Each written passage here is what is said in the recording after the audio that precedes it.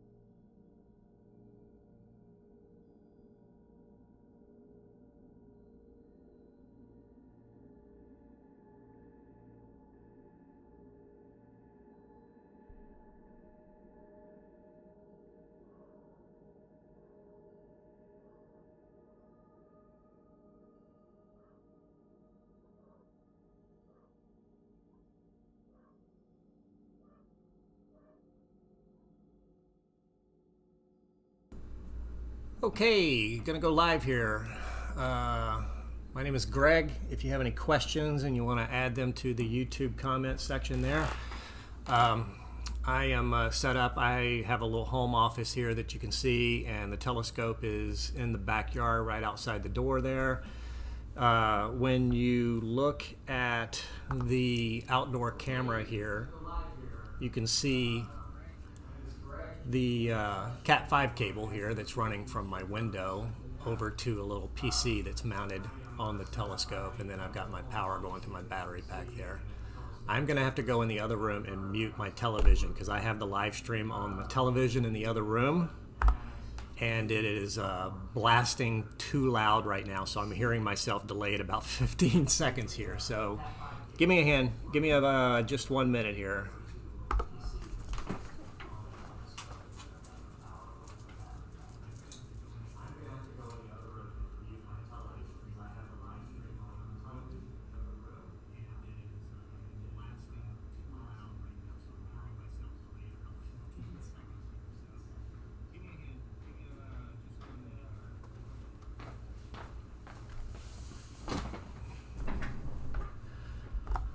Okay, I'm back. Now I don't have to hear myself. It's bad enough I have to hear myself, but to hear myself twice with about a 15-second delay is horrible. All right, so I am going to switch over to my desktop here. Desktop. Let's see. That's not my desktop. Main desktop. Aha, we have some issues here. It's a good thing I checked this now. So I need to reassign a couple of these buttons here. Let's see. Main desktop is not going to let me do this while it's live. So let me switch over to my camera here, and I am going to edit this one. Let's see. Yes, I want to remove that, and I want to add another desktop. Let's see. Sorry, you guys are. Why is it only giving me the option of a new screen? Ah, there we go. That's ugly. Now we're in business. All right, so this is the desktop of the computer that is outside. I have just a little text note there to remind me to always set my folder where I'm going to record to. But I've got, this is the Iotron Commander software opened. I have a Pegasus Astro Ultimate Power Box V2. I'm hearing an echo on my computer now, so I don't know what's going on with that. Do I have a live stream open in the background or something? I think I might. Let me close this. Yeah, I had my computer open, or my YouTube open on my desktop. I'm out of practice with this, guys. I'm sorry. I haven't done a live stream in about 6 months or so. So here we are. We're back to back to the computer desktop that's on the Nuke, which is the little PC that's mounted outside. I have the Pegasus Astro power box that's providing power to the mount and to the camera, which is actually going through the hub, the declination hub that's on the mount. So I got Stellarium loaded up here, and it looks like our target has just crossed the meridian. This red line is the meridian, which is great because I still have to do some polar alignment. And just to give you an idea, here is the zenith. So it's between straight overhead and south, which is down here, but more closer to overhead. So I'm hoping I don't have an issue with the tripod legs hitting it, but if we do, we'll just have to wait a few minutes for it to get, say, over here before we start imaging it. I'm using Nina, and I already have Nina connected to everything, I believe, or do I? Yeah, I do. So I am going to go ahead and start cooling my camera sensor down now. If you guys are familiar with Nina, I'm just an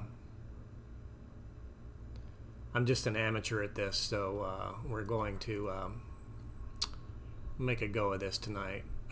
Camera's cooling down. I've got my PhD guider hooked up, ready to go, so we'll minimize that.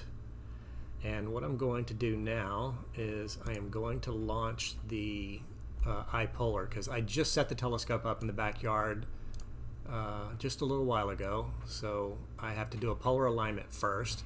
So I am going to keep this screen up, but I'm going to go outside, so I'm going to mute the microphone here for a moment while I go outside, so you'll just hear the music in the background. But you'll see stuff happening on the screen here. I don't think I can make this full screen. Oh, I lost it. Let's see if we can make this full screen. Oh, it does go full screen. Okay, not really, but close enough. So I am going to let it do the plate solve now, or let it do a dark frame.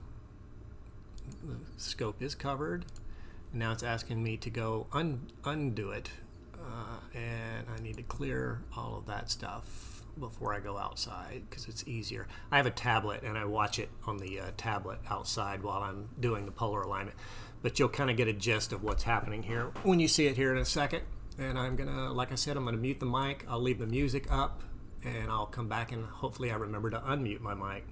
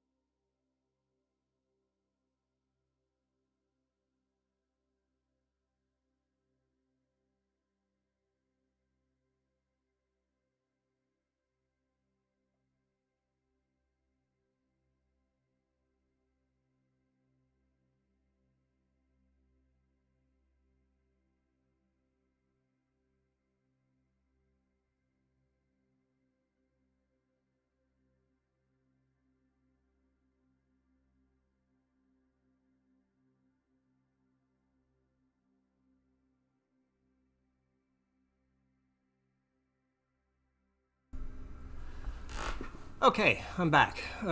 So you see my polar alignment, actually it drifted a little bit after I locked everything down. So I think I'm going to go back out there and try to make a tiny little adjustment.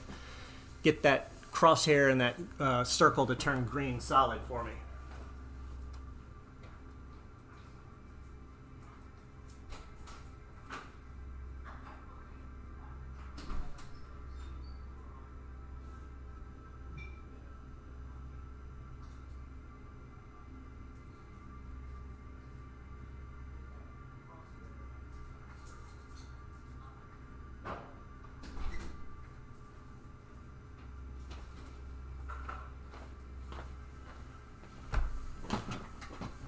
All right, now we have good polar alignment. Good enough for what we're going to be doing, the short exposures that we're going to be doing this evening. All right, so we can close the electronic polar alignment here. Let's see. I'm looking at some questions. All right.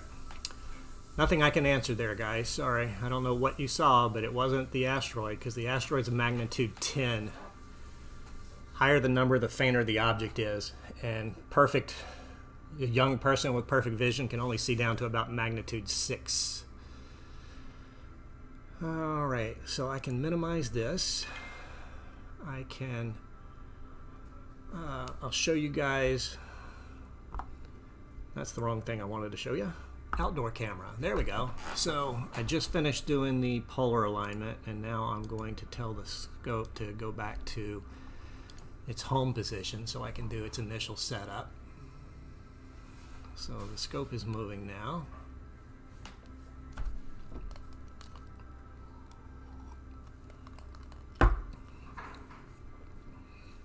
It's still not really dark enough. I can probably do an alignment now.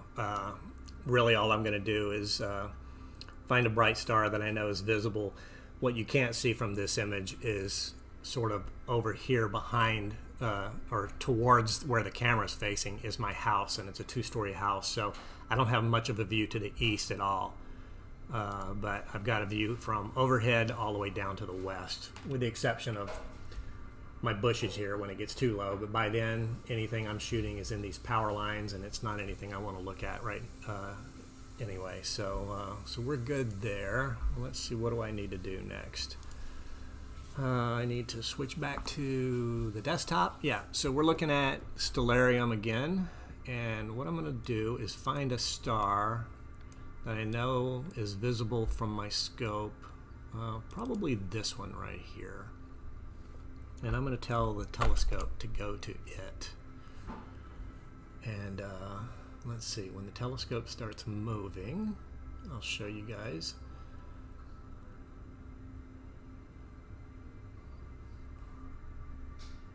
Let's see, maybe I need to send that signal again.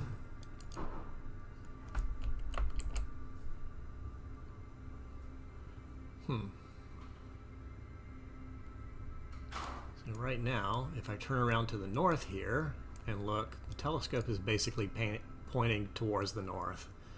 That's the configuration that it's in right now. I should be able to just hit Control-1 on my keyboard, and if I have an object selected, it will go to that object. Hang on 1 second, guys.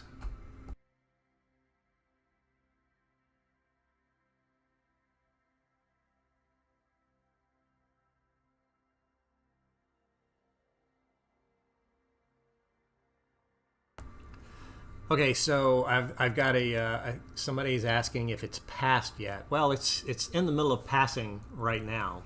Oh, while I was looking at the chat, I didn't see the telescope moving over to this star. So you can see, as I go back to the desktop here, you can see it moving. And if I zoom in on this, according to, just from my polar alignment, I haven't done any like 2-star or 3-star alignment or anything like that. It thinks that it's pointing there. So what I will do is I will go to Nina, and I will do a plate solve here. Plate solve, what it does, you'll see it pop up here in a second. It's going to take an exposure, and it's going to figure out where it's at. Like all of the stars in the sky make like a oh well, I guess I need to check my focus first because it might not place off. Yeah, my focus is off. Like I said, I'm rushing into this, guys, so let me get my focuser set up and go in here.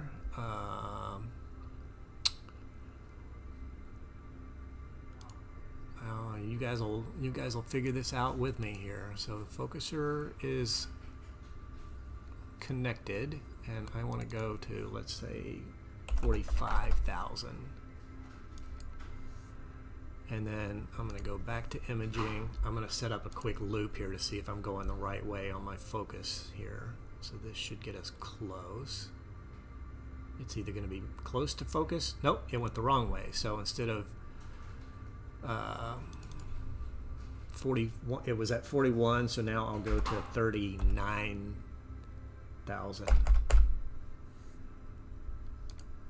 And it's taking continuous pictures here like every 3 seconds.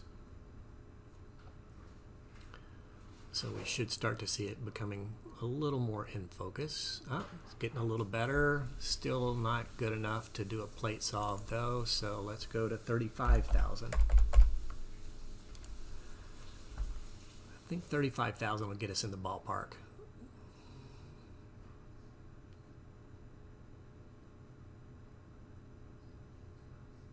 Yeah, so we should be able to plate solve now. So now we'll stop the looping exposure that I was using for focusing, and I will just take a single 5-second exposure here, and it should plate solve this time around. And I think this is our star that should be in the center of the screen.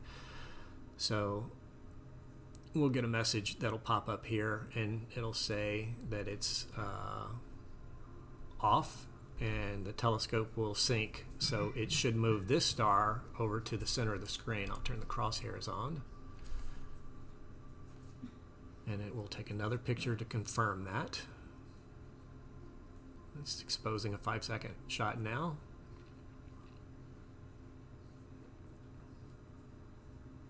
There we go, bingo. All right, so now the scope is basically synced to my planetarium program. As you can see, it's saying that that star is directly in the center. So, and this is pretty much the frame of my camera. So this is the field of view that I have with my camera.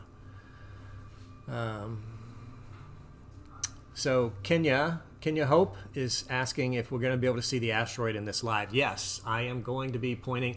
It's not quite dark enough right now. And right now the asteroid is in a position that I cannot reach with my telescope. It's basically directly overhead. So probably another 20 or 30 minutes it will be dark enough, and then I will be able to show you guys the asteroid. I do have a sequence planned tonight. It is going to pass by, let's see, where is the little galaxy that it's going to pass by? You know what? I know the number, so it's easier for me to just search for it. NGC 514. All right, so that's the asteroid, or the this is the position of the asteroid right now. Make sure I'm live. Yes, I'm live. So you see where it says 7482 right here. So that's the position of the asteroid at the moment. And it is going to, over the course of the next few hours, travel across the screen like this. And so I have a sequence set up to start recording when it gets to about right here until it gets to about right here, and hopefully I will have a good framed up shot with this galaxy. I've actually got to put that galaxy down sort of in this corner right here. So what I'm going to do is I'm going to speed up the planetarium program here. And so you can see right now 1746, that's 5:46 p.m. That's my local time right now. I am going to fast forward the time. Oh, let me lock into something first. So I'm locked into there, and let me fast forward time now, and we'll see the asteroid come into view at about, that's 6 p.m. So it'll be about, I'm trying to remember what time it reaches. I'm going to shoot it before then, but this is the main sequence that I want to image tonight. There it comes right there. So I'm going to pause it. So that's 1954, 7:54 p.m. So we got a little ways until then. So I'm definitely going to be taking some pictures of it before that. But once it gets close to this area here, I'm going to be framing up this galaxy something like this. Let's see if I can find a star to lock on. Something like that. And let me speed up time for you again here. So this is, if you look at the timeline down here, this is 7:54 p.m. roughly, and I'm going to speed up time. So at about 7:58, it will come into the field of view of my camera. It's now 8:10, 11, 12, 13. I think it's going to leave at about 8:30, I believe. So right about there. So I'm set up to go from 7:45 to 8:45 is the time. So that should give me a little bit of free exposures without the asteroid in the field of view. And well, I'm sorry, Nano, if you're I'm explaining this for people who are asking me questions. So if you don't want to listen to the tutorial, you can go somewhere else. I'm not shooting the asteroid right now. For one, it's not dark enough outside. It is very small, Mystic. It's very, very small, very faint. It's about magnitude 10. So I think none of these stars in this field of view. Let's see how bright this star is. That's magnitude 9. Yeah.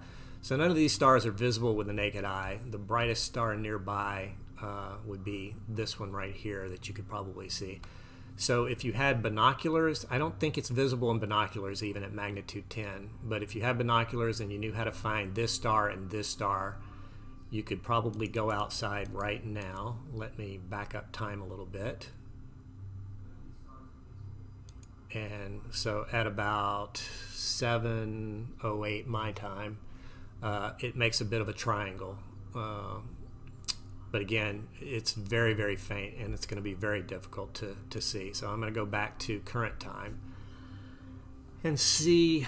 I don't think I'm going to go to this star right here right now and see if my scope, make sure my scope is not hitting the mount. I know it won't hit the mount going to this star.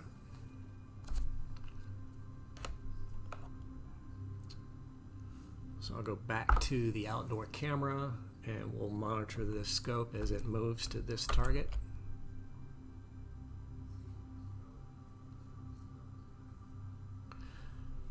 Okay, where are we right now?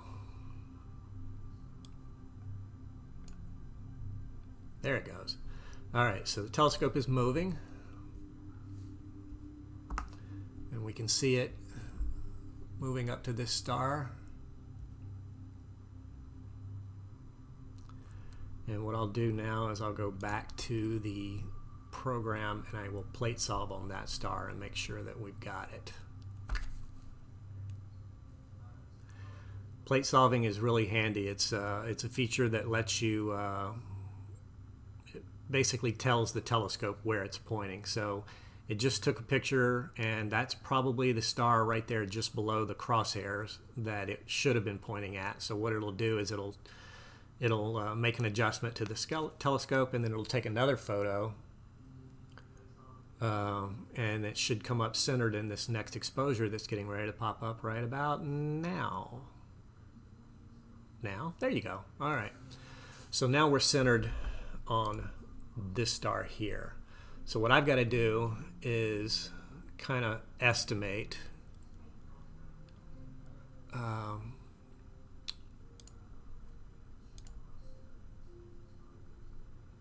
where the galaxy or where the asteroid is.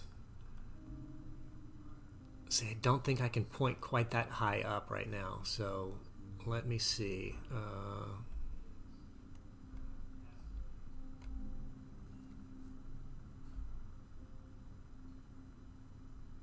I'm going to take a chance.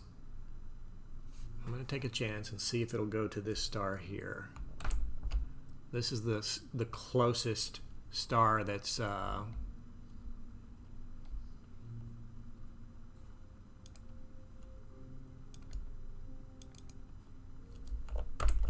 closest star that's near the asteroid, closest bright star, I should say, that's near the asteroid.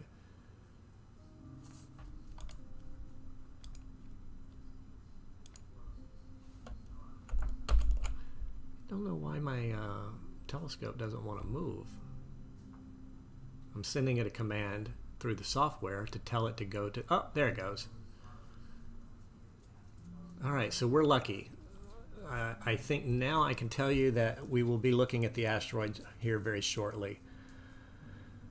Okay, so let me find the asteroid again. It should be, I can tell where the telescope is pointing. I'll show you right now. See, this is what I was concerned about. The telescope's pointing almost straight overhead right now.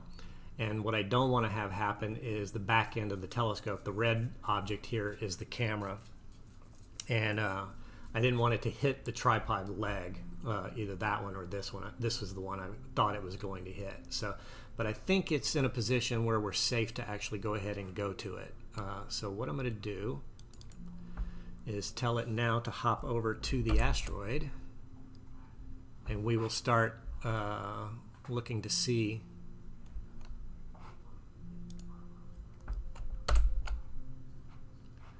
I've got to send this command a couple of times for it to get my scope to move.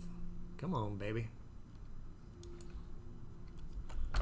Let's go. There it goes. It was a pretty short hop. So if we go back to our program now and plate solve this image, we will get a shot of the asteroid popping up here.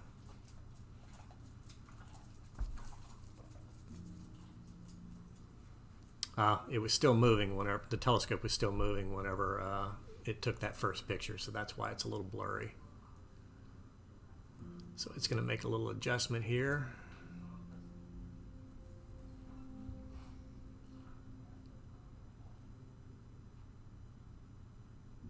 Taking another exposure.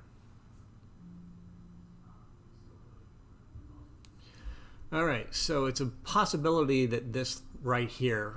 Let me go back to my desktop. I'm sorry, we're on the wrong object here. So I believe I'm going to take a long exposure. Let's take a 15-second exposure, because 15 seconds is probably going to show movement in the asteroid. That's how fast this thing is moving tonight. So everything else will appear as little stars here, and then hopefully this little object here, if this is the asteroid, will appear as a small streak. Hello, Brazil. Ooh, we got people from all over the world with us tonight. All right, so it's not looking good, guys.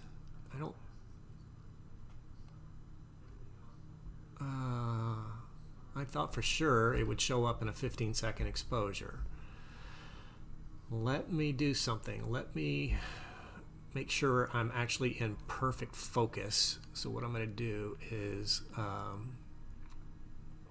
so you guys are seeing stuff that I don't normally do. It's been a long time since I've done a live stream, but even when I did do a live stream, I would do all of this stuff ahead of time. So I'm going to do a focus routine right now. So what it's going to do is it's going to take a series of short exposures and compare them to each other, and it's going to, we'll see a picture come in here, and it's going to automatically focus the camera. We'll go back to the autofocus routine here, and you'll see it places a dot where the focuser position is and the brightness of the star, or the size of the star. The smaller the number, the more in focus it is. And so what we're going to watch here is it's going to start getting more and more in focus, and then all of a sudden it'll start going out of focus, and it's called a V curve. And what happens is perfect focus is at the bottom of the curve, and so once it realizes where perfect focus is, it'll automatically move the focuser back to that position, and then we'll be good to go. A little worried that maybe it's just not dark enough to show a 10th magnitude object yet. I mean, I'm looking at my camera outside and it's still dusk, basically. So you can see it's creating that curve right now. It's already past the best focus, but it does this on purpose. It goes way out of focus on both sides, and then it will automatically, and we'll see it's very, very small adjustments that it does. So somebody was here from Asia, somebody's from Albania, yeah, and Brazil. We got people all over the place here tonight. Okay, so it's found focus. So go back to our shot here, and this should be good focus. So what I want to do is I'm going to zoom in close to the center. Let me look at my, let me recenter this. I believe that that is the asteroid. Okay, so the telescope is recentered, and we're going to take another 15-second exposure and see if this star moves into the center of the bullseye here.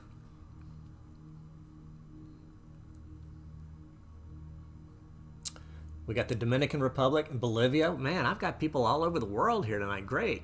Glad you guys are joining us. Ah, it moved. Well, that object is not it, I don't think. Let me compare it to the last image. Oh, I'm not saving these. So what I need to be doing is I need to be recording a few of these. And then we can kind of blink a couple of images together, and we should be able to pick it out if it's in the frame. My software says it's dead center of this bullseye here, but I'm not seeing that.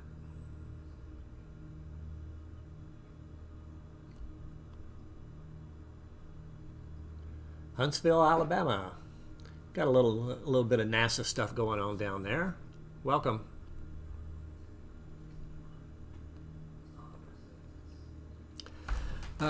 Let's see.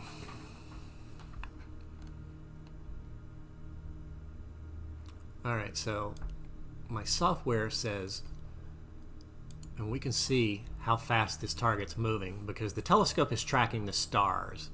So if an object moves in between two exposures, that shows us that that's the asteroid. And let me take a close-up picture of the center of this frame here and see if we see any movement.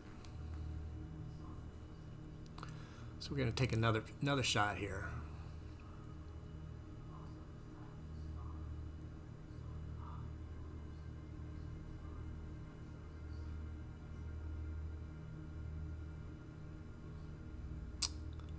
I didn't see anything move. Did you guys see anything move?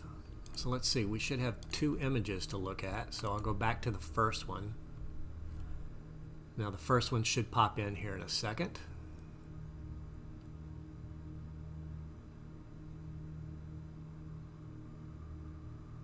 Yeah, I didn't see anything move, guys. I'm hoping my my information is correct for you guys. I really don't want I don't want this to be a bust tonight. Let me keep this guy centered.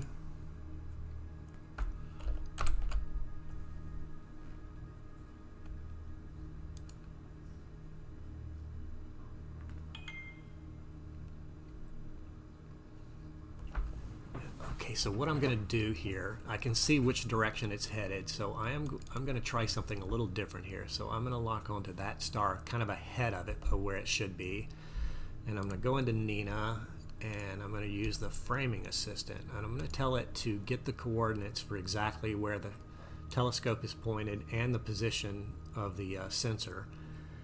And Santo Domingo, Dominican Republic, welcome. Alright, so this is where it's pointing now, and I am going to tell the telescope to slew, center, and rotate to this position. So we'll go back,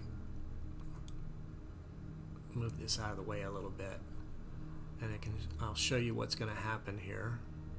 So it's taking a picture of where it's at now, where I want it to be.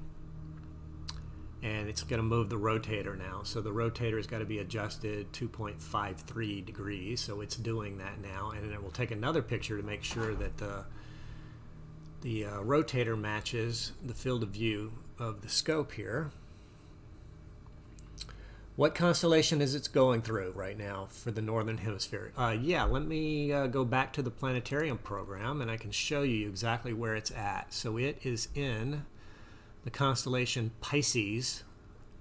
It's, for me, in Vegas. It's just south of directly overhead right now. So there's a couple of star names there. If you can punch them into any program you have or whatever, if you punch this name in here, you'll be really, really close to it. Hopefully that helps.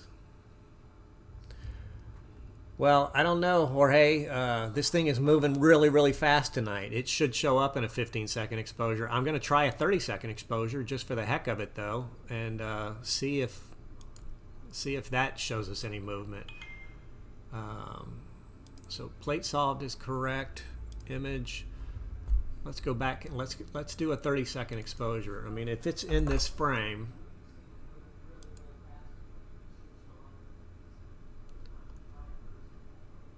oh, the telescope is still centering on the target.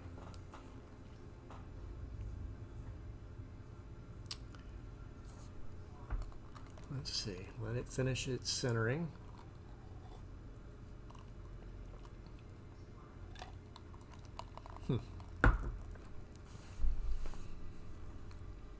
Once we find it, finding it is the hard part. Once we find it, we can kind of lock onto it, and we'll just follow it all night.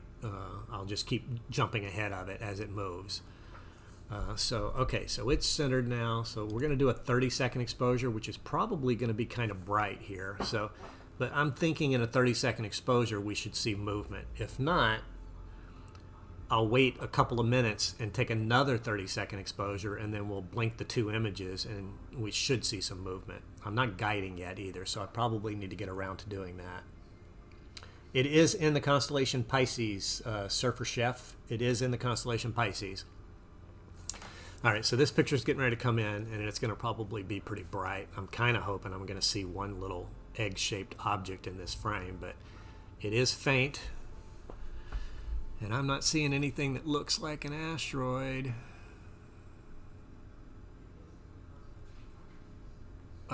So here's what I'm going to do. I'm going to switch out to the outdoor camera just for a second, just so I can open up something on my desktop.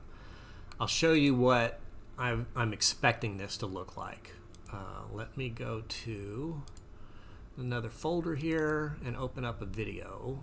Now, in 2017, we also had an asteroid very similar to this one, flyby. And all right, so I'm going to switch back to my main desktop here. So this is individual. There were either 15-second or 30-second exposures, and that's the Sunflower Galaxy M64. Is that fuzzy little patch that you see up in the top right there. But the little dot that you see traveling from top to bottom of the screen, sort of at a bit of a diagonal, that was asteroid, what was the name of it? 2014 JO25, I think was the name of it. And this was in April of 2017 that I created this animation here.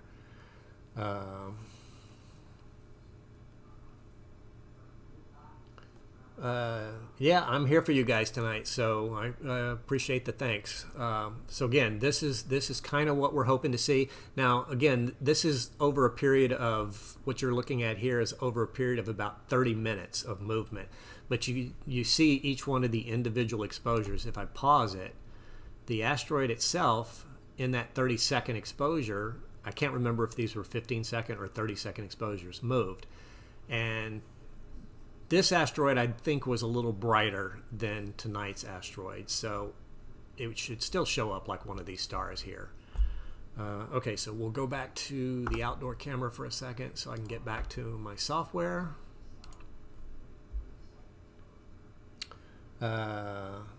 Nope, it hasn't exploded yet.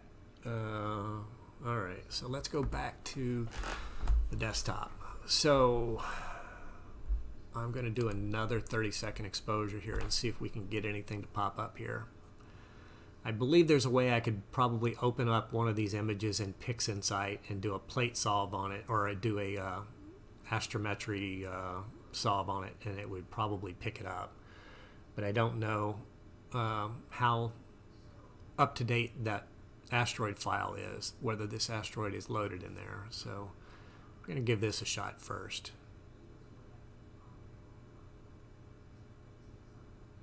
Okay, new picture coming in right now. And again, I haven't seen any movement. If I zoom in on the program, so this is the center of the frame, and the asteroid should be just off center. Let's see if we can figure out the orientation of the camera. So we're looking for these two bright stars here that kind of make a triangle. These three stars here are sort of equal brightness. So if we go back to this image, okay, so that is these three stars right here. Everybody agree that these three stars line up to these three stars right here. So that means that it should be, if this is the center, let me move the telescope over just a bit. We're going to do a little, oh, my buddy Glenn's online. Hey, Glenn. So we're trying to find it. We haven't had any luck yet. This thing is a lot fainter, I guess, than the one that I captured in 2017. But anyway, so we're gonna try to get it dead center here. So let's move the telescope over to that, and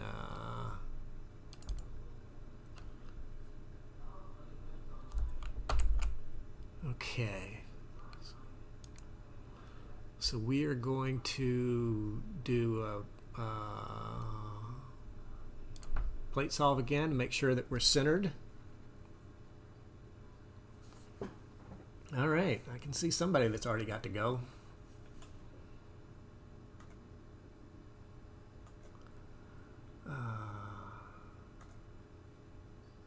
Bye-bye. All right, has it plate solved while I was deleting ridiculous comments? Yeah, it has, because we see these two stars now have moved over. So according to my program, it's getting really, really close to these three stars that we're watching here. So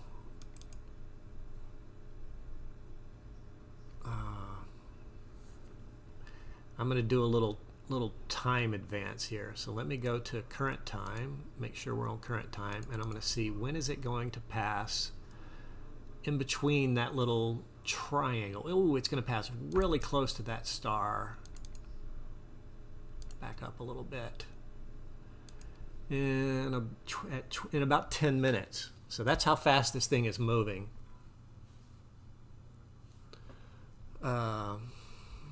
We're going to go back to current time and see where it's at. So it should still be in our frame. Again, it's headed towards, this is the planetarium program, and it's headed towards these three stars here. It's actually going to pass real close here. So that gives us an area to zoom in on and watch. So it's between the center of the frame.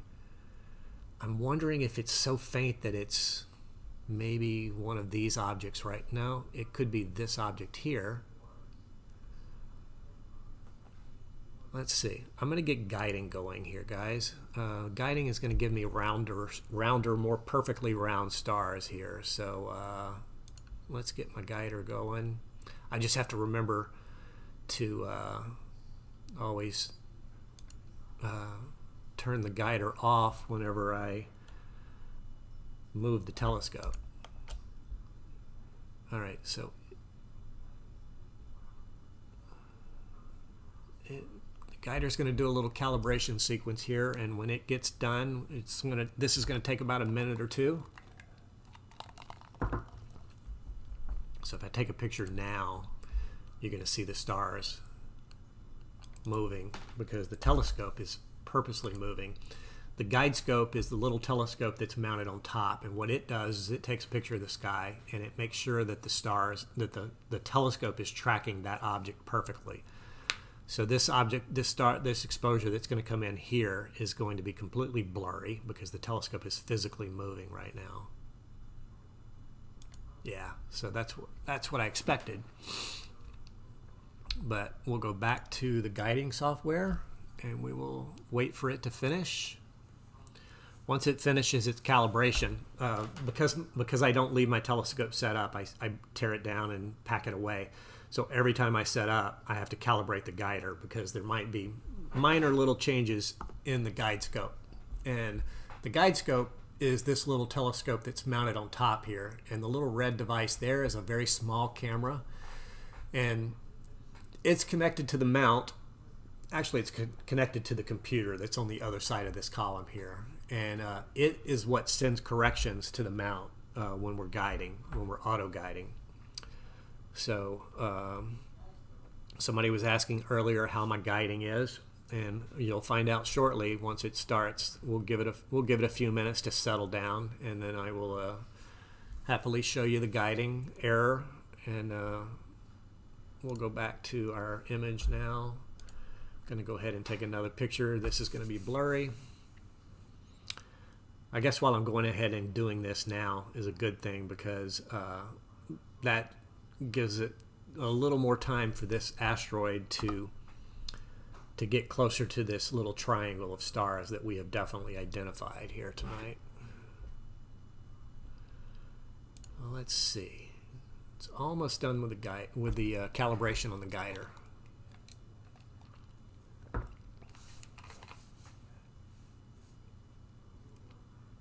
Lincoln, Nebraska's with us. Those aren't chemtrails. That's just exhaust from the airplanes. Not exhaust, but it's water vapor from the airplanes. Altitude, the temperature is so cold when it goes through a hot engine on a plane, it heats the air and causes basically like the little mini cloud trail that you see. There's not chemtrails. They're not dumping chemicals on us.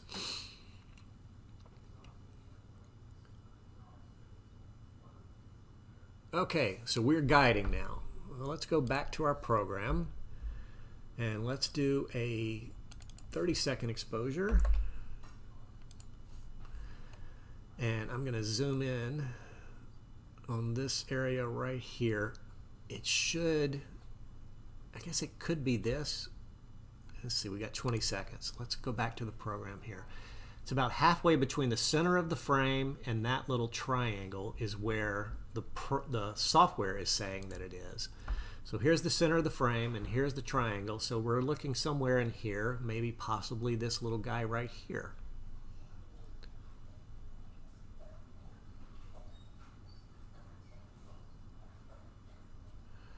Okay, so I think we've narrowed down what we need to watch, and I think it might be this little guy right here.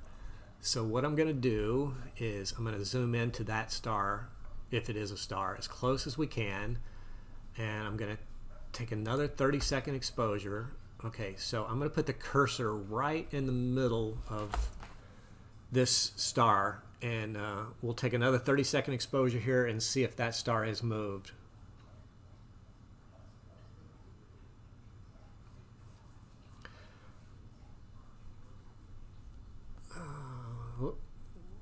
Let's see, can't move my mouse just yet.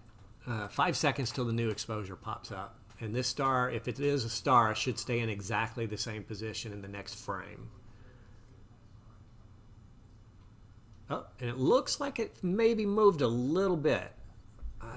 Man, I really don't know. Boy, if it has, it's not moving much in a 30-second exposure. Let's see what this is here. No, that's round. I don't know if I can do longer than 30 seconds. Hang on 1 second, guys.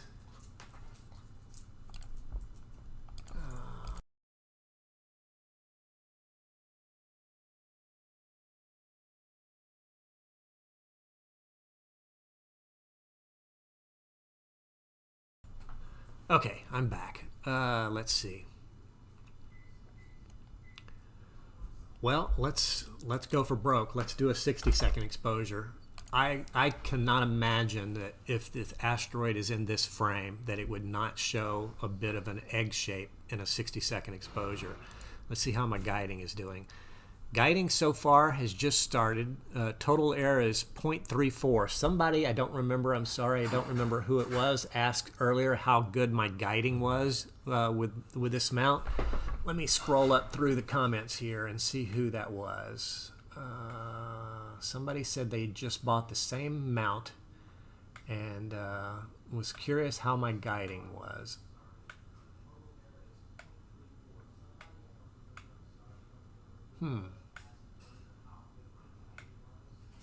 I'm looking back through the comments section and I don't see it. I don't remember how far back it was. Well, that's all the way to the beginning of comments. So, let's see.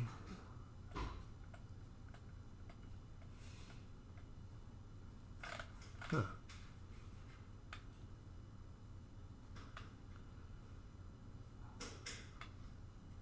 Oh, here it is. So, well, I don't know how to say that name. It starts with Jack. Jackalred HDHD asked earlier today around 5:10 my time if my guiding was decent with this mount. I'd say it is. If you look at this, I'm getting a total error right now of 0.32, so that's pretty good. Okay.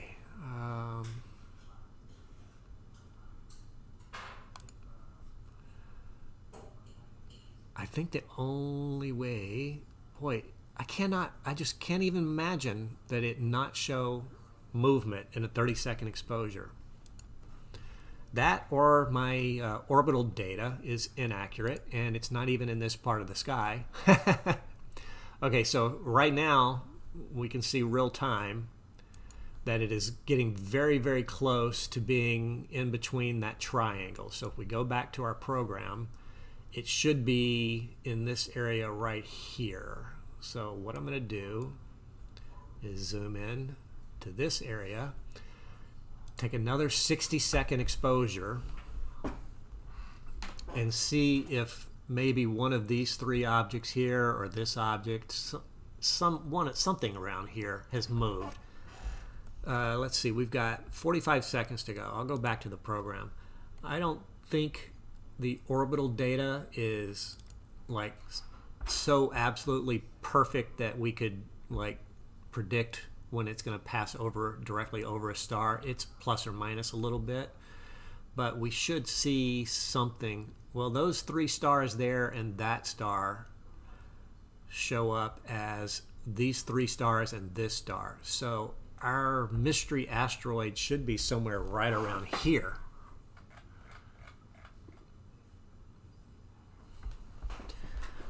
Epic Mats asked if if it's passed already. Well, it's in the process of passing. It's not an immediate thing. It's not like a meteor or an airplane flying over. It will take quite a bit of time for it to pass over us tonight.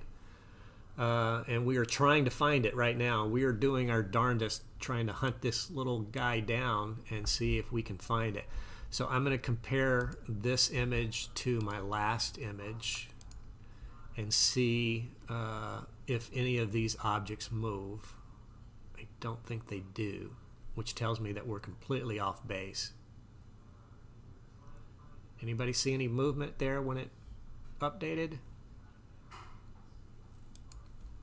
We'll go back to the original. It takes, when I click on one of these files, it takes about 10 seconds for it to load, but keep an eye right here maybe, because these pictures were taken a couple of minutes apart. No, that object did not move. This thing is moving definitely fast enough that if it was in the frame, especially in a 60-second exposure, I got a buddy of mine, Patrick, that's going to be out, I think, tonight trying to grab this guy. So hopefully he has better luck than me. So here's what I'm going to do, is I am going to go into Stellarium, Stellarium is the planetarium program that I use to control the mount. I'm going to go to configuration, plugins, just follow along with me. I'm going to talk out loud what I normally do quietly. Solar system editor, configure solar system, import orbital elements. I'm going to get the latest and greatest from this. So I'm going to get orbital elements. Online search is what I need to do. And it is called 1994 PC1. And I am going to add that object. Okay, so it just updated the orbital data. And I don't know if I need to do a new search for it or not to change it, or if I need to close Stellarium. You know what, just to be safe, I'm going to close Stellarium and then relaunch it. Yeah, Magic Mike is asking me to blink the two images, and I may actually do that here in a minute. So, because, boy, it is talk about faint. So let's go back to our object search, find it, and zoom in where it should be. So it's now past that little triangle of stars. It's over here according to the data. So what I'm going to do is I am going to recenter the telescope, because the telescope is currently I'm going to go ahead of it. I'm going to actually center on this star here. See if I can get the telescope to bump over to it.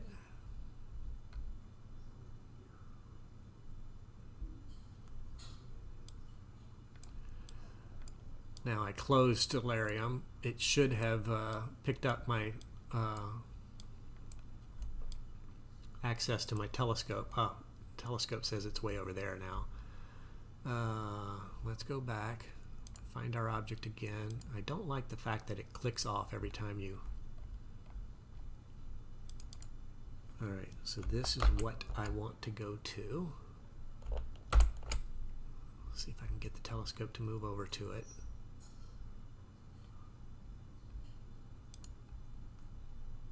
Huh. Okay. Telescope doesn't want to move. What's going on, guys?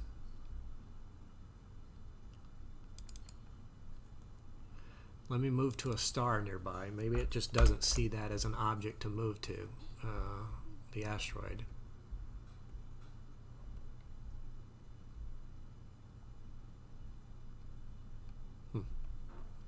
Bear with me, guys. We'll get there. I'm hoping that we see this thing tonight.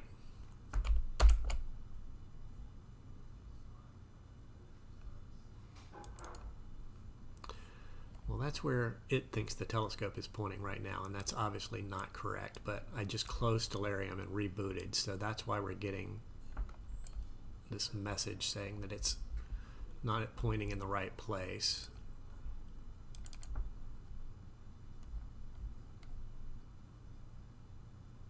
Alright, so it's headed in this direction.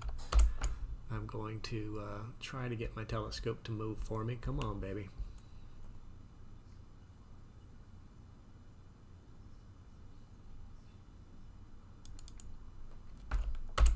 This has got to be about as fun as watching grass grow or paint dry for you guys, right? That's what happens when we're live.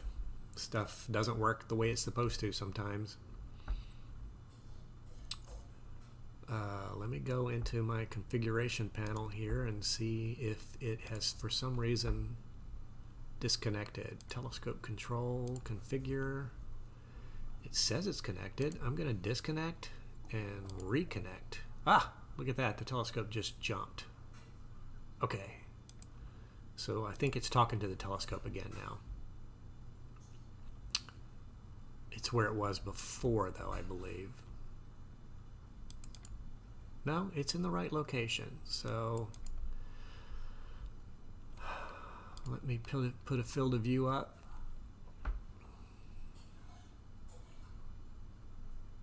I'm going to get on one of these stars that's over here a little closer to it. Actually, you know what? I'm going to just try centering it directly on the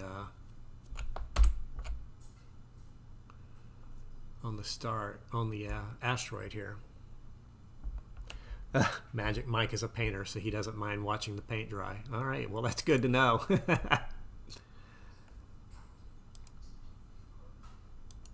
There it goes. Oh, and I just saw the telescope on my my monitor outside move over to this position. So let's do another plate solve. Well, there's a guy on. I'm hardly ever on Twitch anymore, but there's a guy on Twitch called Asteroid Hunter, and he's got a incredible rig. And he does this almost every night live, just finding different asteroids and determining their positions and stuff. He actually does like real scientific work. We're just playing around here tonight, trying to find this guy as it passes the neighborhood here. All right. Okay, so we have a new possibility, this guy right here. So let me get, see, my guiding went crazy because I forgot to turn the guider off when I moved the telescope earlier. So let's select some new stars to guide on and start guiding. We'll clear that so we can come back and check it. All right, so I'm going to do a 60-second exposure. Maybe we got a possible target here. It could be something. It's finally getting dark enough outside.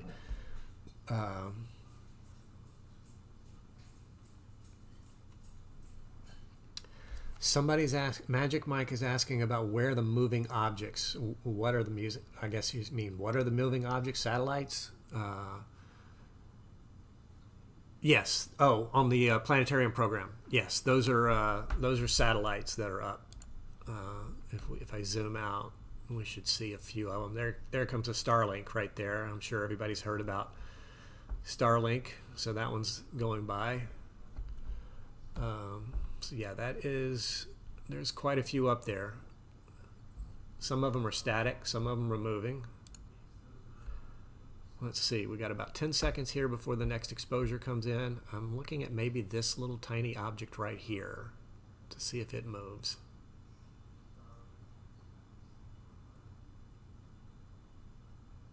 It did not. Boy, I tell you, you know, if all else fails, I will, since I'm live streaming and we're not getting, you don't see the asteroid, Big Chop. You might see some satellites flying by, but you don't see the asteroid. It's magnitude 10. It's about 4 magnitudes brighter than what's visible with the naked eye. So, let's see. All right, so here's what we're going to have to do. Let me figure out where these files are being recorded to, because that's one thing I didn't do earlier. So it's being recorded. Oh, good. In a folder, in the proper folder. So I'm going to take, I think it was Magic Mike that mentioned overlaying them or blinking the pictures earlier. So let me do this. I'm going to take another 60-second exposure. I'm going to take like 3 60-second exposures. It should be in the field of view here. And then I'll take those 3 pictures and I'll bring it into PixInsight and we'll blink them and we'll see if we can find this little guy. It is very, very faint, obviously magnitude 10.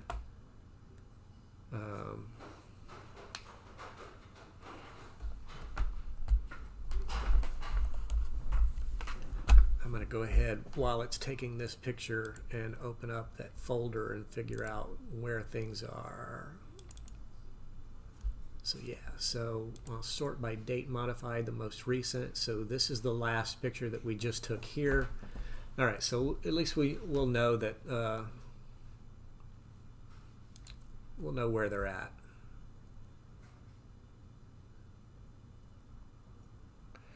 Hello, anti-cyclone gamer. Okay.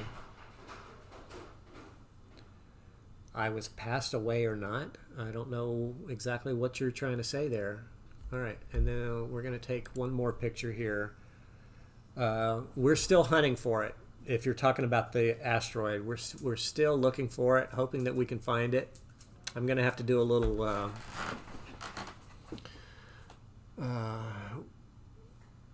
well, it's going to be very, very low in the western sky if you're on the East Coast right now, because it's overhead on the West Coast now. It's directly overhead,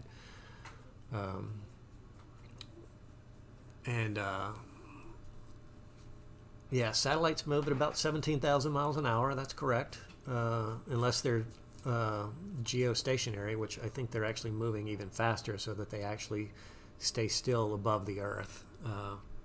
It looks like we're going to probably be doing something besides asteroid hunting tonight, because I'm not having a heck of a lot of luck with this guy.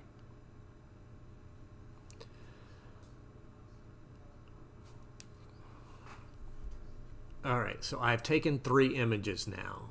So here's what these last 3 images, if I sort, or these last 4 images, are all the same 60-second exposures at the same location. So here's what I'm going to do is I'm going to switch over to the outdoor camera here, because I don't want you guys being able to see any of my folder structure or passwords or anything that might pop up while I move these files. So these files are actually, well, I can show you what I'm going to do. Let me go back to the desktop. I'm using TeamViewer to talk to the computer that's actually mounted on the telescope outside. And so what I'm going to do is I'm going to do a file transfer and transfer those files inside. So that folder's on the desktop. Let's see, I'm not seeing that folder on the desktop. All right, I'm gonna go back to the outdoor camera here, and oh, I know what it was.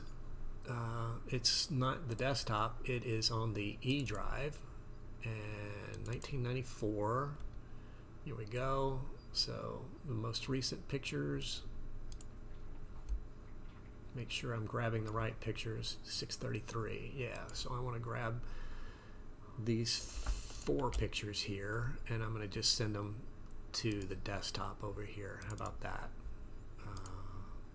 Okay, so they're going to my desktop that I'm working on inside here. And they are there now. So give me 1 second, guys, and I will open up PixInsight here, and we will take a look-see at these guys.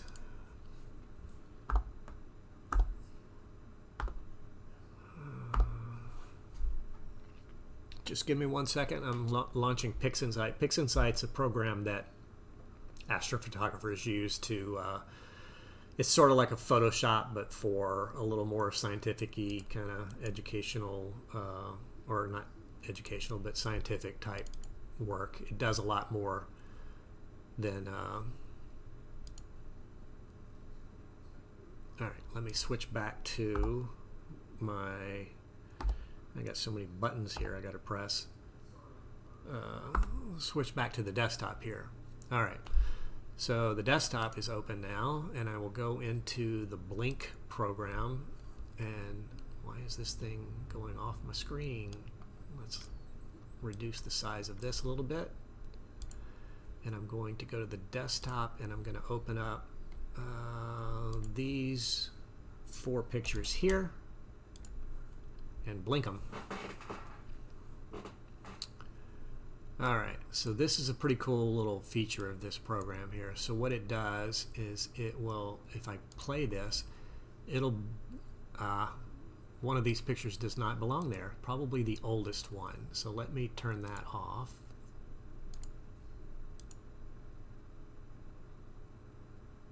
There we go. So now we're blinking between those 3 pictures, and I can zoom in to the area where we thought the asteroid was. I am not seeing any movement there, guys. Let's move around a little bit.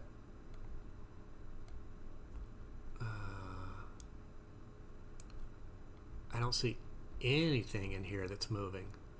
It was sort of moving in this direction here.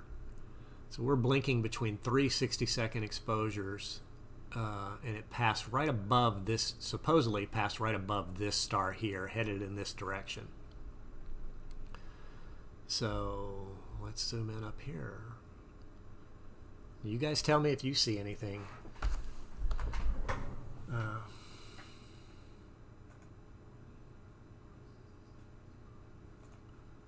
I'm not seeing it.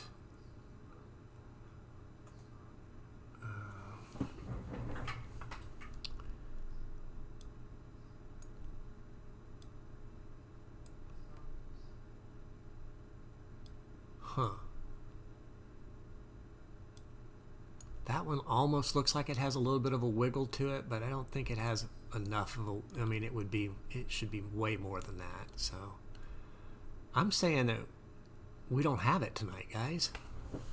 Sorry to be the deal breaker here, but I'm not giving up yet. I am definitely not giving up yet. But I'm gonna stop this blink and clear. Well, let me clear all of these. Okay. So I'm gonna close the blink. We're gonna go back out to the outdoor camera here so I can do a few things on my desktop. I definitely did not see it in those 3 images, but I'm gonna set up a 1994 PC1 folder on my desktop that I will transfer files to now, so that you guys don't have to look at all my garbage on my desktop and everything.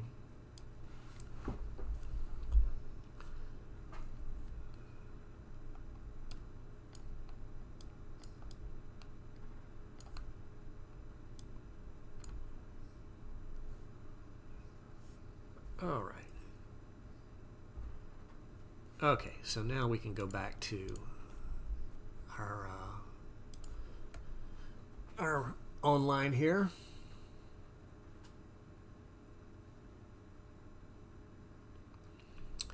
Yeah, the blink feature in you know, in the old days, the like way back when photography first started in astronomy, in the astronomy world, they used to take pictures with 8x10 glass plates, and what they did was they had like a little binocular type thing set up to actually they would look through, sort of like looking through a microscope after the plates were developed, and they would take a picture one night and then maybe take a picture another night, and they would put them in the blink comparator, which is what the machine was called, and they would line them up so that the stars lined up, and then they had a switch they could hit, and it would blink their view between the 2 plates. So it's called a blink comparator. So that's and with modern day digital technology, instead of blinking 2 images, we can blink, you know, 50, 60, 100 images.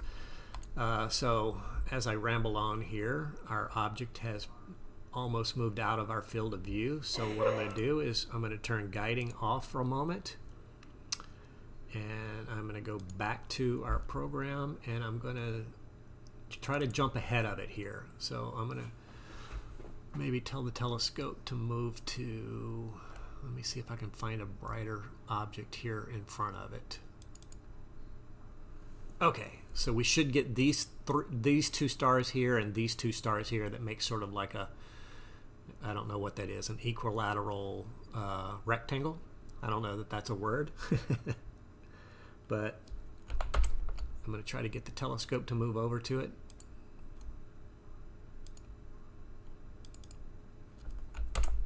Come on.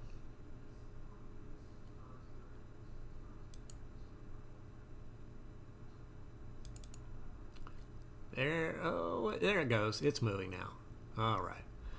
So I'll go back to the full view here, and we will do a plate solve to make sure that it moved to the right spot. So we should see those 4 stars come up here. It should, there we go. So we got those 2 stars there and these 2 stars here, and according to the program, it's according to Stellarium, it's going to cut right through the middle of them. So I'm going to start doing 60-second exposures right now. You know what? I might as well try a 90. 90 seconds might be overexposed, but we're gonna go for it. We're gonna go for it. Maybe it's gonna take a 90-second exposure to pull this object out. It's magnitude 10.5, I believe, tonight, which is pretty faint. But I would think that some of these faint stars that we're looking at here are around magnitude 10. Maybe they're magnitude 8 or 9. I don't know. I don't really do a lot of imaging from the backyard here, and I'm not really familiar with how to judge the magnitude of these stars. Actually, I take that back. So this star, if we look at this one here, is magnitude 7. So let me see if I can find a magnitude 10 star. That is, oh, that's magnitude 13. Let's see if we can find these two that are like really close to each other. That's magnitude 13 as well. So let's see if we can see those in the image. Yeah, see, we're seeing those stars right here. So this asteroid is magnitude 10, which is much brighter than magnitude 13. The lower in the number, the brighter the object.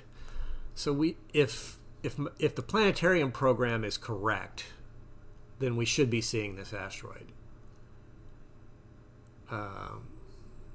We're doing a 90-second exposure right now, and we're about 5 seconds away from having a hopefully not too overexposed image show up in our field of view here.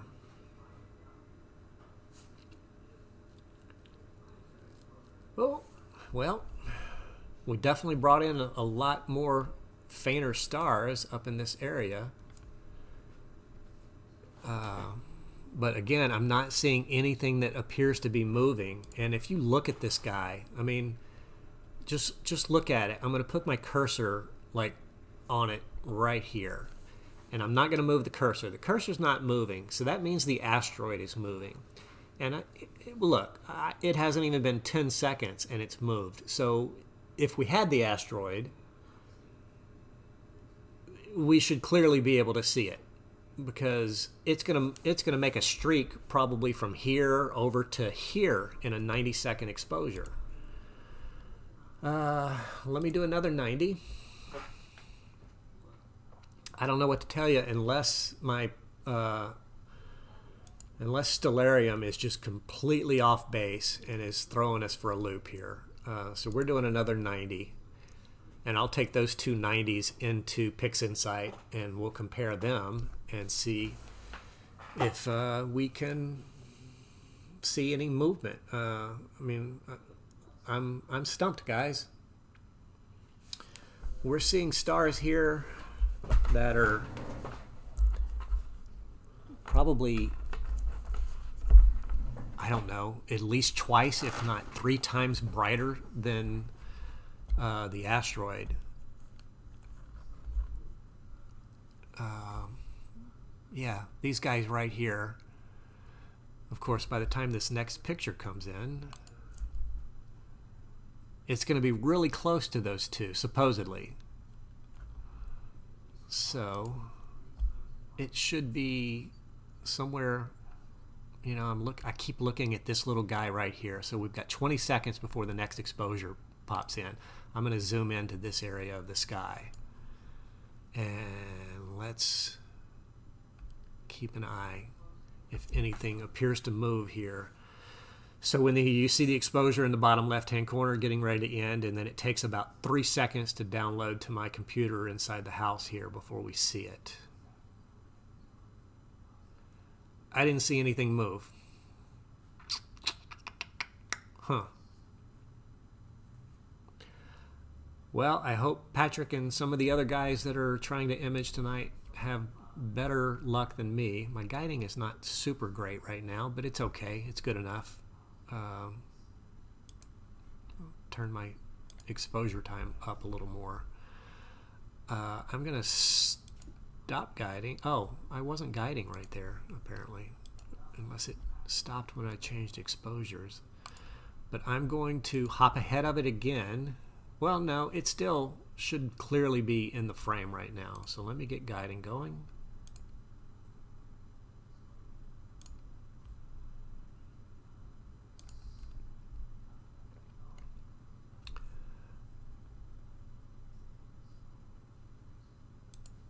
So I'm going to take another 90-minute exposure here.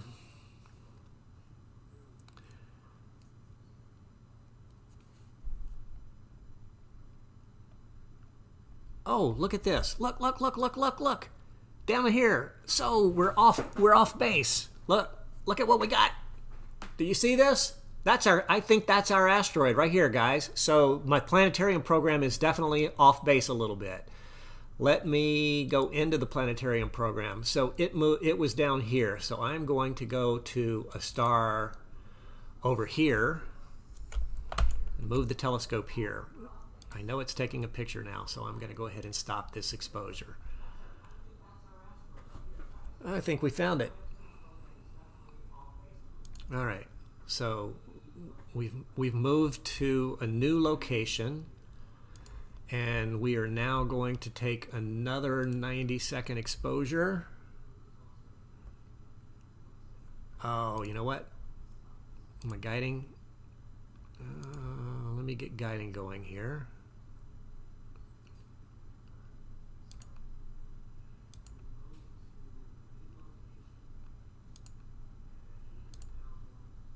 Come on, Greg, calm down. I know you're all excited. So let me start looping, and we should get some stars here. Okay, we're guiding again. All right, so if I moved in the right direction, we should have this little streak up more in our frame here. All right. I get all flustered here and start messing things up. I don't want to do that. So you see the planetarium program is saying that it's up here, and in reality it should be down here in this red box somewhere. So we'll see what happens in this 90-second frame that's going to be finishing here in about 30 seconds.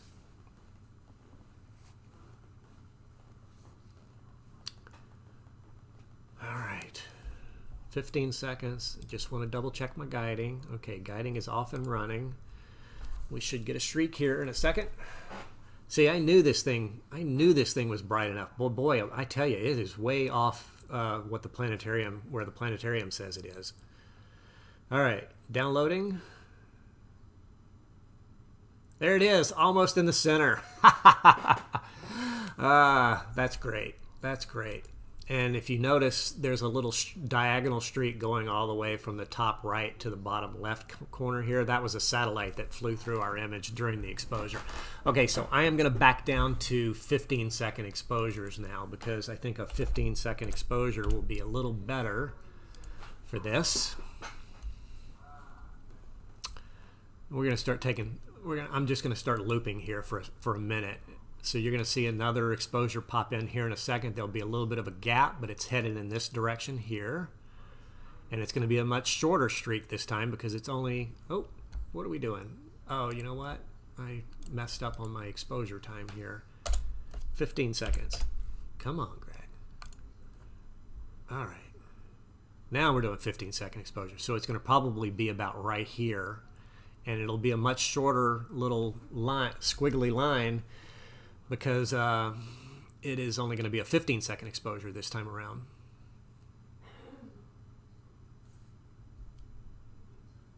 There it is. Yeah, a little better on the just the overall field of view here. I could probably do 10, just continuous 10-second exposures. Let's try 10 and see if it still shows up. I'm going to zoom in on it so you guys can see. So we have an asteroid, folks, finally. Can't believe it took this long, but all right, 10 seconds. It should appear right about here. I'm zoomed way in on the frame now, and it'll be 2/3 the length of that last squiggly line, because it's going to be a shorter exposure. There we have it. All right, so now that we know we have the asteroid, what do I need to do? I need to go, my planned program for tonight is completely off base, because I based it off of where the asteroid was supposed to be according to this program. So what I need to do is I need to look and see out in this direction. It's still headed in the same direction. All right, so what I want to do, I just have no way of knowing for sure if I'm going to be in the frame until I get really, really close to it. So that might not be making sense, but so we're zoomed out. So it's still in my frame, my field of view right now.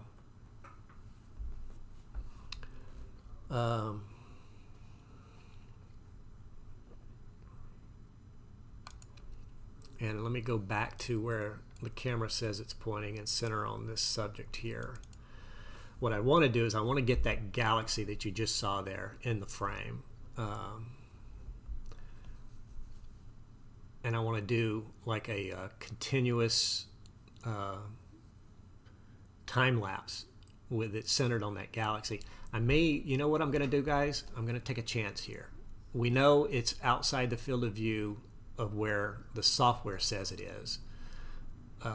So I should be able to get back to this same point. But what I want to do right now is I want to move over to this galaxy. You guys are going to kill me here, but I want to move the telescope to this galaxy here because I want to see what kind of exposure it's going to take to show this galaxy. Come on, let's move, telescope.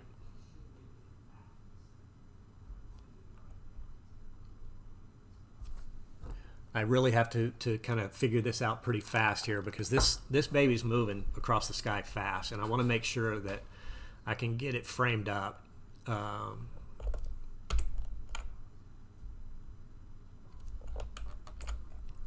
on, telescope, move.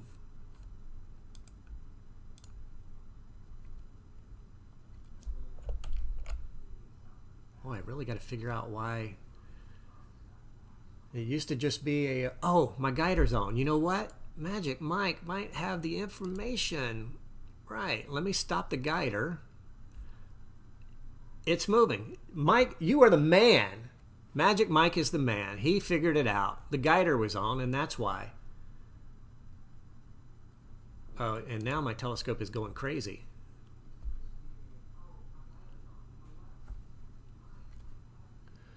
All right. My telescope is going haywire. I'm going to have to stop it. Stop, stop, stop. I'm going to just tell it to go back to its 0 position and find this star again from the home position. It should be pretty easy. Alex, it's visible. Let's say Chicago, your central time zone. It's going to be going down in the west, but again, it's not visible with the naked eye. It is something that you would definitely need a telescope in order to see. So let's see. Let's get the telescope going back to this object now.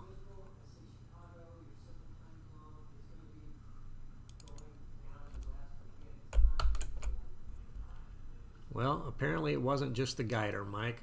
I'm still having some other issues because my guider is turned off temporarily. Oh, telescope is moving.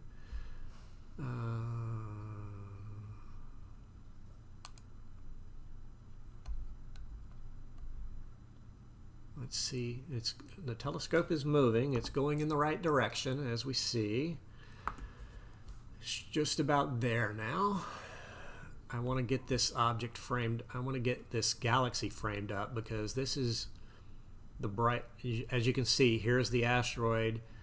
I want to do an exposure on this galaxy, and so I am going to stop my loop and my save, and I'm going to do a plate solve now. You know what? That could have been part of the issue too. I was looping exposures a while ago. So I think it's between the guider and the looping exposures, which is why the telescope is not taking a command from me.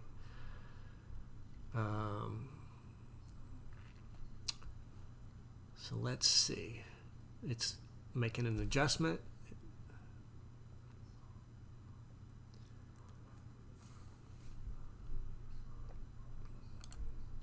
It says it's on the galaxy right now.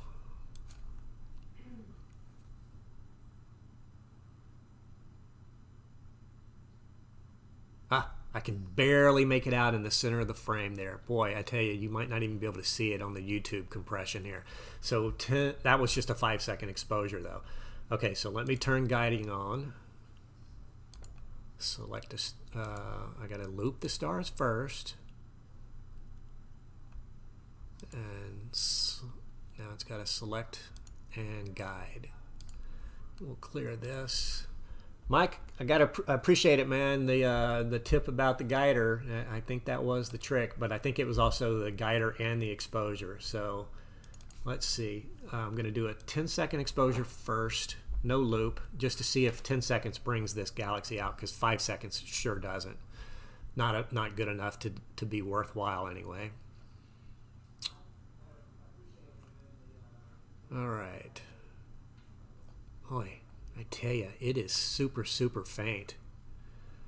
This galaxy is magnitude 11. So see, it's 11.6. So it's 1.2 magnitudes dimmer than the asteroid. So let's try, how about 20 seconds?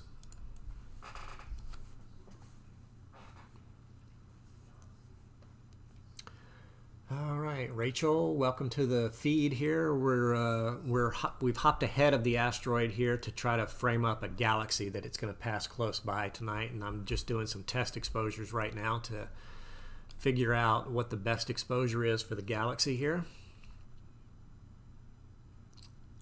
Man, it is just so faint. Do you guys see the little faint fuzzy patch right here? I mean, it's practically nothing. I don't even know that it's worth even bothering trying to do that. I would rather do short exposures and just catch it going through a star field. The shorter exposures look a little better.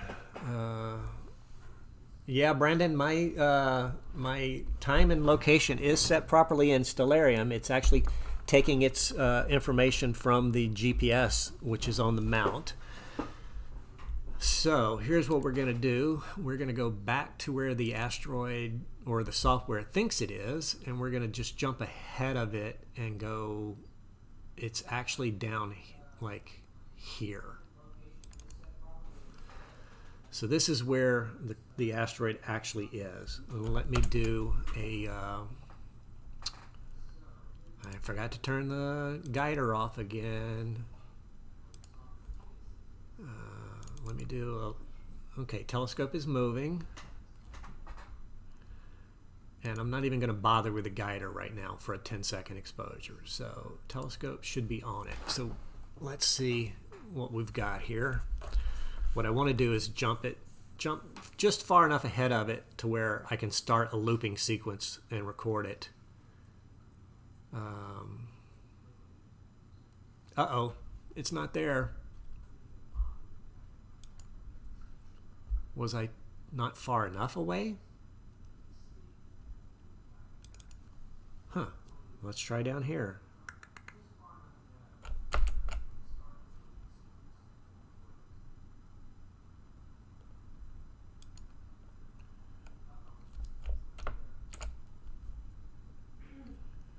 Okay. Let's try here. Surely we didn't lose it already. Oh, it is there. It is right there. How did I miss that? Do you see it? Plain as day. So now, in this next exposure, it's going to be up top. Yes. Okay, so we want to move back where we were. Okay, so we want to move... It's about right here is where the asteroid is. So I want to get it closer to the center of the frame, so I want to move up to, I'm going to get the up and down position correct first.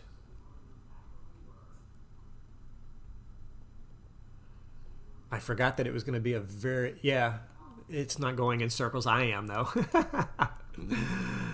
All right, telescope is moved up, and we're going to do another 10-second exposure.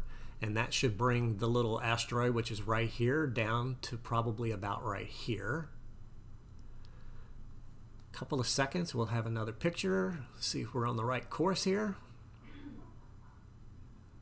Ah, there it is, right there.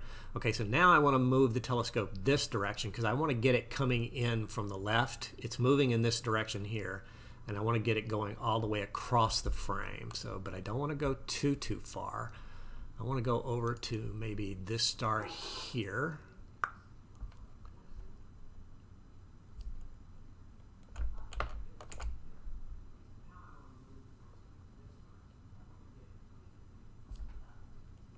Okay, telescope is moving, and we'll take another 10-second exposure. There's something wrong with your camera there, Big Chop, if it's going around in circles. You sure you're not looking at an airplane that's just flying around in circles? Okay, it's outside the field of view, and I'm pretty sure it's going to come into the field of view in a few minutes.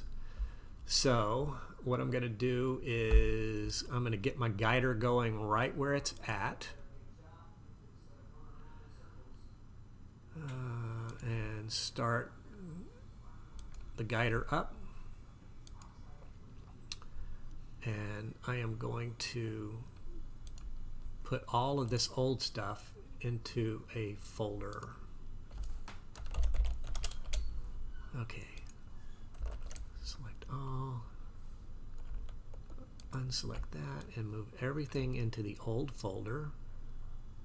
Okay, so now all of our new files, we're going to loop and save 10-second exposures starting now.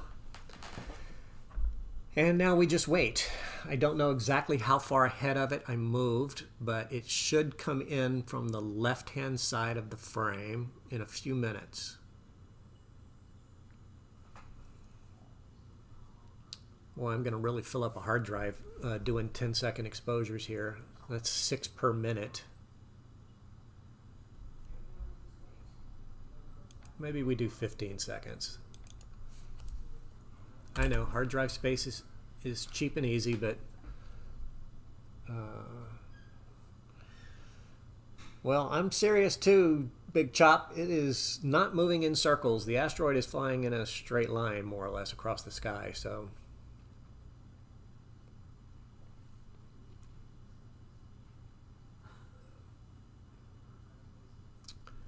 I just don't know exactly how far ahead of it I bumped because I don't have an actual position of it.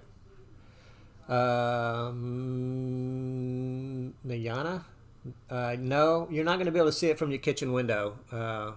This is not like Don't Look Up. It's not that big and it's not that close to us. This asteroid is very, very faint. You can't see it with just your eyes. You need a telescope to see it.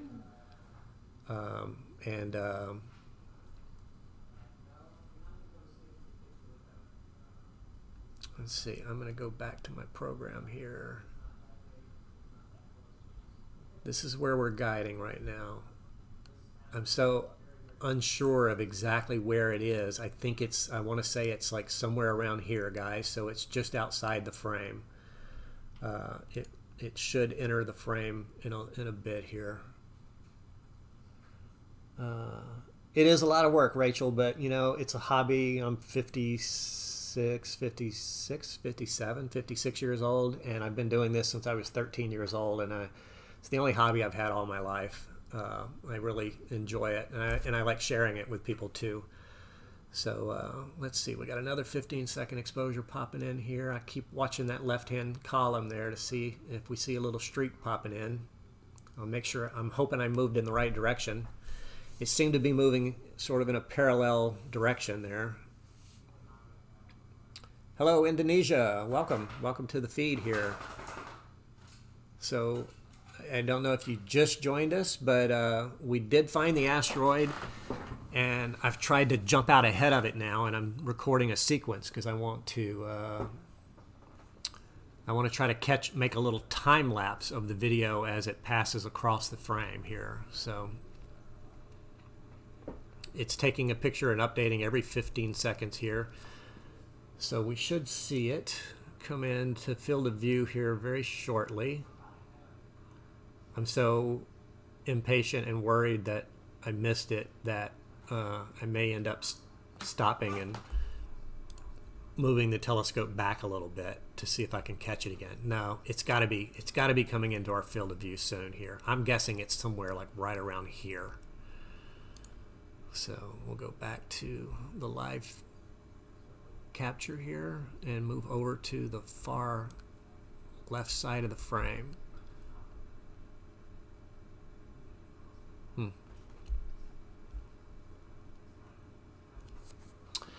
Sir Chadwick, no sir, it will not be visible with the naked eye.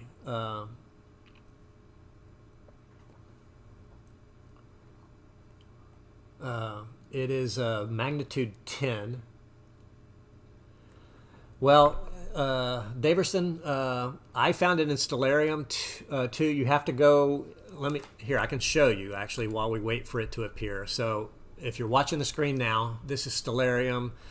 You go into configuration window, go to plugins, and then go to solar system editor.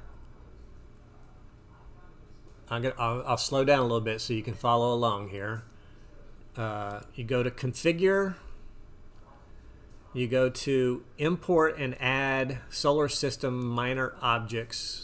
Oh, that's the wrong button. You go up to the top tab, solar system, import orbital elements in MPC format, and then you go to online search and you type in 1994 space PC1. You have to put the space in there. So it will download it and it comes up as this number here, 7482. So you click on 7482 and you tell it to add that object. And now it adds the latest, it does it in the background. So it's now added to your database. And you can close all of the windows that are in the front. Why won't this let me close? There we go. Then we go back out to the desktop. And then you go to search.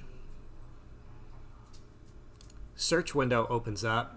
And you can either search by this number, 7482, or you can search by 1994 space PC1. And so you can see 1994 space PC1. If you do a search,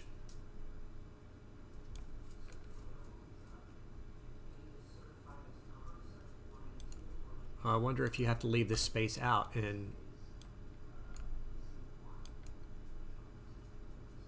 well, I don't know. So once you have it loaded, type in 7482. 7482. And then it'll show up and it will supposedly center it, but it's not where Stellarium says it is, and I don't know what it is. I'm going to look. I'm in Henderson, Louisiana, so it's got the correct location and time zone. It's just far enough ahead of me that why are we not seeing this asteroid yet popping into this frame? I didn't move that far. Maybe I was too far up.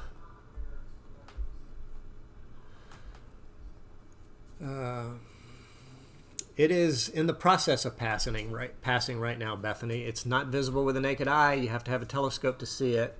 We had it just a minute ago, and I've lost it, and I am going to stop these recordings and go, because I'm too impatient, I'm going to stop my guiding, and I am going to go back to the planetarium program and try to find it again.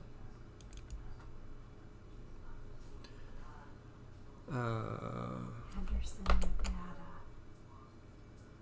What did I say? Henderson, Louisiana. I said Henderson, Louisiana. I'm in Henderson, Nevada. My wife just corrected me. I said Henderson, Louisiana. I've got family in Louisiana. That's probably what I was thinking about. All right, so let's take another picture here and see if it shows up in this 15-second exposure. My wife is watching the live stream that's about a 20 or 30-second delay. And let's see what happens here.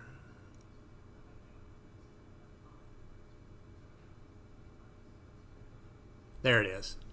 Okay, so that tells me that it's right about here, and it looked like it was moving in this direction, so I am going to jump ahead of it. How close was it to the edge of the frame? Oh, not quite a quarter of a way across. So I want to get ahead of it. So it's about right here. So I want to move the telescope over to here and start my guider.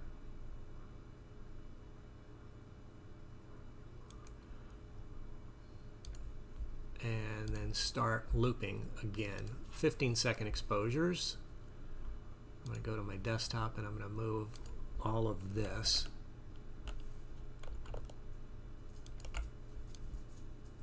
into the old folder, replace.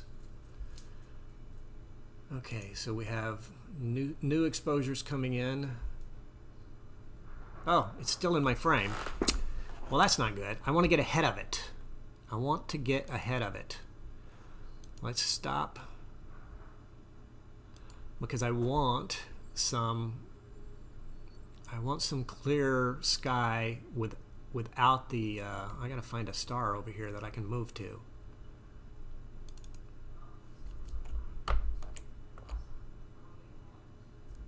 Whoa, where am I? Nope. I think I just messed up, guys. Yeah, I messed up.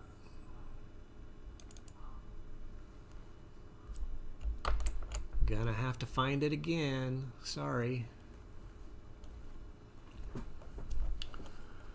Yeah.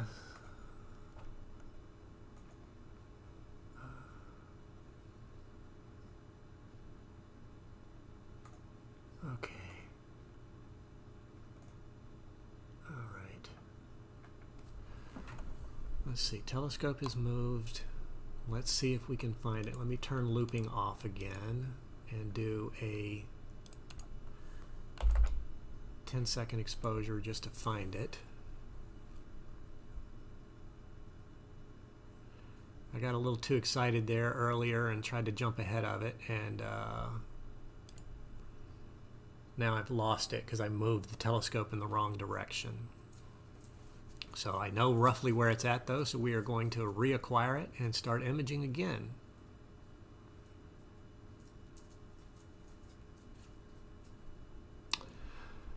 I'm not seeing it there.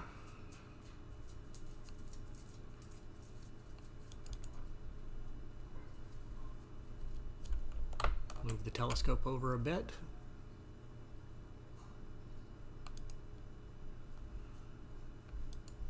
Take another photo.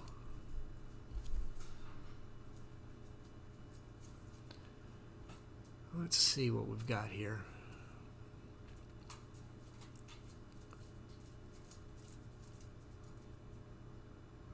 New picture coming in.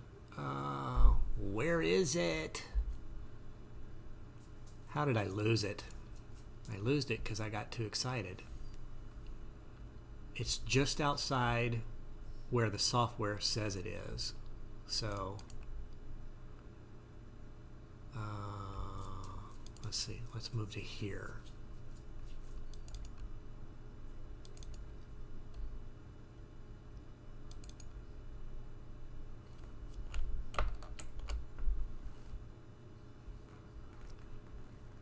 Okay, come on. Telescope is moving, settling. Let's take another picture.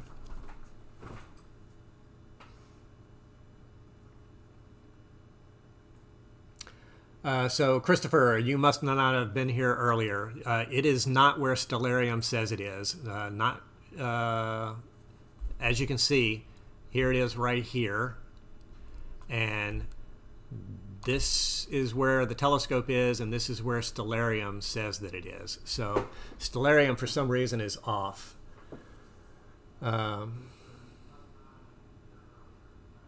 Once you find it, then hit Control-Shift-1, and it will sync Stellarium to your scope's current position. Oh, I see what you're saying.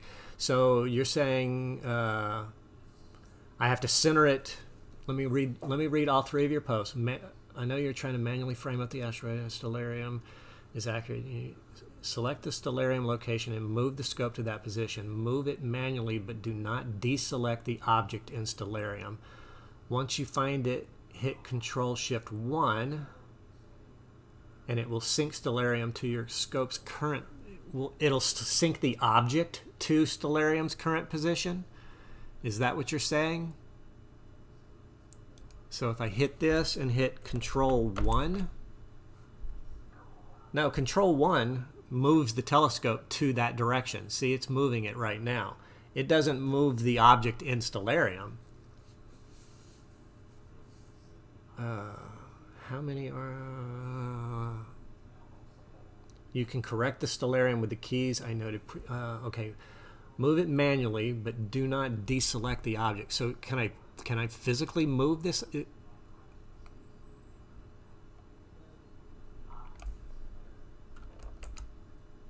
No, that's going to just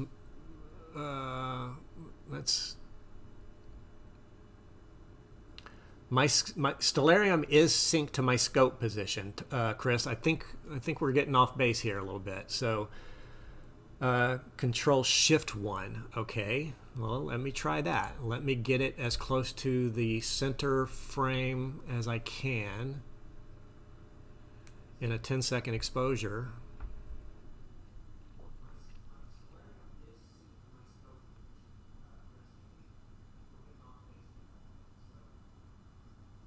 Now I've completely lost it again. All right, so I got to go back to what I was doing before.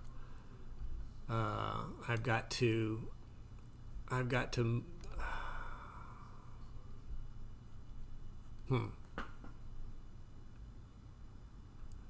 Here's what I've got to do. I'm going to just figure out.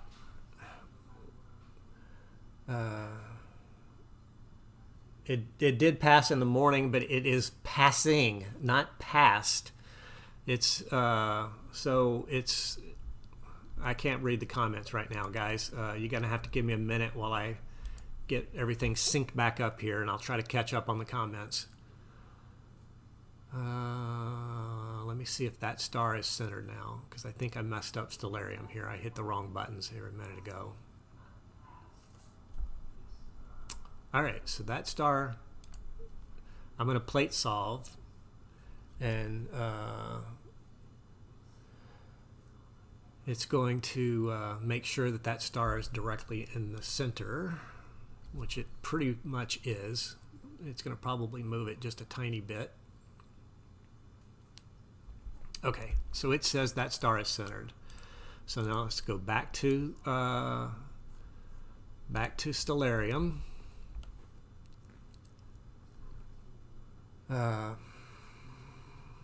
Okay, I'm going to remember Control-Shift-1. I've got to find it first, and I think it's somewhere pretty close to here. So let me move the telescope there.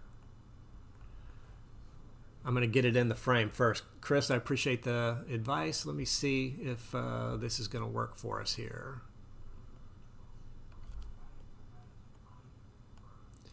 Okay, so telescope is moved, and the asteroid should show up. I'm going to do a 15-second exposure so it's obvious that the asteroid is there.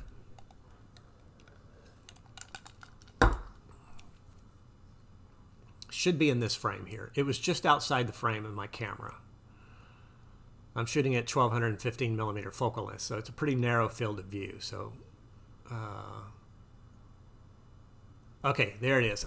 As you can see it's right there. So I need to go down just a touch, in Stellarium. So let's go down to this star and move the telescope. Come on, baby, move for me. I'm in a hurry now. All right, let's take another 15-second exposure. This should be close to the center. And then I'll do the Control-Shift-1 on the object. So Chris, talk to me fast here. Do I have to select the asteroid and then hit Control-Shift-1? Is that what I need to do?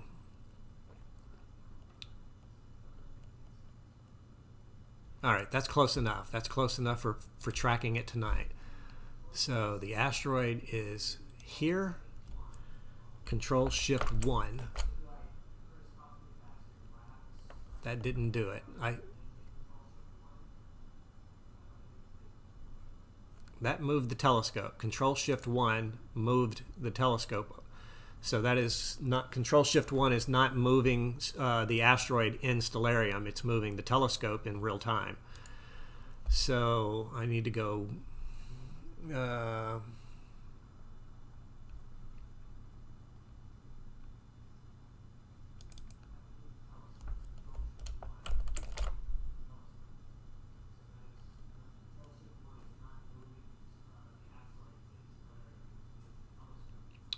all right. That's not working, Chris. I don't know what's going on, but it is... let me go back to 10-second exposures. I'm going to just go back to my old way here. Control Shift 1 is moving the telescope. It is not moving the asteroid in Stellarium. I don't see how you could physically, or in the software, how you could move an object around in Stellarium.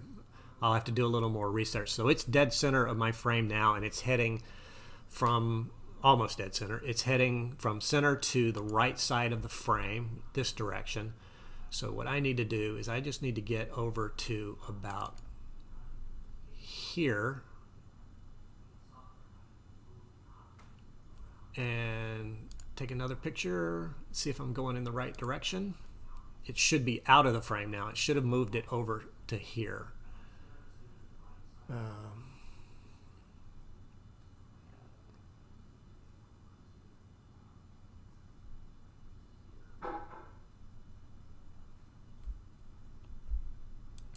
Let's see. Need to update the picture here. Let me get this sequence going, guys, and then I will go back to the questions and answer any questions you have. It did not move the telescope. It is still in the same spot. Let's see. Come on, telescope, move. Okay, telescope is moving. Let's do a 10-second exposure. See if it's outside the frame on the left-hand side here, and then we will start recording.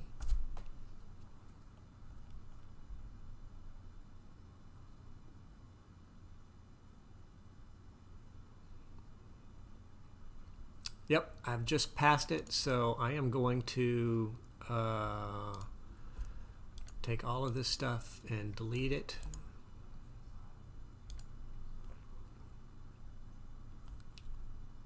Go back to Stellarium. Go back to my guider.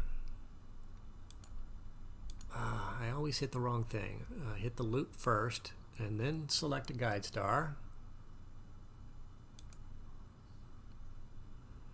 And then start guiding. And then go over here, turn loop on, turn save on, change my exposures to 15 seconds, and start. All right. So hopefully I'm far enough ahead of it that it's not going to already be in the frame here for that minute or so that it took me to do that. But we should have it coming into our frame here shortly.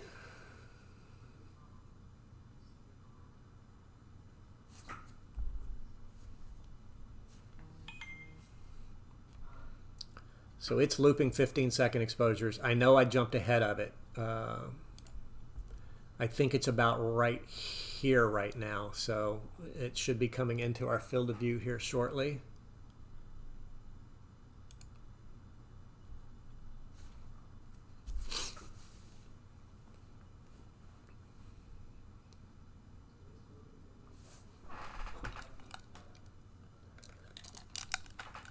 Uh-oh, failed to download images. That's not good.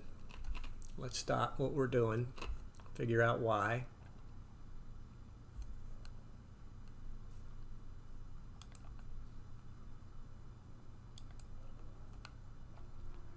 Switching filters? Why are you switching filters? It says it's switching filters.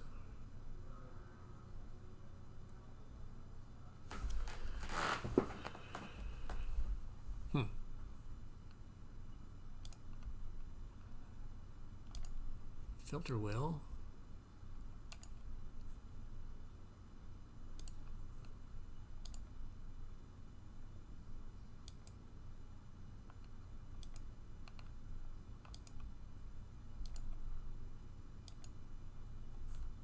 Unable to communicate. So have I lost power at the telescope? Huh.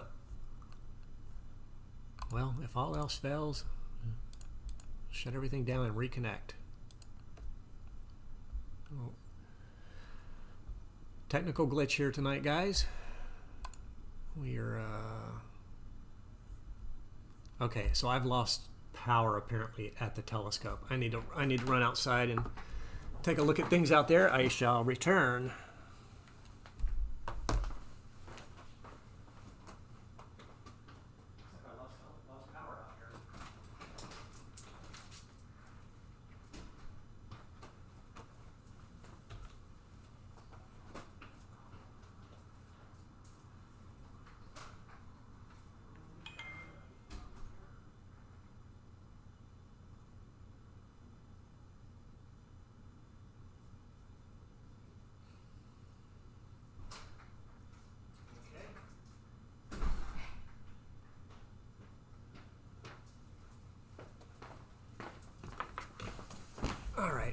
Let's see if we get the power. I don't know what's going on with my power, but we lost it.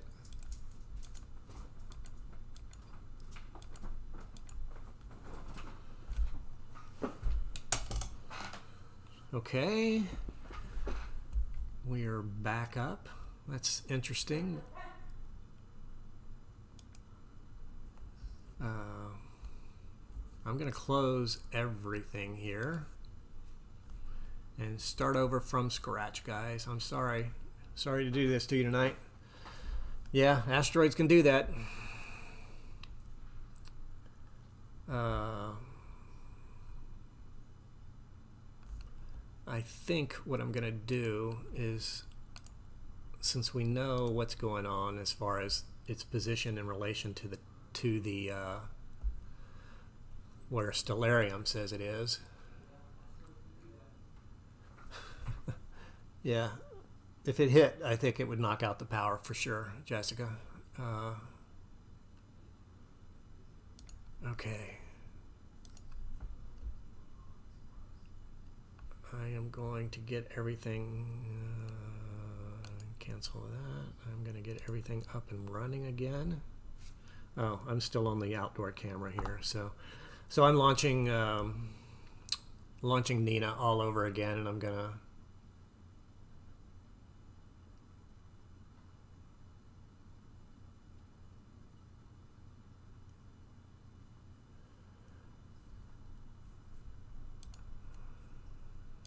connect everything up here.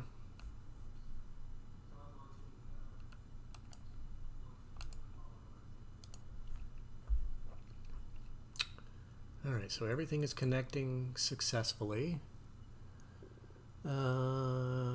Select the asteroid in Stellarium so it shows up as a selected object, and let Stellarium move your scope to the wrong place by using Control 1.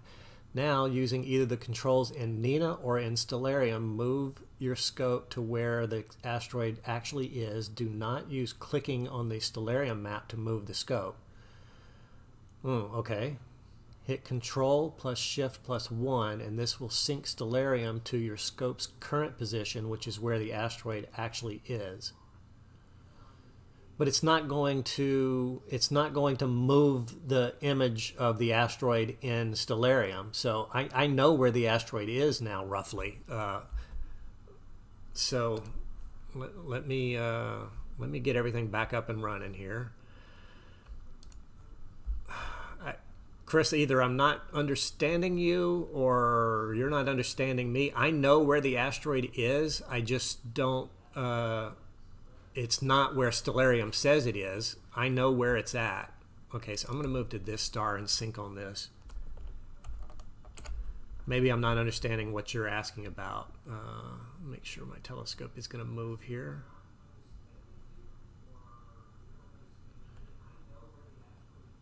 Okay, telescope is moving. So we'll let it get over to this telescope, or to this star, I should say. It should sync on this star here. I don't know what caused the power loss. I've never had that issue, although I did make some new power cables a few days ago. But I ran it for like 6 hours the other night with those new power cables and didn't have any issues. All right, so we'll go back to Nina, and we will plate solve first. Plate solving is going to see if, take a short exposure, 5 seconds. That bright star should be in the center, or if it's not in the center, it will know where it is and it will recenter it. So it's probably this star here. So it's going to say that it's not inside tolerance, and it will move the telescope again.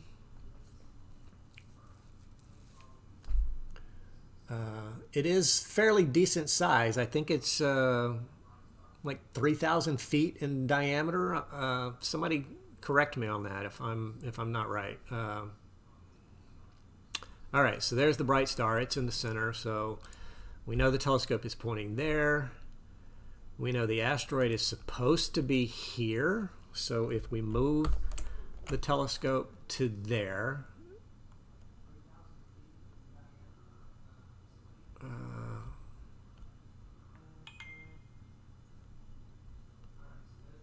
and now so the telescope is moved. We take another 15-second exposure. 3,200 feet in diameter, yeah. It's bad enough that it probably wouldn't be a planet killer, but it would definitely be a continent disturbance if it hit somewhere in the United States or wherever you happen to be. You wouldn't want to be there. You wouldn't want to be near it, that's for sure. Okay, so this is where Stellarium says the asteroid is supposed to be. So we're going to work our way down here. And I found that if I put the telescope about right here, nope, that's too far.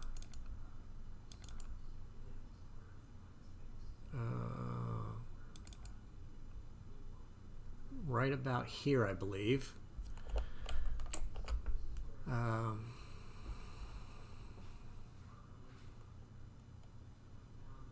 Come on. Move, baby.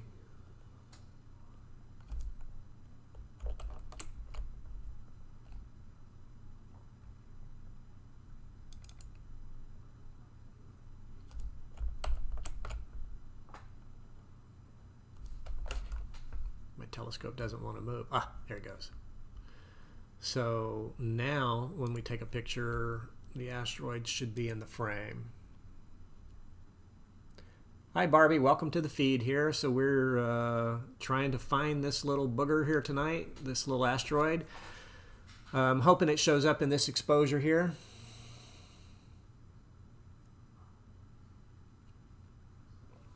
Got about 5 seconds.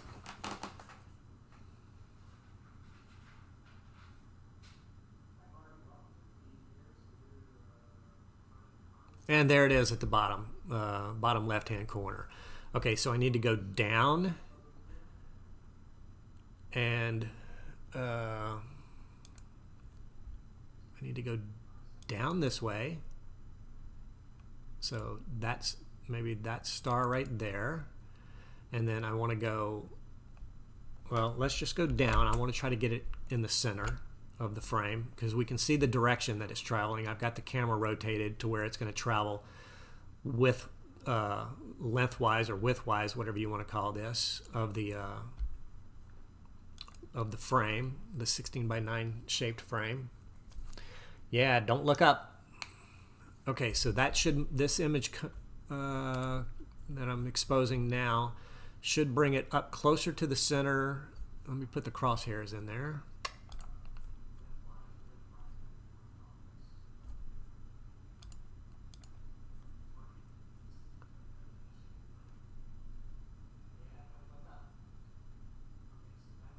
Okay, a little bit more up. A little bit more up. Let me find a star I can move in on. Let's say this one here. We're doing like little bitty fine tuning here of the telescope to try to get it where we want it. Okay, so the telescope is moving again, and we're going to take another 15-second exposure. This should put it right near the crosshairs here, and then we have to move the telescope to the right because I want to get it off the field. I want to have it fly all the way through the field here. So we've got an exposure coming in here. Oh, how did it move down? I moved the wrong way. Oh, you know what? I did move the wrong way. So this is where we want to go. It's about 1.2 million miles from Earth tonight, and it's about 3,200 feet in diameter. So if it were to hit us, it would definitely disturb you. It would be pretty major compared to the Tonga volcano that we just witnessed erupting over in the Pacific Ocean there. That would be child's play compared to what this asteroid would do if it were going to hit us. But it's already at its closest point. Okay, so now it's a little too high. It's already at its closest point, and I'm going to move this way now.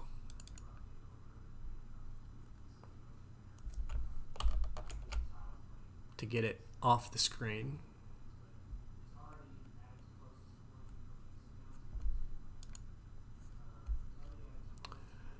All right, let's do another 15-second exposure here.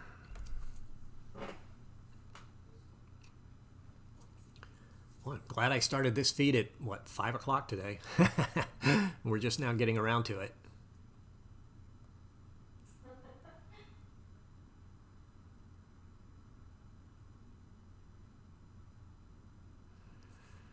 Okay, so I think I'm in the right position now, guys. I'm gonna delete all of these pictures,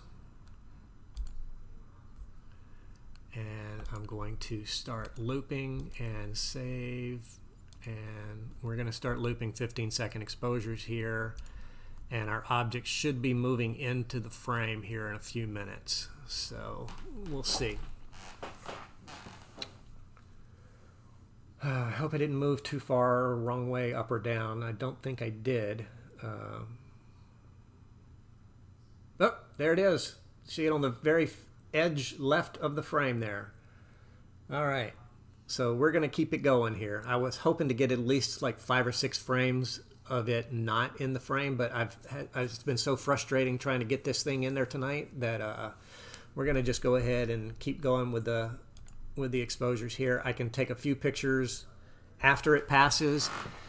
The stars won't appear to move, so I can add those to the beginning of the little time-lapse animation that I'm going to make. If you follow me, I will on my channel here. I will post the animation that I'm going to do. I'll post it. Let's see. I'm on main desktop. All right, so we've got it moving across the sky now. It's a decent size asteroid. It's not giant. I don't think it would be an extinction size asteroid. I think it's a little bit too small for that, but it's big enough that it could wipe out a country, a medium-sized country. It could easily wipe out. It would be devastating if it hit the planet. It's 3,200. Somebody said 3,280 feet in diameter, and it's traveling, probably about 17 or 18,000 miles an hour. You're not going to see anything looking at the moon, Barbie. It's on the opposite side of the sky. The moon's just coming up in the east, and this asteroid is in the western sky right now. Western sky for me here on the west coast. So, Music City's with us. Woohoo! I'm going to zoom in so we can see the asteroid up close as it moves across the frame here, guys. Look at this. Next exposure, you'll see it come full into frame here. So I'm doing continuous 15-second exposures. And you can see the stars don't move, but the asteroid is moving. So that's how fast this guy is moving. In a matter of 15 seconds, it moves that far across the skies.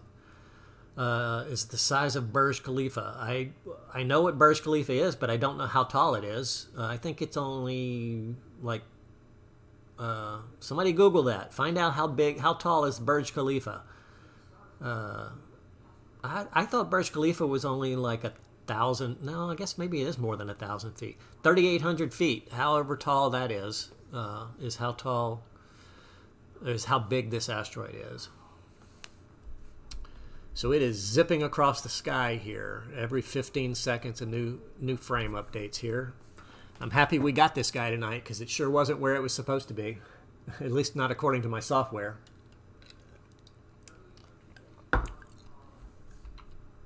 I'll zoom back out so you can see the whole frame here. So I don't know if it's going to show up in the YouTube compression, but there's a little bitty faint galaxy right here. It's very, very, very faint. And I will show it to you in the planetarium software. That is this galaxy right here. So this is where the telescope is centered. So if we go back to an image and show the entire field of view. So here's the crosshairs for the center. This galaxy is just in the upper right-hand quadrant there, as you can see. Just to give you an idea, this galaxy is magnitude 11.6. The asteroid is, I think, magnitude 10 tonight. So there's a huge difference between one magnitude. The moon is, the lower the number, the brighter the object. And the faintest object that you can see with the naked eye, that's if you have really good, perfect young eyes and perfect vision, is about magnitude 6. This asteroid is magnitude 10. And again, lower number, brighter. The moon is magnitude minus 12. Full moon is magnitude minus 12. And the sun, which I don't recommend you go outside and look at, is magnitude minus 26. So the Burj Khalifa is 2,700 feet tall. So this asteroid is a little bigger than the Burj Khalifa is tall. So yeah, it's 3,200 feet in diameter, this asteroid. So I'll show you my setup real quick here, because what I want to do is pull up a little bit of information on this asteroid. Asteroid, spell Greg. Asteroid 1994 PC1. So let's see what I can find. Alright, so I'll go back to my desktop here. Now that I've got a browser open, I'll go ahead and close my bookmark bar here. So it's 3,280 feet in diameter. It's about a kilometer. It's 2.5 times the height, since we're comparing it to buildings. It's 2.5 times the height of the Empire State Building. We have an asteroid about the size of this one hit the Earth about every 600,000 years, and I don't know, it doesn't say in the article here how long it's been. We'll go ahead and go back to our live feed and see where she's at. So we're still trucking along here.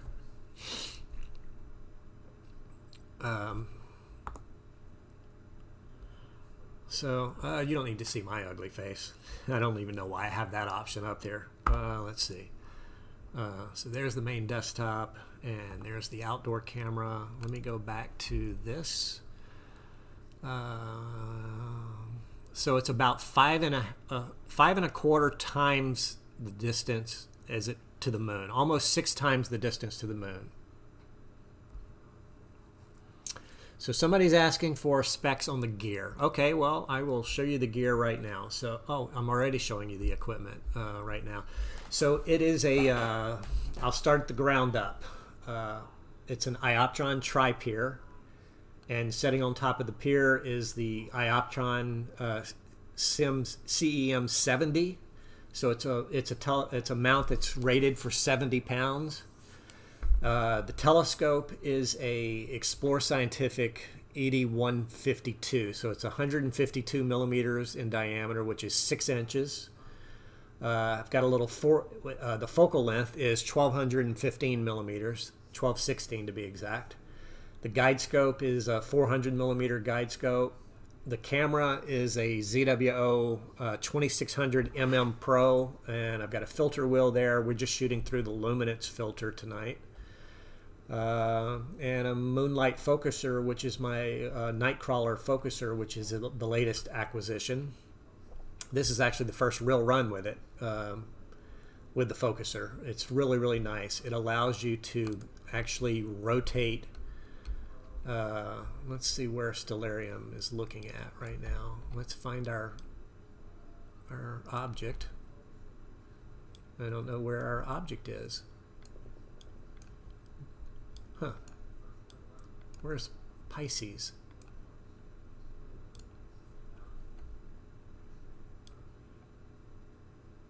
Let me go to the south. Here we go.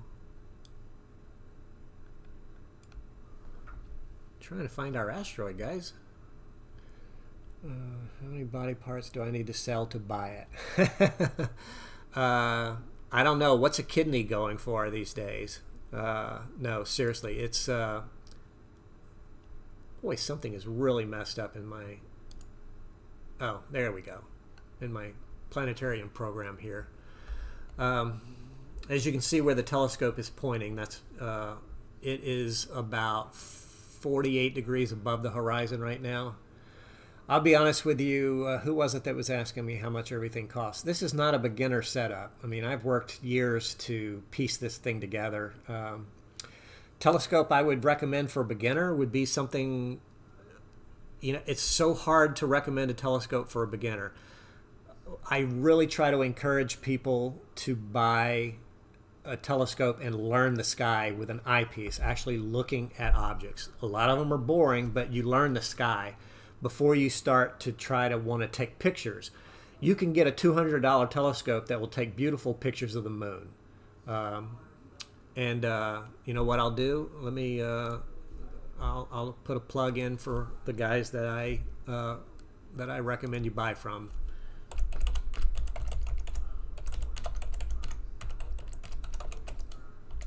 Now, with this telescope, you're not going to be able to take pictures with it, but go to Astronomers Without Borders. These people, no, you haven't missed the asteroid. Let me go back to the asteroid, show everybody the asteroid. So here's the asteroid right now, flying through. This little squiggly line here is the asteroid, and it's flying through about 17,000 miles an hour, I believe, and it's headed through our frame. The camera is taking pictures every 15 seconds, so you're going to see it move here. Watch the next picture come in, and there it is. You saw it move. So I'll get back to the telescope in a second, I promise, guys. But I know people might be just joining us, and I will show you what to buy. It is a fantastic little telescope. So you can see the asteroid moving. Okay, so go to astronomerswithoutborders.org and go to, let's see, what are support. I don't see them selling the telescope here anymore. This is the telescope that I recommend.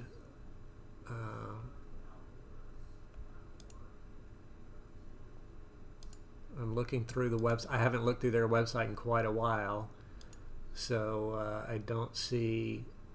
They used to have a where you could buy a telescope directly from them.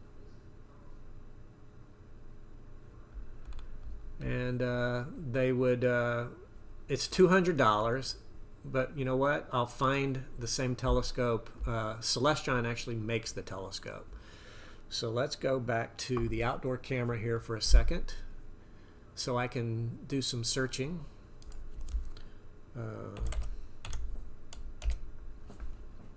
I like Astronomers Without Borders because they They charge $200 for the telescope. Celestron builds it for them at a reduced cost, because for every $200 that you spend with them, they spend $100 to buy telescopes to give to needy children around the planet. So it's a pretty cool thing that they do. Let's see. I'm trying to talk and let's see. I'm looking for the telescope that people should buy. Here it is, right? Here's a different brand, but it's basically the same telescope. Okay, I'll go back to my desktop. So OPT is one of the big commercial telescope dealers in the country. Champ is asking, could this end the world if it was to hit? This is not a big enough asteroid to destroy the planet, but it's a big enough asteroid to probably, destroy a country. It's not an extinction level size asteroid. Anyway, so look at this telescope here, guys. It's a little bitty telescope. It takes about 30 seconds to set up. It's a great model. This one's actually a little bit bigger than the one that I was going to recommend. They make a 130 also, which is 130 millimeters. This is 150 millimeters. So this is almost a 6-inch telescope, but unfortunately they don't have a picture. Just imagine that this mirror, or this hole right here, is 6 inches in diameter. So you can see how small it is. Super easy to set up, super easy to look at the moon. You can see Saturn's rings. You can see Jupiter's 4 moons. It's a fantastic telescope. That's what I would recommend as a beginner telescope. Now, if you want to step up to something like this, then you're looking at quite a few thousands of dollars. You're looking at probably, I bought this telescope in pieces and parts over many different months, so I've got to kind of add it up in my head. The tripod alone cost a good bit more than this $300 telescope that I'm recommending that you buy to begin with. Let's see. Tripod is about $1,000. The mount is $4,000. The telescope, I did not buy brand new, but brand new, this telescope is $8,000. This telescope I got for $3,000. Camera is $2,500. The focuser that I just bought is $3,000. The filters, there's 6 filters in this filter wheel that each cost $750. Anybody out there doing the math? I don't want to. I don't want to know. I'll start crying. So yeah, both kidneys. That's what it's going to cost you. Okay, so let's get back to what we're here for, which is the asteroid passing by. Here is the asteroid passing almost right through the center of my field of view right now. So I'm going to zoom out a little bit. You can just make out that little faint galaxy that I was showing you guys a few minutes ago in the planetarium program. So right now, let's see, it's just passing over the center mark of my image. So that right now the asteroid is passing by right about here, even though Stellarium says it's up here. So if you guys are trying to do some computer imaging here tonight and using Stellarium is off. I don't know why. It could be just my computer. It could be some weird setting I've got wrong in my computer, but I don't think it is because it's been consistently off. My telescope does automatically move and track what I'm looking at. Yes. The $300 telescope does not. It's manual, but it also means that there's hardly anything on it for you to break. I mean, you have to be careful with the mirrors. You don't want to touch the mirrors because they're not like the mirrors that you have in your home, in your bathroom. The mirror that you have in your home has a very reflective surface, but in front of it is actually a sheet of glass, and that's to protect the reflective surface. The problem with that, though, is that you can't use like a regular mirror to make a telescope. So the mirror in the telescope doesn't have a piece of glass in front of it, so you can scratch that reflective surface very easy. So if you do buy that $300 telescope, be very, very careful with the mirrors. But we're going to go back to our program now and see where the asteroid is. It's flying by. Can anybody, I'm going to zoom in, can anybody see the faint galaxy that's right there? It's a very, very faint galaxy. It's known as NGC 514, which stands for New General Catalog. So there's thousands of these little galaxies like this that are out there. Yeah, so looking at the telescope outside, you can see down here I've got a battery pack because it runs off of DC, so I can be out in the desert and dark skies where there's no electricity and no light pollution to image. So it runs off of DC, and the motors in the mount actually track. That's why, as we look at these 15-second exposures here, the stars stay perfectly round. If I was to turn the motors off, you would see I gotta clear something off of my screen here. You would see all of these stars moving in a different direction than the asteroid itself is moving. But the mount compensates for the Earth's rotation and keeps it in the field of view. And here's a folder that has all of these pictures that I'm shooting right now. So what I plan on doing afterwards, if you guys want to hang out, I'll do it while you guys sit here. I'm going to put these all in a program, and I'm going to, it's called Blink Them, and it'll make a little animation, and then we'll see the asteroid fly through the frame. It's just something I do. I'm going to go back to the outdoor camera. I'll show you what the animation looks like, because I have one that I did.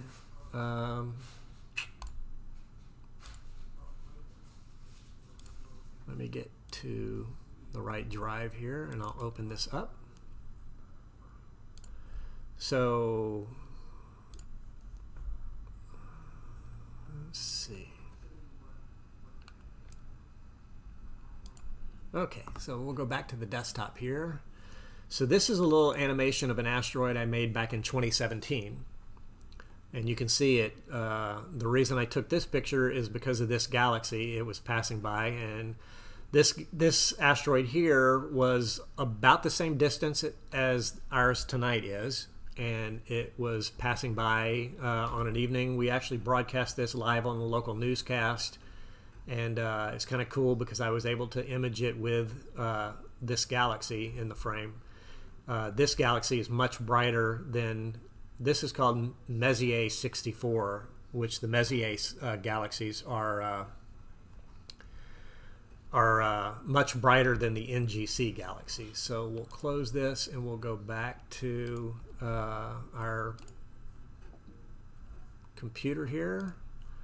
So we've probably got about 15 more minutes, maybe not even 15 minutes, before the asteroid makes it out of the frame. And so what I'm going to do, I'm going to go ahead and prepare a folder here for this animation. So let me do that now. So I'll just label this first animation. And once I get all of these pictures captured, I'm going to move the telescope, advance the telescope in this direction, and start the animation again.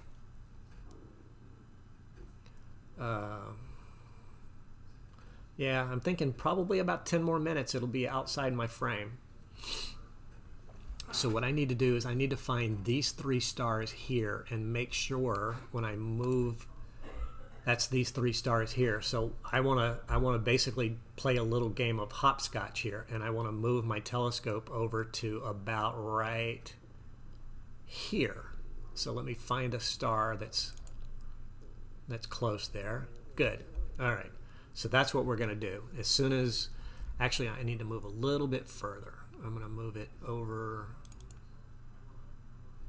here. That gives me time to move the telescope and get everything repositioned for the next time lapse, which will start as soon as this guy leaves the frame here. I think I went the wrong way. I think I went the wrong way. I think I need to go down like that. Yeah. All right, guys. Any more questions? Now it's kind of like a little, my first little lull in the evening here. I was just working so frantically first to get the telescope lined up and then get the imaging started and all of that stuff. So if you've got any questions, now would be a good time to post them, and I'm happy to answer whatever I can. I'm just an amateur. I'm not a professional, so don't take anything I say as gospel. Do your own research.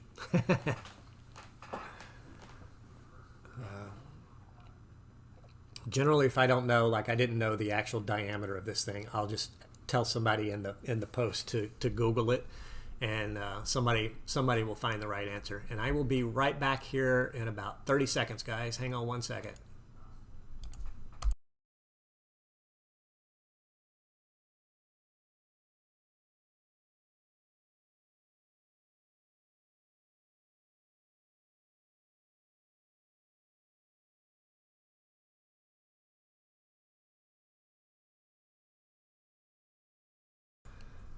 Okay, I have to mute the mic every time my wife comes in because she doesn't want to be on camera or even heard.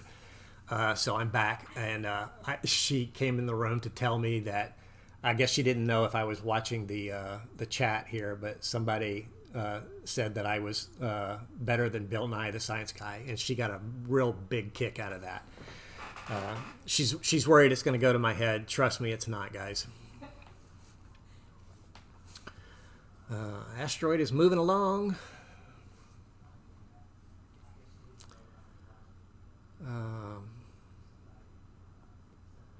So somebody is asking how close it will be. It is about 1.2 million miles from Earth tonight, and getting further away. So it's about 6 times the distance to the moon. So you'd have to go to the moon, back and forth to the moon, or to the moon and back 3 times to reach the distance that our little asteroid is tonight.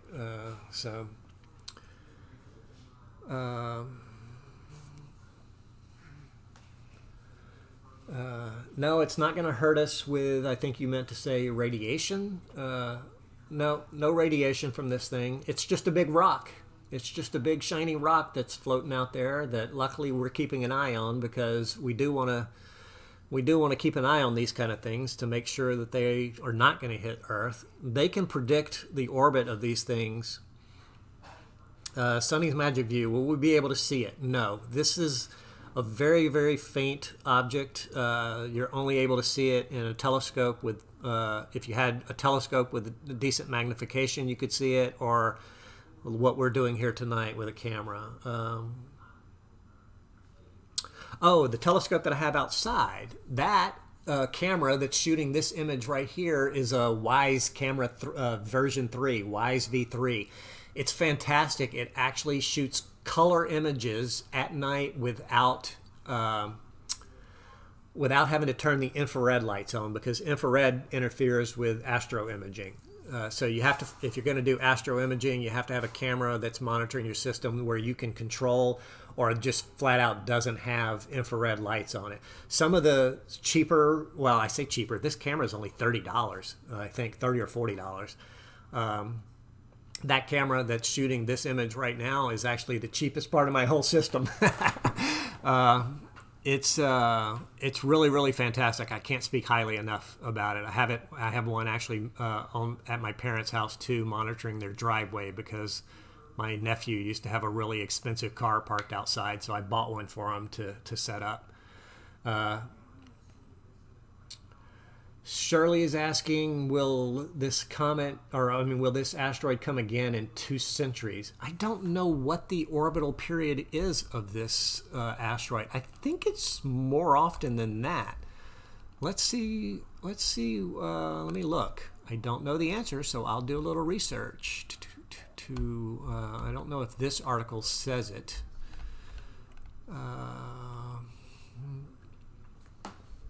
Well, here's what I can tell you, is it was discovered in 1994, and we know that by its scientific designation. 1994 PC1 tells us the year that it was discovered. I don't know if it made a Oh, do you see the cat walking on my fence over there? There's a cat in my... better stay away from my telescope, cat. So it was discovered in 1994. I don't know if it did a close approach in 1994 or not. Another good thing for somebody to research. It is 6 times further than the moon. To answer your question about where it's at in relation to the moon. All right, let's get back to our desktop here and get this full screen.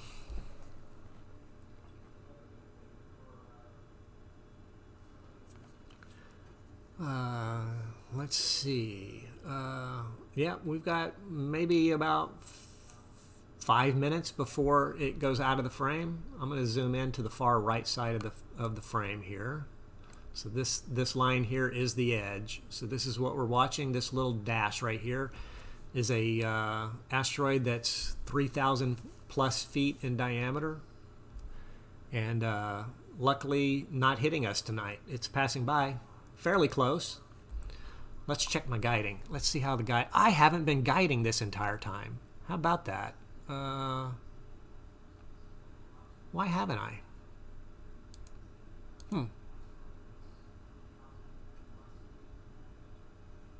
Stop. Let's start guiding. I don't know that I need to. I mean, the tracking has been pretty good tonight, so... but I'm going to go ahead and guide anyway.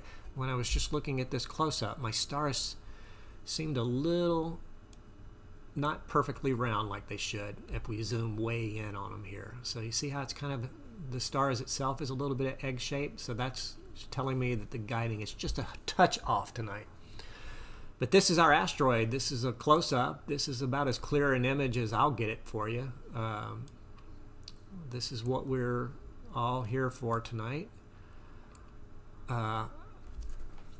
You know, I'm good to run all night with you guys. If you want to, as long as I have an audience, I'll hang out. And what I'm going to do, as I mentioned, is when it reaches the edge of the frame here shortly and disappears, I'm going to hop out in front of it and do one more sequence, which will take about probably 30 minutes.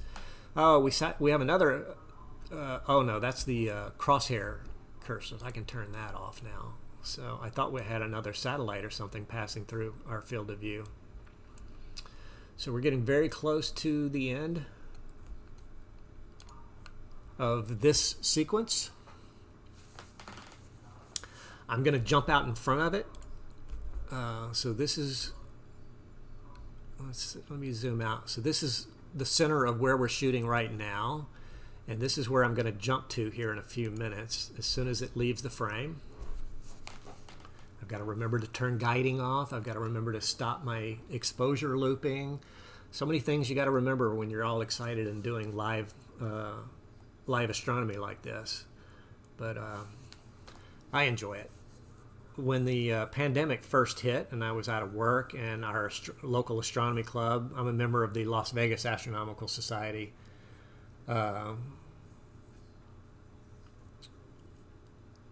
Yes, Dale is correct. Nobody saw it with the naked eye tonight, but you're seeing it live on my computer screen here right now, or at least every 15 seconds. Anyway, when the pandemic hit and our Las Vegas Astronomical Society, we used to have club meetings, star parties with the public once a month, and obviously we weren't able to do that any longer. So I went virtual and I started doing live streams. So if you look back at some of my previous videos on this channel, you'll see some of the live streams that I did. But then I stopped probably in July when I went back to work.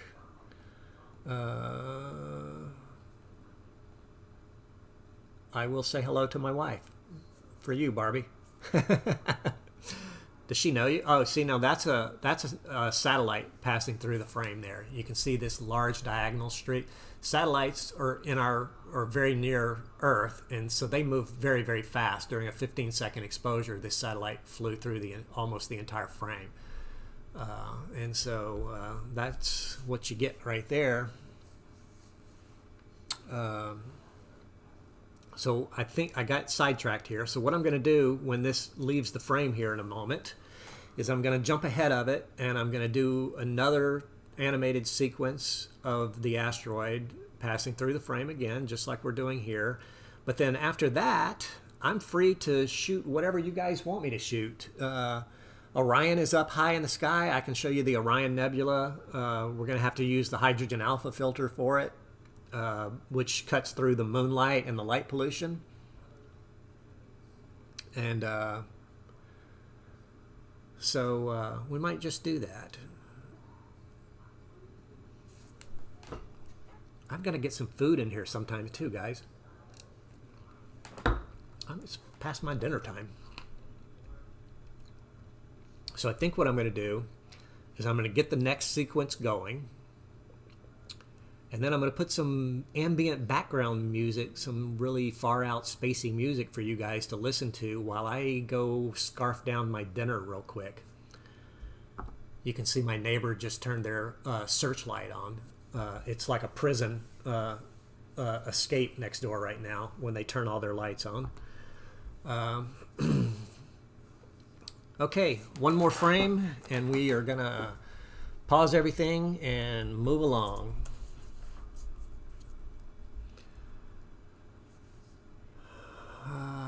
Let's see. Actually, I need to have a couple of frames at least. Okay, so we're gonna do like maybe 2 more frames. Sorry to tease you guys, and then I'm gonna pause everything and hop out in front of it.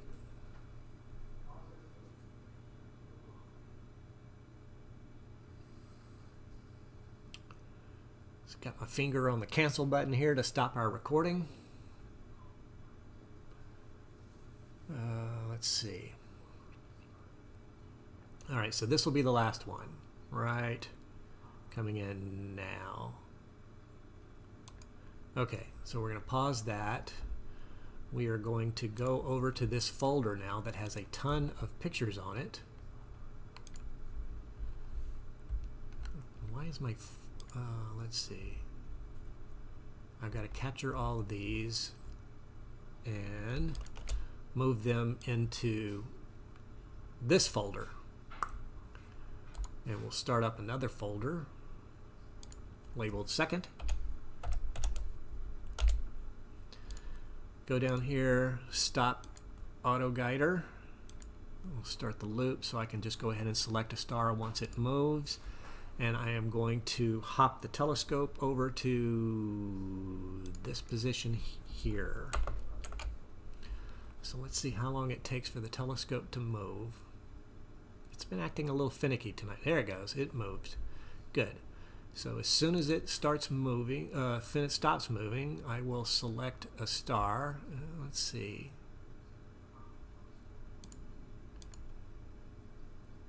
And start guiding again. And then we will go back. And I think my focus is off a little bit. I don't know if that's in good focus or not. You know what? Let's do an autofocus routine here, guys.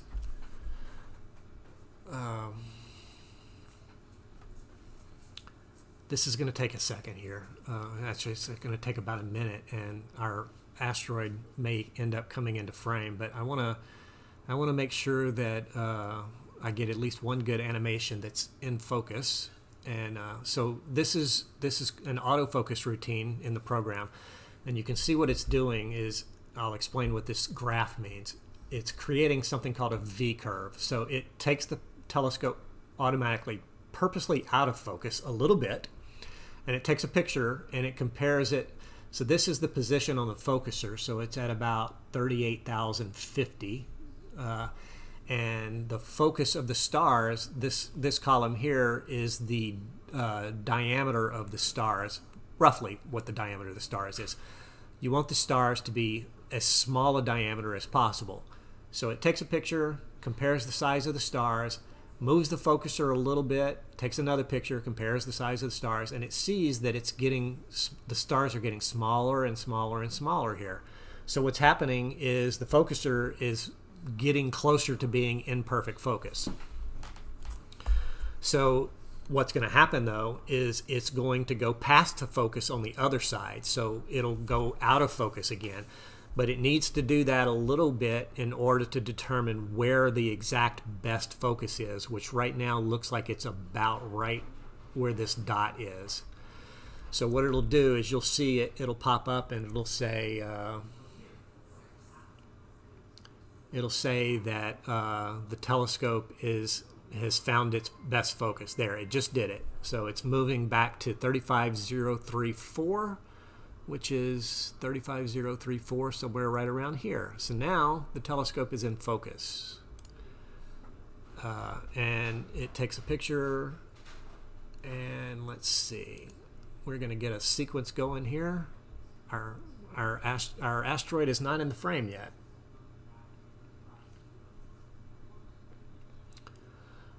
Let's see. So we're doing a 15-second exposure. It's not coming in the frame just yet, which is good. That's what I wanted. I wanted to get a few frames ahead of it. So we're capturing new frames. Good. I'll show you in the planetarium program. So the asteroid is about right here right now, and it will be coming into the frame from on the left-hand side, and it will pass across the center. It might be above or below center line just a little bit, but not too much. And we should see it in a few minutes here. I can tell the focus is a little better now because when I zoom into an area with really faint stars, these stars weren't even showing up earlier because the camera was too far out of focus. That's okay though. We're doing good tonight.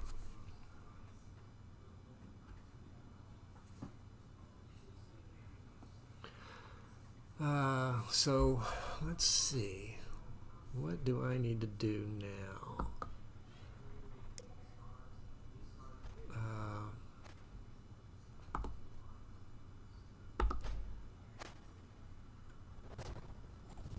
My little animation is not working tonight. Oh well.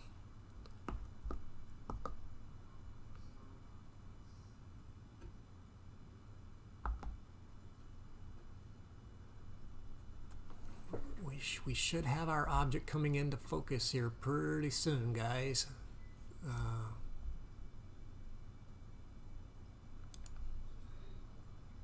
Oh, I know why. There we go. Let's try that now.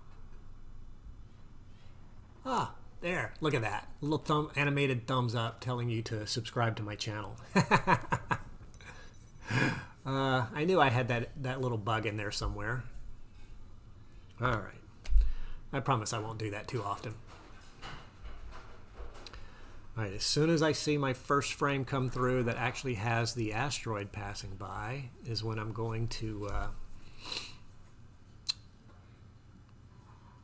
take my short break and go eat my dinner. But I'm going to stay live if you guys want to just sit here and watch the little squiggly, the little straight line jiggle across the screen.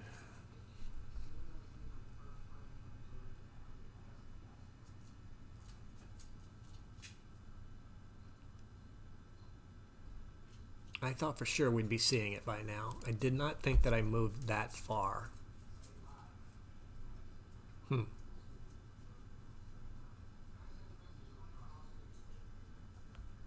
Maybe I did move too far. I'm going to try to be patient here. It's so hard. I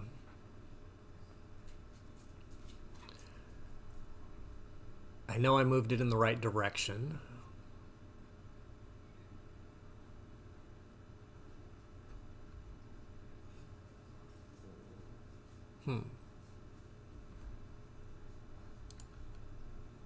The telescope has moved.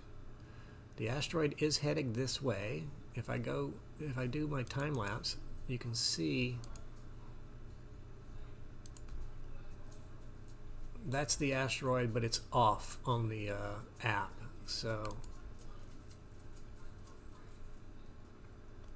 you hope it hits, huh? I don't think you'd want it hit in your backyard, that's for sure. Quite a big boom.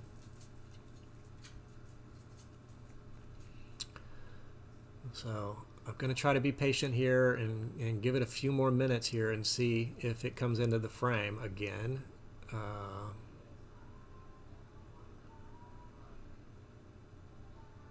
It should come in over here on the left-hand side where you see the cursor right now. Let me check my guiding and see how my guiding is going. 0.39 arc seconds of error right now. I'd say that's pretty good. 0.4. We've got good guiding tonight.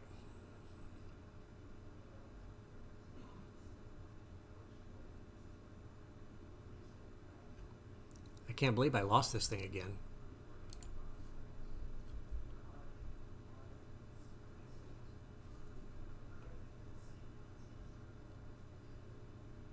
Yeah, big bada boom for sure. Okay.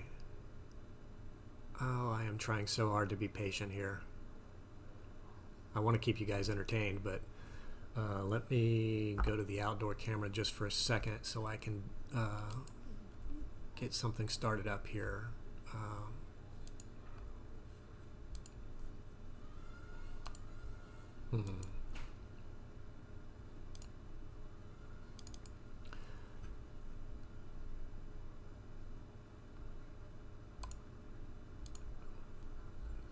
Okay. Somebody tell me if you hear spacey sounding music in the background. It should be coming in now. I can't tell if it's too low.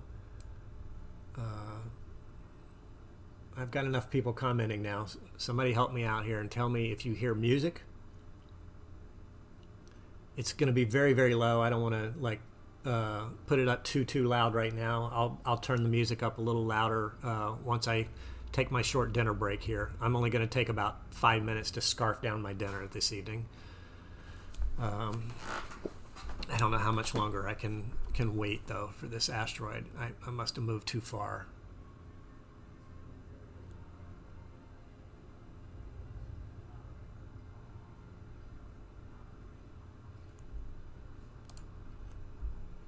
I'm going to be impatient, guys. Here's what I'm going to do. I'm going to keep imaging. I'm going to turn guiding off for a second.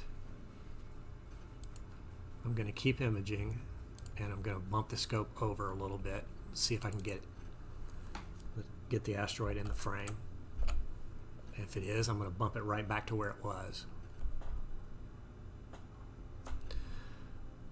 Okay, so we're going to have a blurry picture coming in here because the telescope moved during this exposure. That's okay. You can hear the music. Okay, so that's good. How about level? Does it sound okay for like background music? There's the asteroid. Okay, so see, I was just impatient. It's coming into the frame in a few minutes. So I want to get back over there. Move my telescope again. Come on, move, baby. There we go. Okay, so yeah, so you can see it in this frame here, but I want to catch it coming into the frame from out of the frame. So I just took another exposure, which this one may be blurry. Oh, not quite far enough. I got to jump ahead of this guy. I got to jump ahead of this.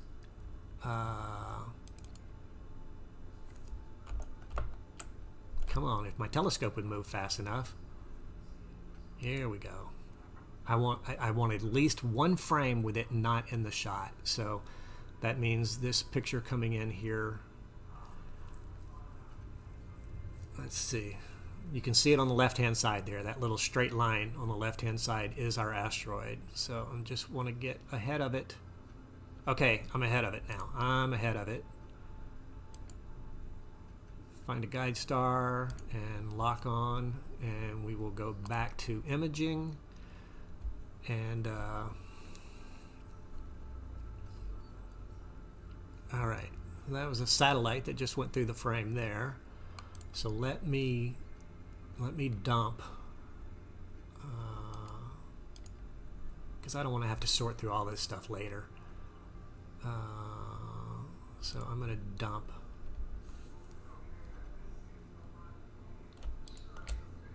those. I don't need those. All right, so any minute now we should have the asteroid coming into our frame on the left-hand column, on the left-hand side here.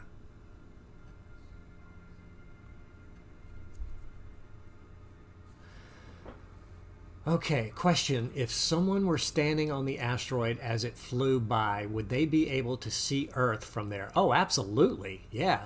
I mean, the Earth is huge compared to this asteroid, and we can see the asteroid. Well, we can't see it with the naked eye. But yeah, the Earth and the Moon would be very, very clearly visible to somebody if you were an astronaut standing on the asteroid. Okay. So Barbie says she hears like 2% of music. Okay, so I'm going to turn the music up just a skosh. So it should be coming up now, and tell me if it's too loud.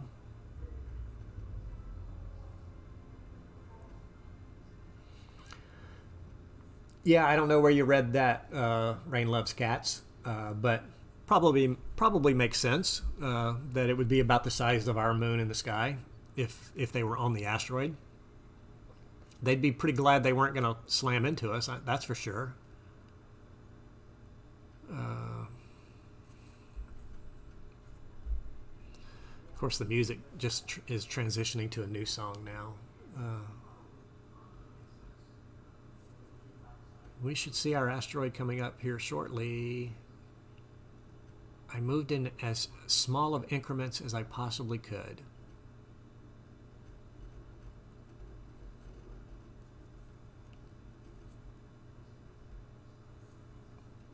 Obviously not.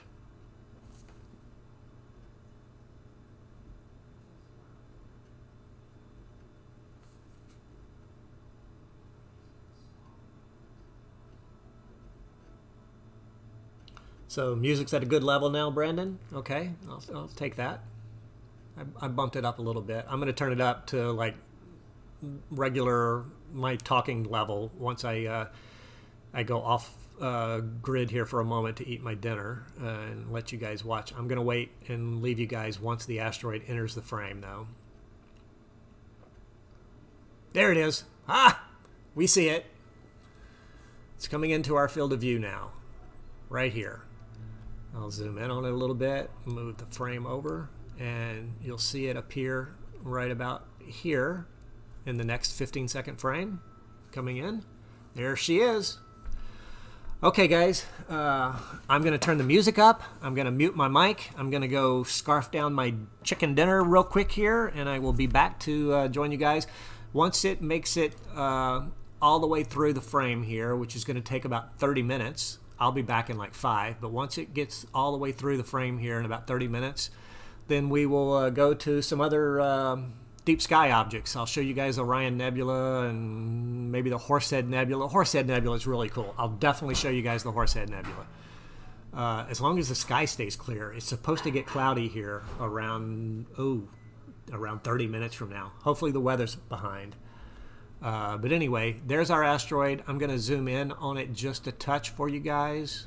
And I'm going to step away. I shall return.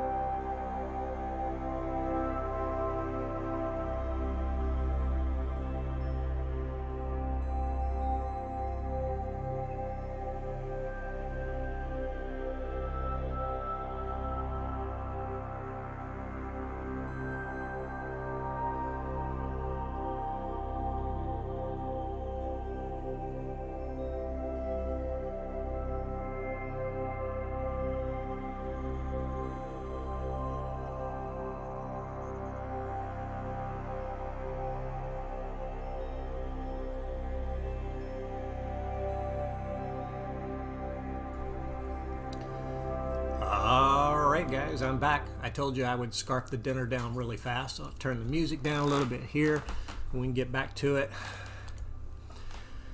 Got a few questions. Where's the asteroid? So the asteroid is this little dashed line that you see right here, sort of in the center of the screen. Everything else that you see is stars. And the asteroid is sort of roundish, but the reason it looks like a long line like this is because it's moving so fast across the sky. The telescope is tracking with the stars, and the asteroid is moving in an opposite direction or a different direction, and so therefore you see the movement during that 15-second exposure. You can see the exposure time coming in here, so in about 4 seconds you'll see another exposure come in, and the asteroid will have moved from where it's at to where the cursor's at. And there it is. And if I zoom out to the full frame, this is a satellite that's in our orbit, Earth's orbit here, that's just flown through the frame here too. So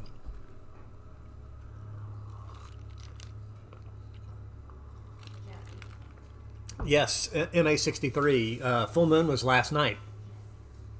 I believe it was last night. Might have been tonight. I don't know. I've got an app for that on my phone, of course. Let me take a look at my app on my phone and go to it. Yes, the full moon was last night. So we're 1 day past full moon. I can, looking out my window that faces east, I thought I could see the moon. No, that's my neighbor's Christmas decorations that are still up.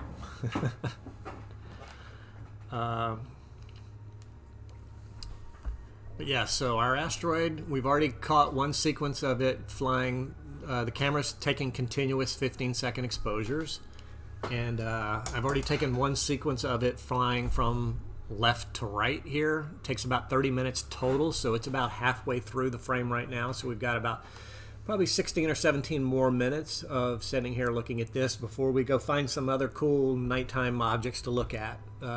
I will have 2 little animations made from these sequences that I'm recording, and then we will move on to something else. I think the Horsehead Nebula will impress everybody. Let me look at my planetarium program and zoom out to see where Orion is in the night sky. It's in the south. It is real close to the meridian. This red line is the meridian. That is the imaginary line that goes from north to south. So basically, if you look, let me see if I can find the Z. Let's see, I'm not seeing the zenith marked anywhere. Do I have the zenith turned off? Let me check that for you guys. Wrong window. Markings. No, zenith is turned on. So there should be a green mark directly overhead. Oh, there it is right there. Boy. So this is directly overhead where you see this little green X and the letter Z. That is directly overhead. So if I scroll down or zoom out and show you the horizon, the magnitude I think is like 10.5, 10.6 tonight for the asteroid. So you can see Orion is here. The Horsehead Nebula is right here.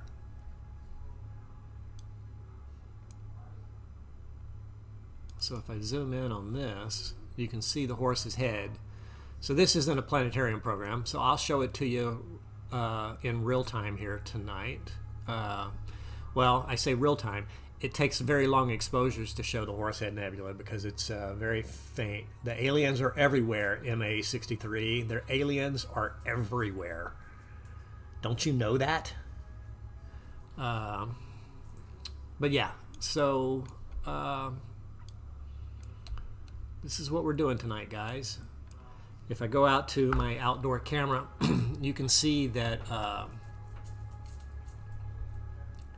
the telescope is sort of pointing down into the southwest direction there. That's where the asteroid is now. So it's getting low. So I think this is going to be our last pass at the asteroid tonight. We'll go back to our imaging software, and we can see the asteroid live. I can zoom way in on it, but it's still going to look like nothing but a little squiggly line here as it moves. And you'll see the next exposure, because the exposures are back-to-back continuous. So the next squiggly line will end right where this one begins. There you go. Oh, I wasn't on the desktop. Sorry. So here is the squiggly line that is our asteroid flying by.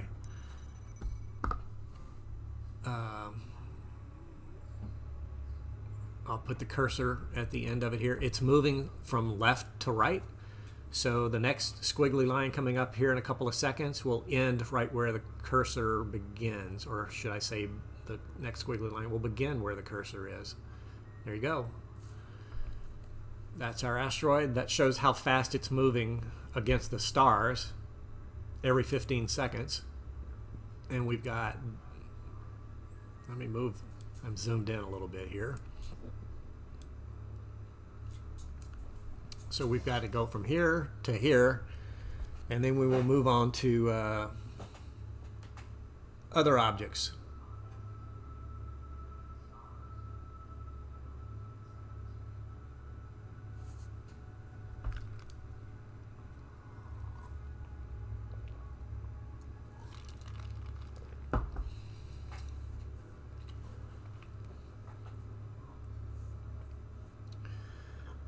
All right, dinner was good. Chicken and zucchini and corn tonight. It was fast.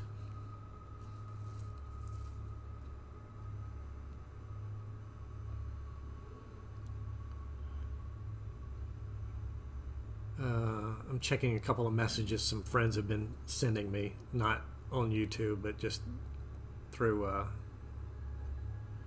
text messages here.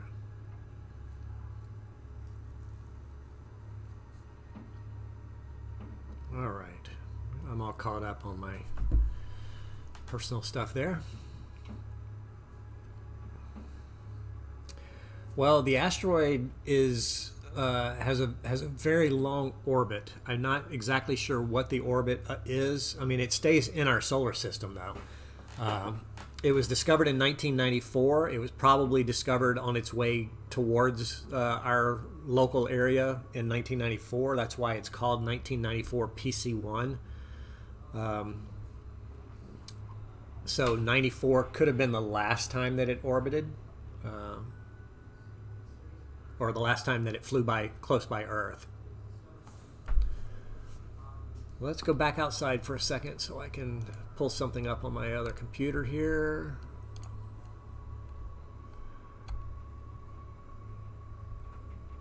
All right, we'll go back to the desktop. So you can see the orbit of this guy. Let me zoom in on this little map here, close all the advertisements. So the this is Mercury's orbit, this is Venus's orbit, and the blue line here is Earth's orbit. And the yellow diagonal line is the orbit of Earth. So it's got an orbit. Oh, and you can see Mars out here, the red line. So it's got an orbit. It goes out as far as Mars, and then it comes back in fairly close to us like this.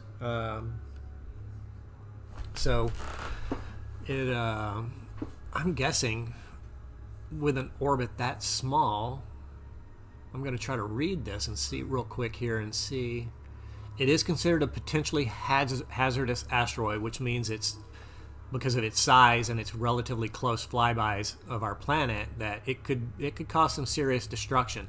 I don't think it's big enough to be extinction level, which is like what they think killed the dinosaurs and wiped out basically all life above water on the planet. But it would, you know, I mean, I live in Nevada. If it hit Nevada. It would probably wipe out, if it hit near Las Vegas, it would wipe out all of southern Nevada, northern Arizona, parts of Utah, parts of California.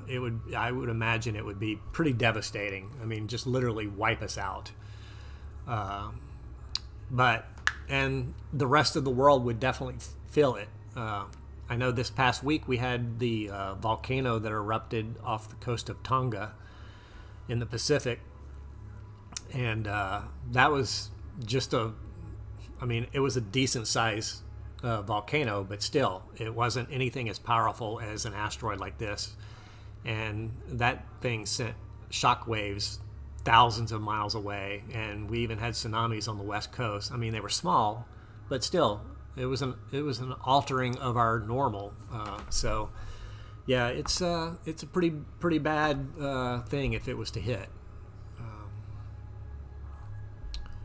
Let's go back to our image here. We got a really faint satellite passing through right here.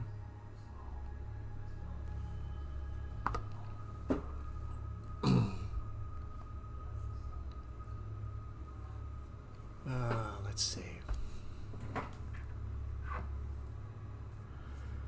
Hey Barbie, I've got the answer for you for chicken.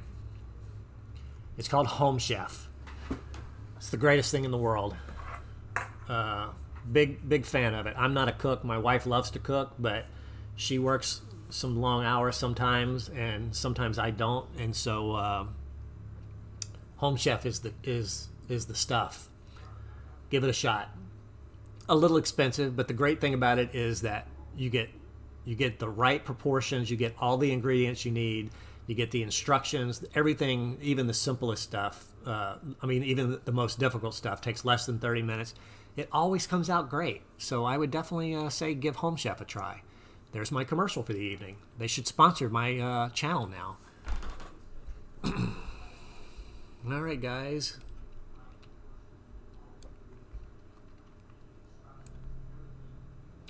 I'm just zooming in and kind of rearranging our field of view here so we've got a better view here for the last little bit.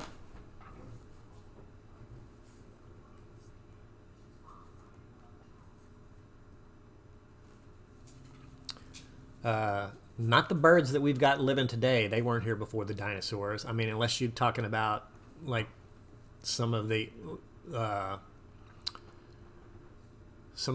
really strange birds. I can't even remember the name of it now. They're really scary looking. There's a few birds that definitely look like dinosaurs.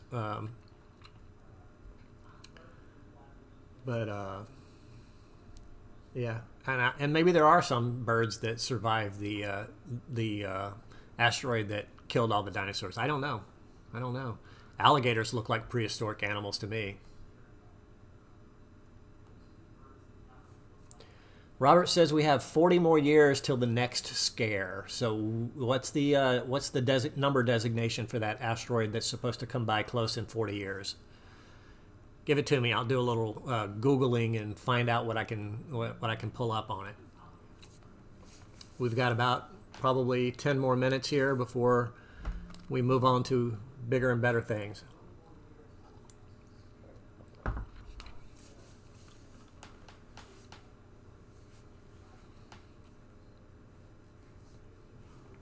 I won't be around in 40 years anyway.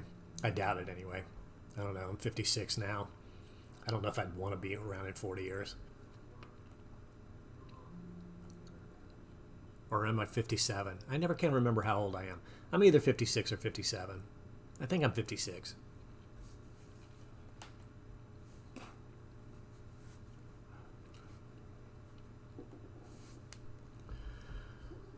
Okay, guys, we're getting close. We're getting close.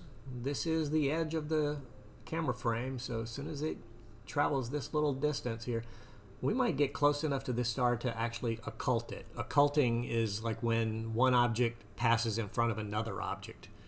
And so that might be kind of cool. I don't know if it looks like it's going to skirt just above that bright star there.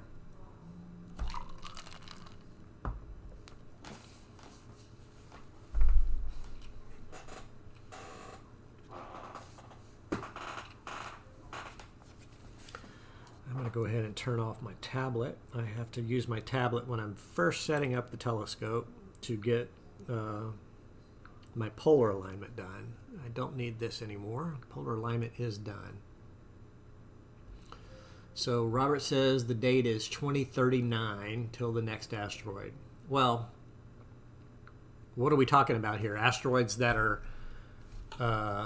close enough like what we're experiencing tonight, or close enough to possibly hit the Earth? Because there's asteroids visible all night, every night, pretty much.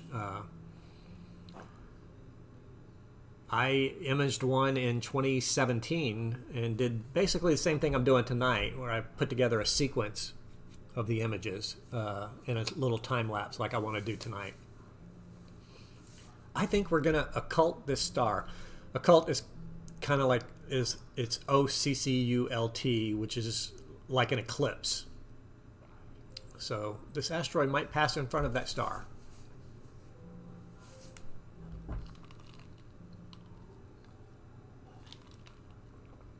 Next frame coming in about 5 seconds, and we'll know for sure.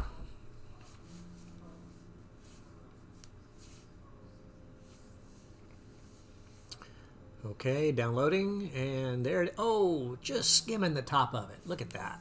Boy, that's about as close as you can get without actually passing in front of it right there. It doesn't get much closer than that, guys.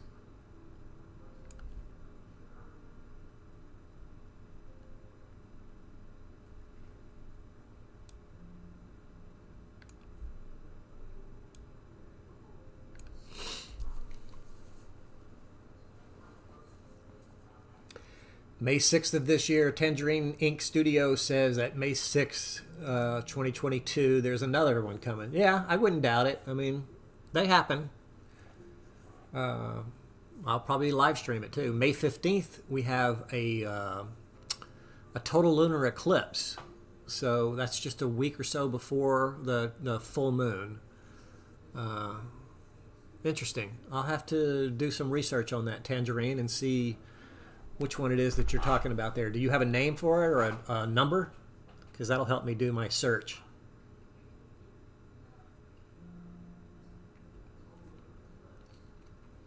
I don't blame you there, Robert.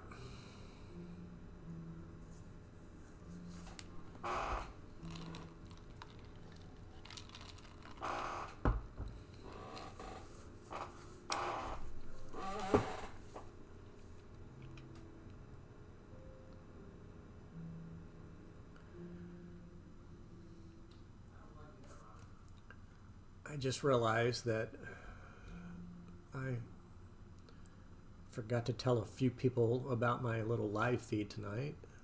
I'm going to share it with them now. It's going to be almost too late, but send a quick text message here, guys. Give me 1 second.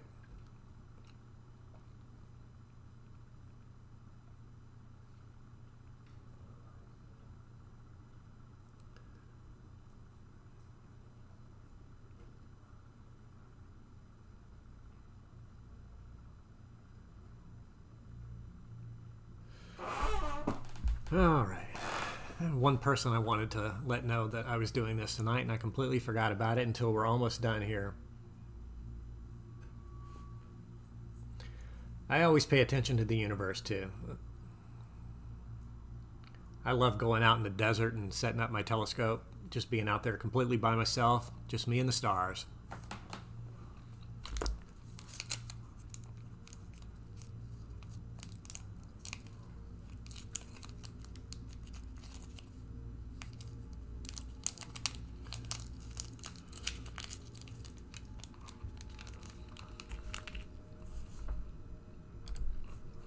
All right, we're real close to the edge of the frame here, guys.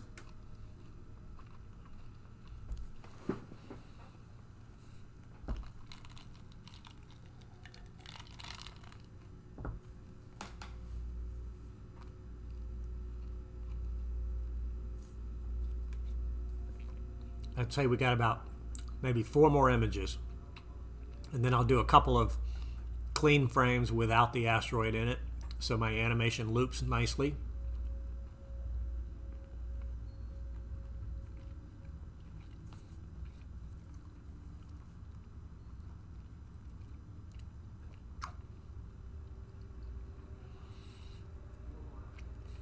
Yeah, Cass, I don't know when the next big one's going to be either.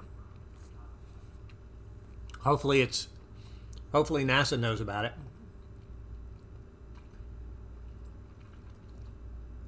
So Kid 28, if you're looking at my screen right now, this is the asteroid right here, just getting ready to pass out of the frame. That little squiggly line. If you can back up the live feed, I don't know if you can do that on YouTube or not. If you can back up the live feed about 10 minutes, you'll see it more in the frame.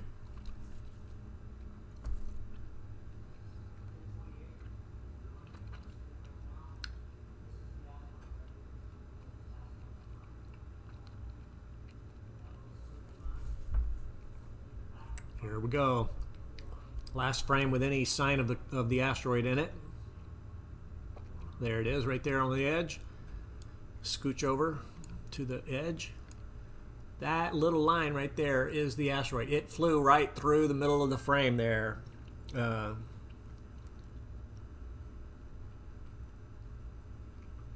Okay, so that's one frame without it.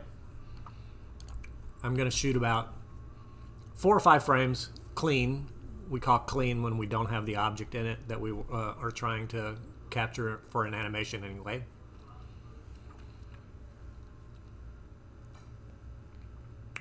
And then we'll pause everything and I'll move on to the Horsehead Nebula in Orion.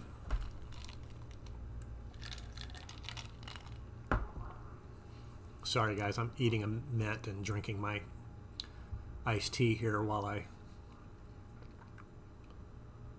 trying to get the chicken taste out of my mouth.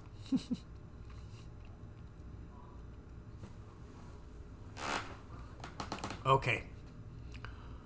One more frame here, 15 seconds, and then we'll stop this this little sequence.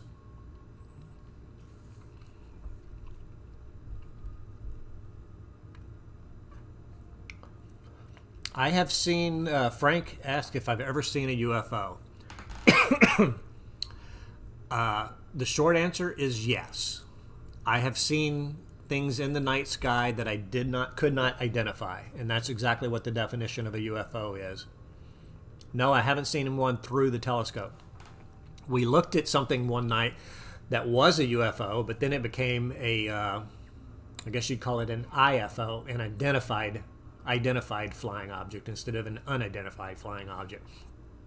I was at the Berlin Ichthyosaur State Park, and we were setting up waiting for sunset, and it was just after the sun went down, and I'm looking off in the western sky, and I saw this bright object that was just incredibly bright.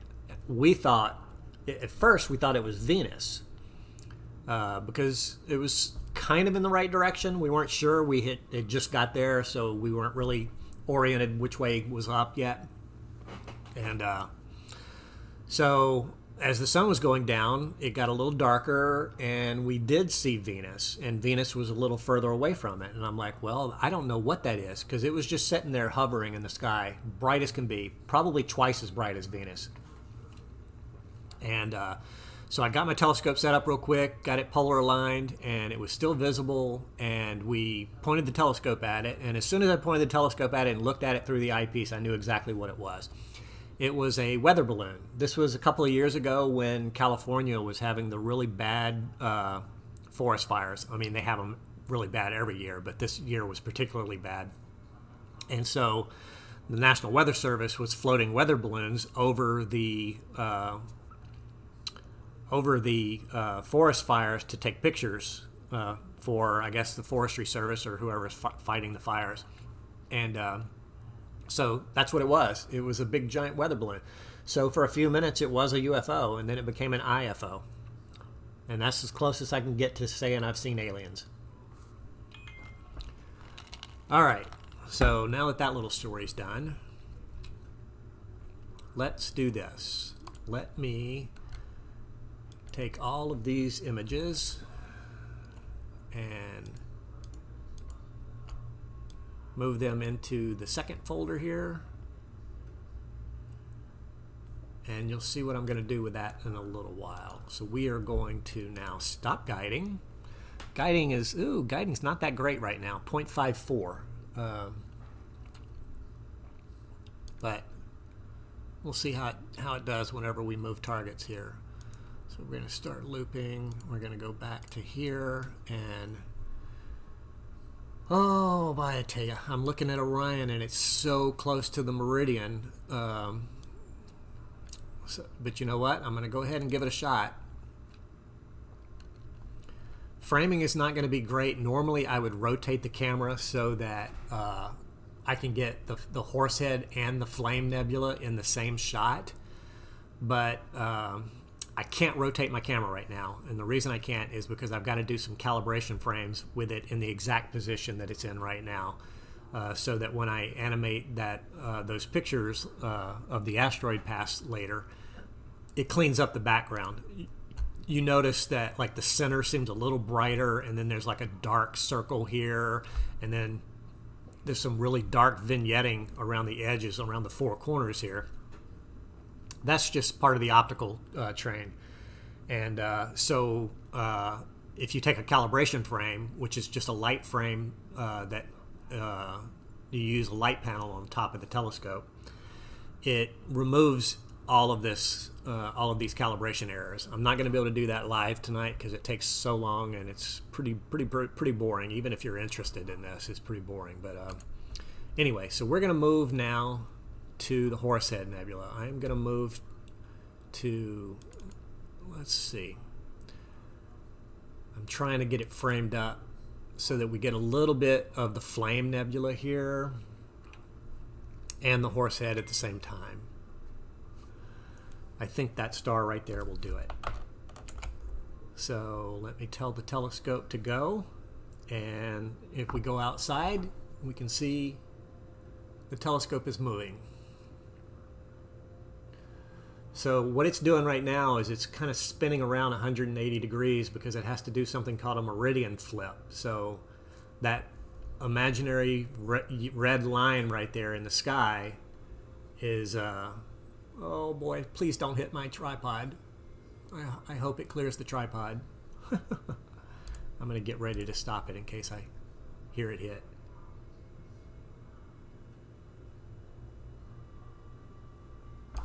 Oh, it did hit. All right, so I'm going to have to go outside and reset my telescope, guys. You'll see me out there in a second.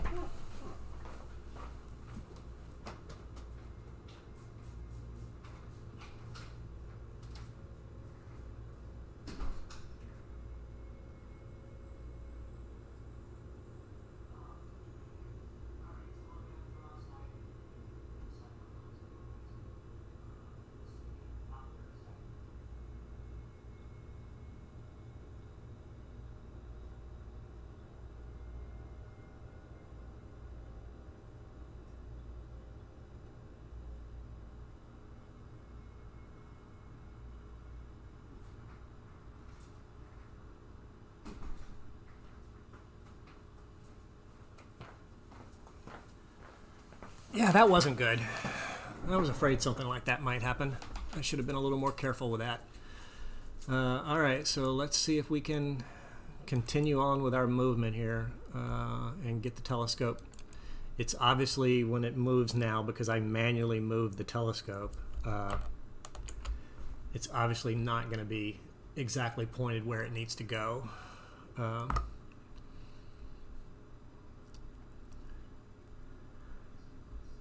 So the software thinks that it's on the Horsehead Nebula now.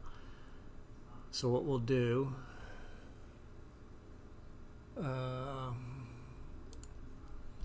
is we will plate solve this image. All right, so messed up my camera. That's what I was afraid of. The cable going from the camera actually snagged on the tripod leg, so that's not good. I hope it didn't damage my camera.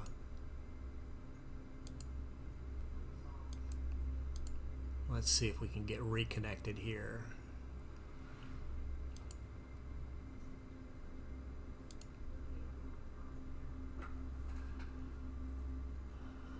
Well, it usually says the model of the camera here, and it's not right now, so let's see what happens, guys. we may be ending our broadcast shortly. So it's going to take a 5-second exposure, try to plate solve. That's the wrong camera, I think. Yeah, that's my guide camera. Okay, so I got to go back to turn that camera off, connect to the other ASI camera. It's not seeing it. Oh, there it goes. Okay, good. Yeah, the cable, if I go to the outdoor shot, you see there's a cable that goes down from here to the back of the telescope, and that cable snagged on one of the tripod knobs there. Worst case scenario is it would rip out the USB socket either on the back of the camera or on the mount. So luckily it doesn't appear as though either one of those things happened. Oh, wait a second. This is still the wrong camera. It may have damaged something, guys. Give me a minute.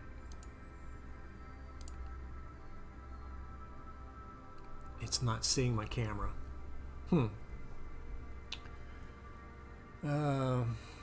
Yeah, I hope the scope is okay too.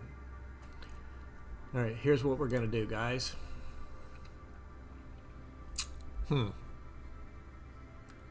If only I didn't have that cable drooping down like that, it would have been fine. Let's shut everything down. Doop. I'm just going to disconnect everything, and I'm going to minimize that. My guide camera, I'm going to disconnect my guider completely. Disconnect all. Close that. Alright, let's see if we can get through this. Let's see if we can troubleshoot. Let me turn the power off to the camera and the mount.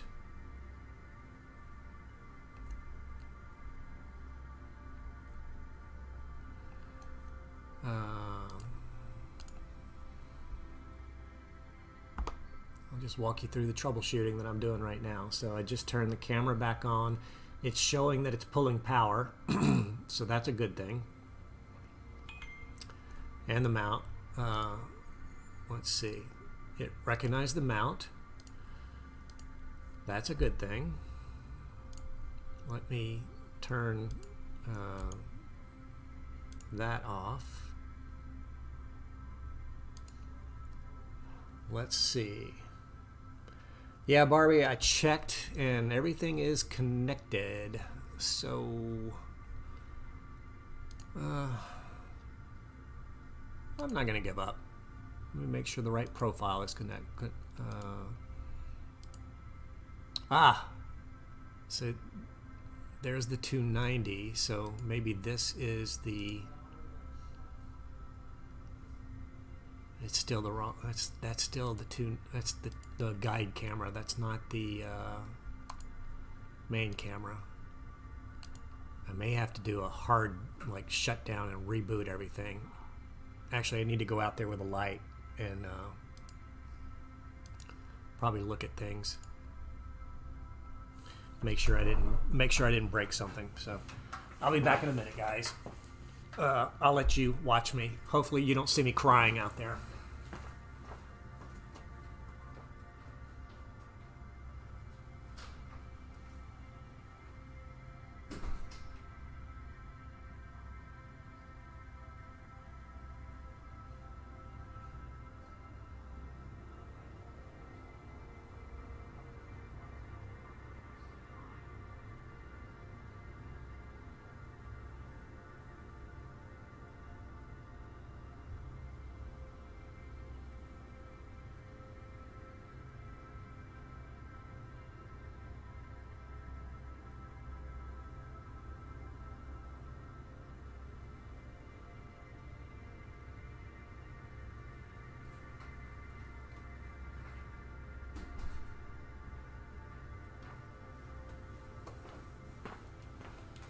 All right.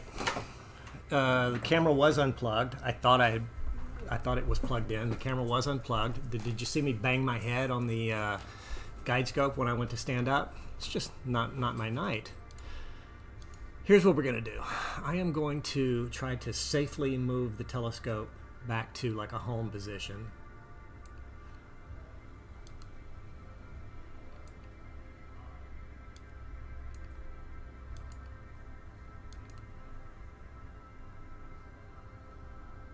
Okay, so the telescope is moving back to the home position as we see.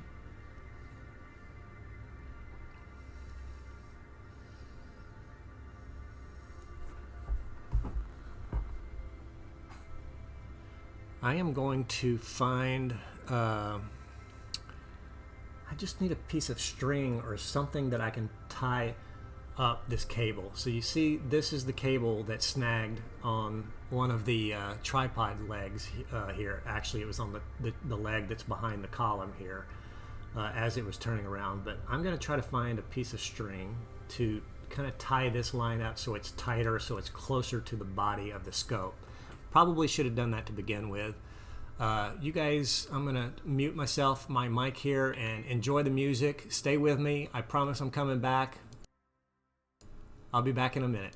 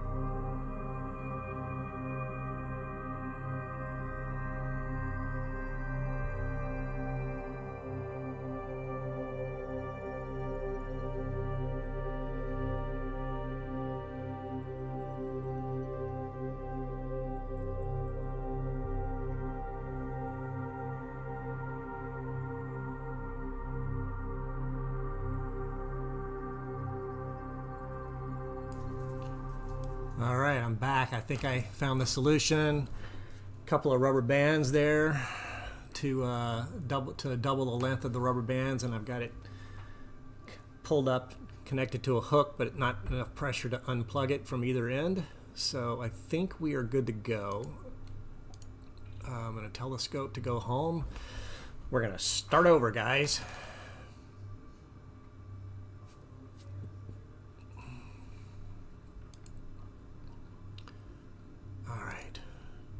The good thing is that it did unplug, which I know sounds weird, but the alternative to it not unplugging is it yanking the connector out and damaging either the camera or the telescope mount. Either one would have been horrible, horrible, horrible. So I think we had the best thing happen tonight that could happen in a worst case situation. So. Let's see if we can get everything to connect again. So, all right, here we go. Camera's connected. Good. Telescope's connected. Focuser, rotator's connected. Guider's connected. That's telling me it sees a camera and a guider. Flat panel is not on, so that's perfectly fine to tell me that it's got an error. And the weather data is connected. All right, so here we go. We're going to start from scratch. As we look at the camera outside, it is pointing towards the North Star right now, relatively close to the North Star. If I move the telescope around to the North Star, you see the indicator for where the telescope is at. The telescope is pointed at true north, and Polaris, which is the North Star, actually makes a little tiny circle around the pole right here in a 24-hour period. It moves so little that it actually, to the naked eye, you can't really tell that it's moving. 1:20 a.m. in Bolivia. Welcome, Bolivia. Cool. Hey, somebody tell me how you found me, because I've done live streams before, and I've had like 3 people, and 2 of them were family members, and all of a sudden tonight I got people from around the world here tonight. So this is really cool. I appreciate it. But I don't know what I did differently tonight. You guys weren't actually searching YouTube for this asteroid, were you? Okay, anyway, back to this. So we're gonna turn back around to the south and find something to look at. We'll look at the moon again later too. I don't think the moon's above my roof line yet though. So let's go to, you know what? I want to be careful as I move here. So we're gonna go to something a little safer for the telescope itself. And let's see, send a command to the telescope to move. And we see the telescope moving. Robert's in Salt Lake. I've got Yucatan Peninsula. I've got Bolivia, California, all over the place. It's crazy. Somebody said they were in Asia. Please tell me my telescope didn't hit something again.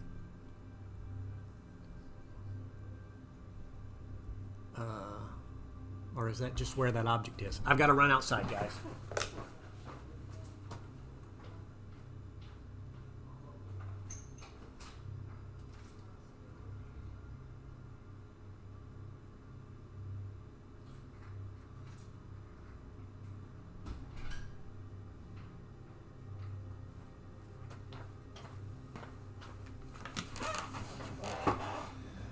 Okay, telescope is fine. Mount is fine. It's the bad thing about this camera angle is I can't really tell on the opposite side of the mount where it's looking at. So everything is good. So the telescope thinks it's pointing this, but I don't know if that's above my roof. Let's take an exposure and find out. So we will go over here and we will plate solve this and see. The Philippines is here. Look at that. Mexico, Albuquerque, Thailand. Wow. This is wild, guys. This is wild. Somebody tell me how you found me. Tell me how you found me. So there's the star that I went to. So it says that it's not centered, which it's not, obviously. Put the crosshairs on. And so it will move the telescope slightly and then take another picture. So it's exposing now. The asteroid has already passed by. Well, it's in the process of passing by. I don't know exactly when the exact closest approach was, but we saw it earlier tonight, 2 different sequences. So if you can back up in the live feed, yeah, I watched Don't Look Up too. So it's kind of funny that we're sitting here, we're watching a potentially killer asteroid. Yucatan, Mexico's here. So you did a search for 1994 PC1. Okay, so that's how you found me. Okay, I appreciate that. I'm glad I tagged it because and labeled everything properly. So one of my tags for the live feed, I put in "Don't Look Up" too, because I figured people might be talking about that movie and maybe run across my feed by accident. So, okay, so the telescope is synced. Now let's get down to where we want to get down to, which is down to Orion, or over to Orion, I should say. So Orion, so hey guys, so this is the meridian. The telescope has to flip when it gets to the meridian. So what we've got to do is we've got to wait until it's really, really hard to point to something that's right on the line here. It's sort of like a blind spot for the telescope. Not really. It's a blind spot more for the mount, really. But what I'm going to do is I'll show you what I'm talking about. Let's go to the live camera. So you see the body is sort of on the opposite side. The tripod is closer to us than the telescope is, right? Well, that's because right now we are on the east side of the meridian.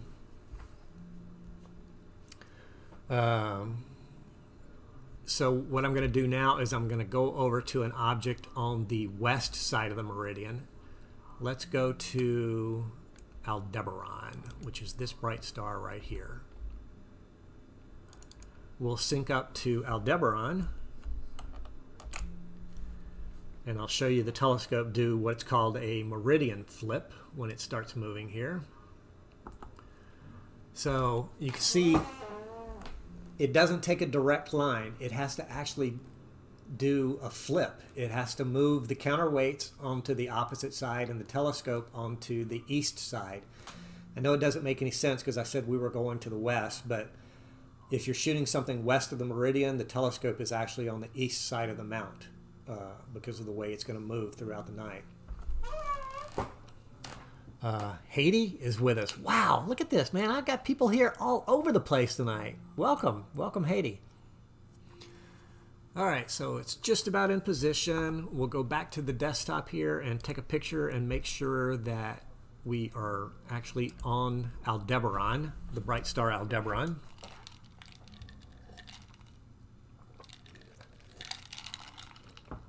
So here comes the first picture. And there's Aldebaran there. So not as good a meridian flip as I'd like. I'd like for it to be at least inside this circle right here. But the great thing is that the software knows how far off it is now. It'll recenter it and take another picture, which it's doing right now. And then that bright star should show up right here in the center of the crosshairs when it downloads here. There we go. All right, so we're synced on the west side of the meridian now. So now let's see what we can find in this area to look at. The Pleiades are right there, but the Pleiades are so big that we won't even be able to see them all. I could maybe see... Let's look at the Crab Nebula. Okay, the Crab Nebula is close to the meridian, but I think it's far enough down that it's not going to be an issue for the telescope. So we're going to go to the Crab Nebula. We'll do like maybe one 10-minute exposure. I know 10 minutes sounds like a long time, but it's really not, trust me.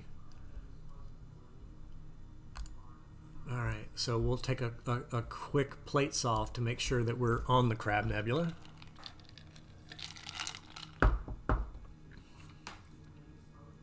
It should be inside that circle for sure.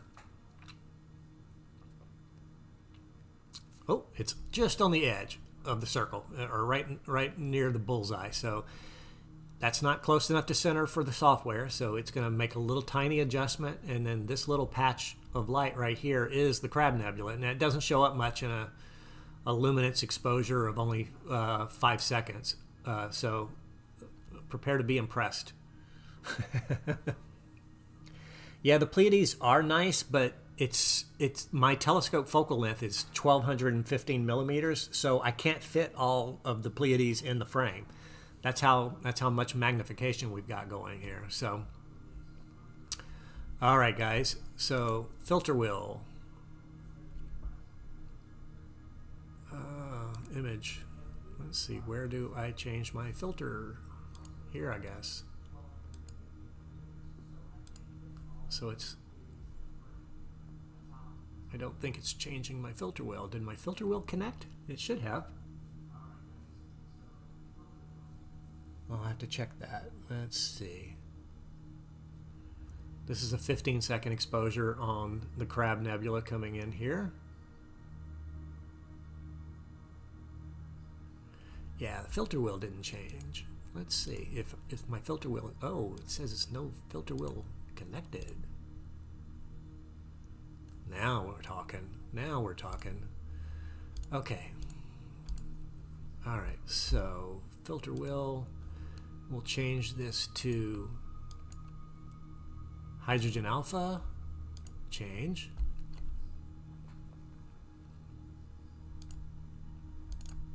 I want to turn the looping off.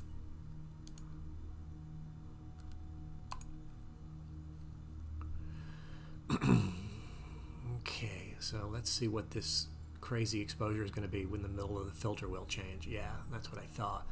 Let me get guiding going, guys. And I, unfortunately, because I bumped my head really hard on the guide scope a little while ago. I know I had to have moved it. So that means, unfortunately, that I need to do a new calibration, which takes about 2 minutes. So let's see. Shift, begin. Calibration is starting.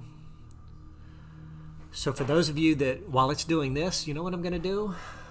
I'm going to flip to this for a second, and then I am going to go back to my desktop, and I'm going to create a quick blink animation of those files that we captured a little while ago.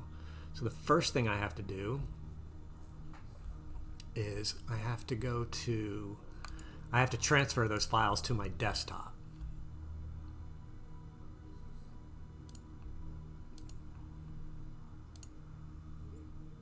Open file transfer.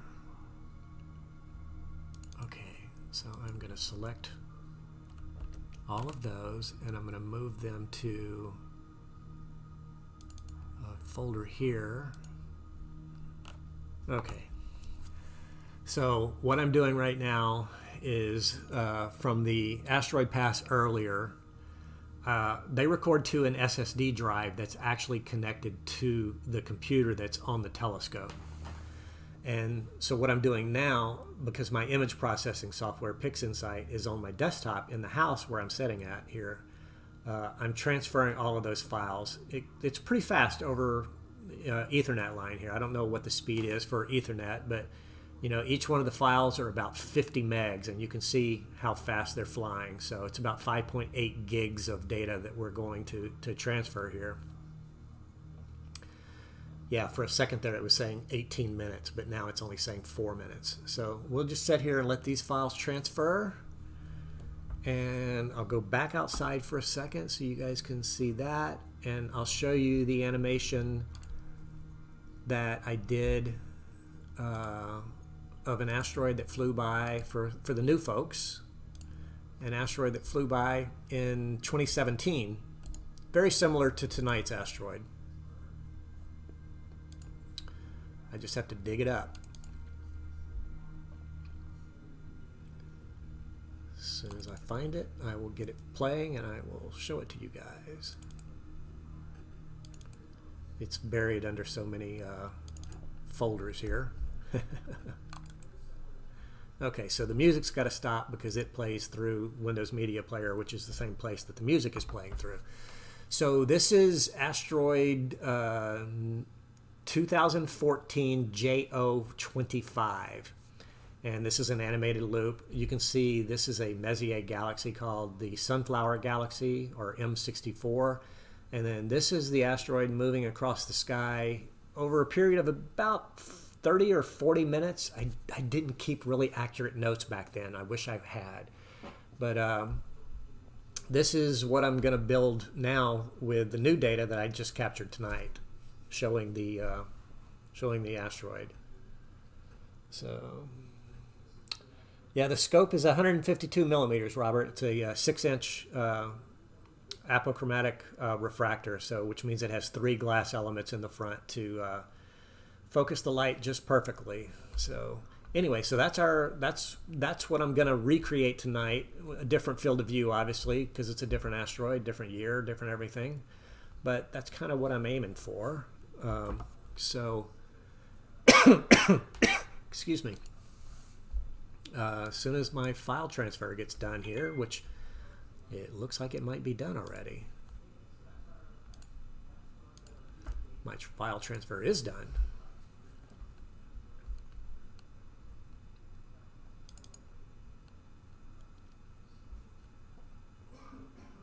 Okay. So we'll switch back to my desktop here. So these are the images that I took tonight. And I don't know how the numbering is going to work with that that one that's off. I might have to put a parentheses 0 behind its name. Let me go ahead and do that now, because that will mess up the software. Alright, so now if I sort these, it should sort the other way. There you go. Okay, so now we've got all of our images in a sequence. Let's see. Alright, so we're going to open up PixInsight. And I am going to do something. I'm going to blink these images. So I need to open up the blink plugin. Yes, Keith, you are correct. That was when we did the asteroid in the campus of Southern Nevada's parking lot there, and Kevin Janison and the Telemundo folks were out there broadcasting it live. You are correct. We were there together that night. Let's see. So I'm going to select all these images.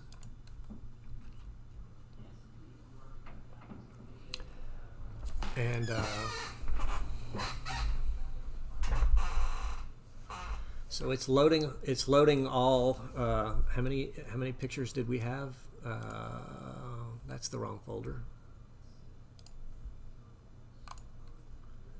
There's 120 15-second exposures that it's loading into its program right now. And you can see in the blink here that the asteroid is just coming in on this side, but the cool thing is that we can make it... Whoa, what did it do there? They're jumping all over the place. Something's not right. I've got some bad frames in there. It should have lined these up. Oh, you know what it did? It's a numbering thing.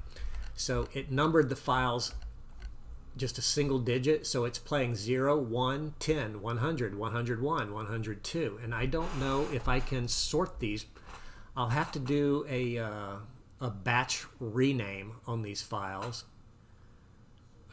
If anybody knows how to do that on Windows 10, to batch rename these, so I could just name them, you know, Asteroid 1994 PC1 dash and then 1234, but it needs to be a 3-digit, so it needs to be 001, 002, so that when we load these in the program... Yeah, I did hear that Kevin retired. That was very sad to hear that, Keith. So does anybody... Here's where the hive mind comes to work. Does anybody know how to batch rename in Windows 10? Because I need to take this folder and rename 120 files, and I'm not going to do it by hand one at a time. I know there's like there's a rename function in here somewhere. Where is it? Rename, right there. But I don't think it renames everything. Like if I select all of these, actually I can just go up to the top and I can control all. See, it only renames that one.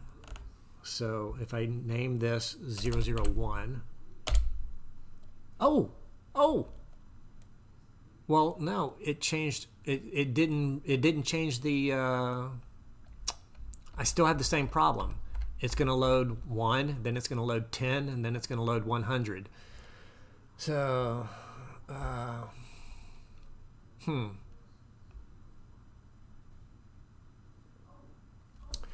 Press and hold the control key and then click each file to rename. Okay, press and hold the control key. Okay, press and hold the control key.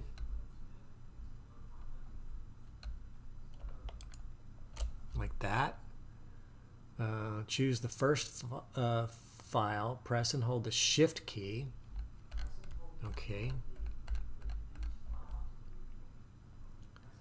Shift key and then click the last file name, last file to select a group. I'm not really following you.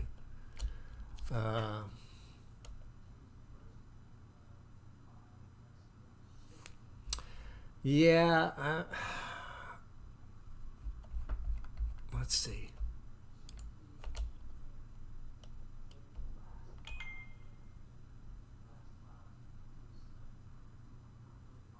Rename the selected item. But see, it's only renaming one file at a time. There's got to be a batch rename. Maybe I'm not understanding what you're saying there.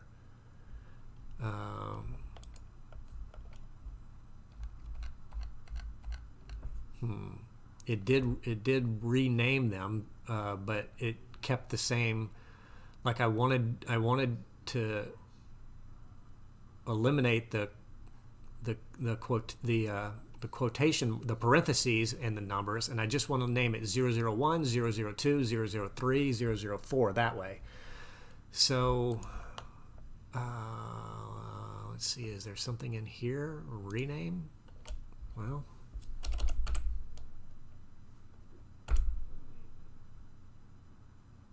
oh, now it's totally messed up.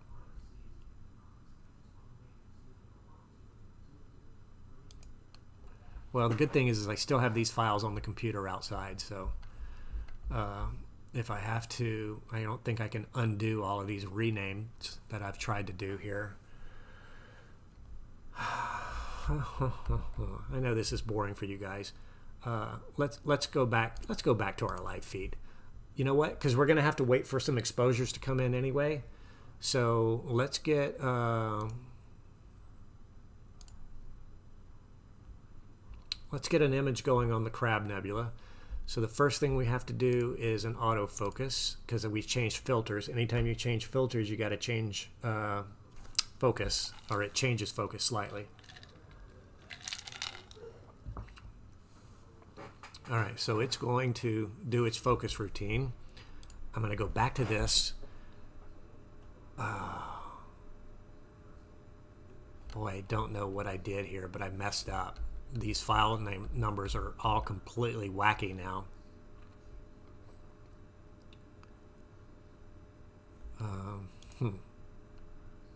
Well, they're still...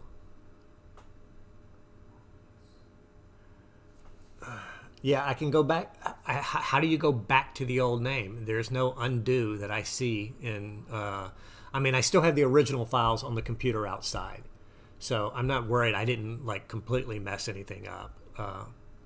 If I could sort by date modified down to the second, it would be easy. But it just does the date modified by hour and minute.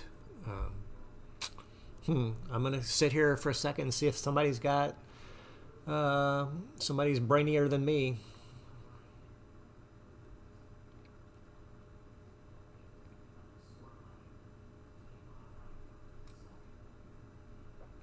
I tell you what I'm going to have to do, though, is I'm going to have to select all these and delete them.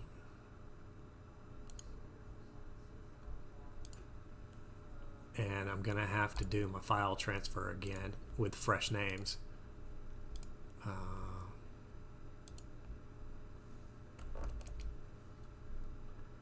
Let's see. So we're going to transfer the files again.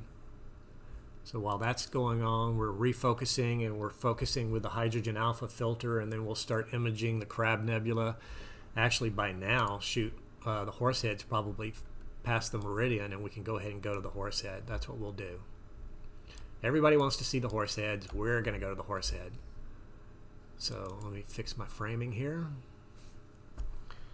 and do a Control 1 to tell the telescope to move to the Horsehead.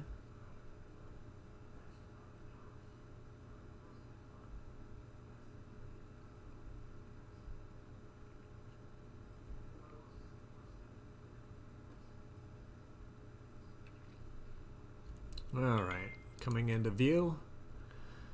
So autofocus is done. We can go back to plate solve.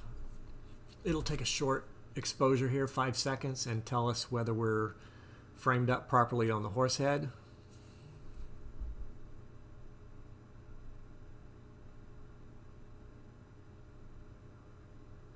And we are. I can see it. It's upside down, but I see it. You have to imagine an upside down horse's head right there. So let me get guiding going.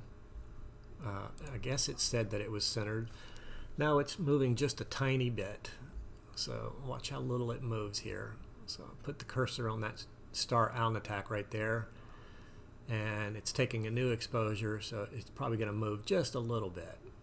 But that's how precise the software is. Oh, it moved down to there. Okay.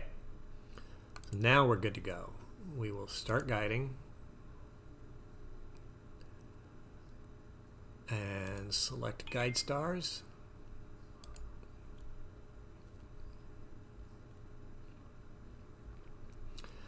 The Horsehead does have some beautiful colors, but unfortunately we're only going to see it in black and white tonight because I'm shooting with a monochrome camera through individual filters, and that's just the way it is.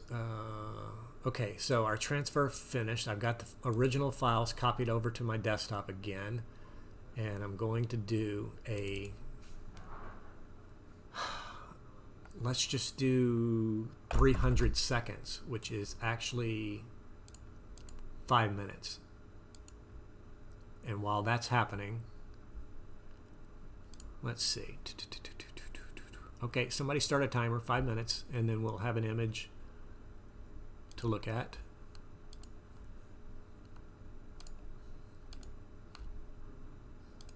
Oh, I want to get that back full screen.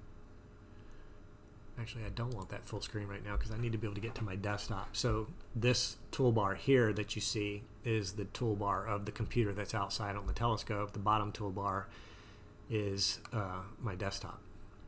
So this is my desktop. We've got the images. Click back over.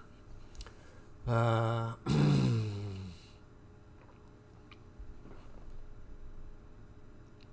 don't know what to do, guys. I gotta rename these because otherwise the blink won't work properly. It doesn't recognize, I guess it doesn't recognize, or the fact that the 1 only has a 1 instead of a 001. It doesn't, I didn't name these files properly whenever we were imaging earlier tonight. So, well, I'm going to try renaming again. Well, this is actually the first one. So I need to get it to 1. No, to 0. Somebody's texting me. Maybe they're texting me with the answer.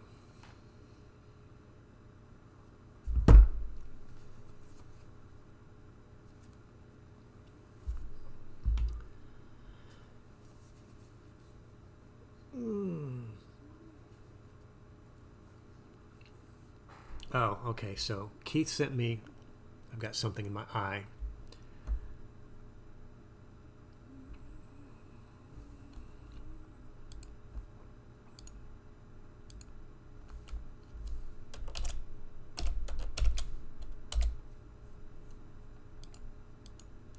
Keith sent me a link to a YouTube video that might explain how to do the batch renaming.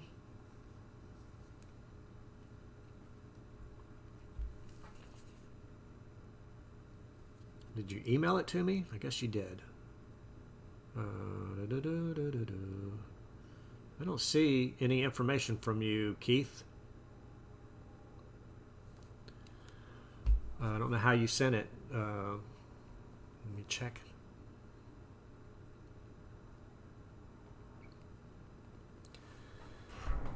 I've got to go. I have something in my eye. I've got to go wash my eyes out here. So what I'm going to do is go back to the desktop, and you guys will... Oh, I'll be back before this exposure ends in 2 minutes. But I've got to step away just for a second. I'll turn the music up for you guys. Oh, I don't have music playing anymore.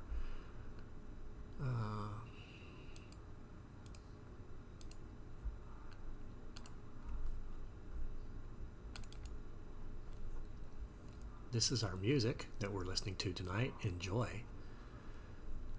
I did pay for this, by the way.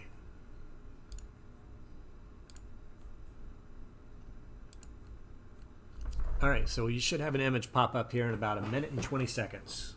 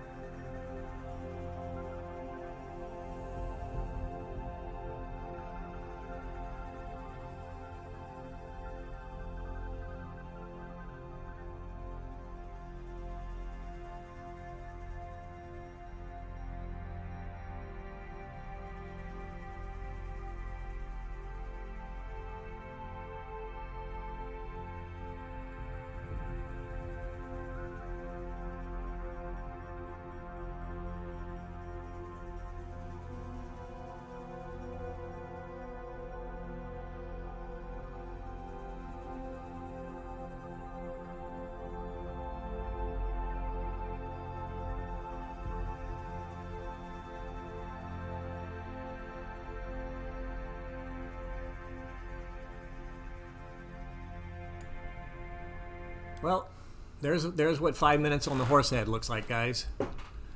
It is upside down. You just have to use your imagination. Turn your computer screen upside down. And I don't think there's any way in this software program for me to rotate it for you.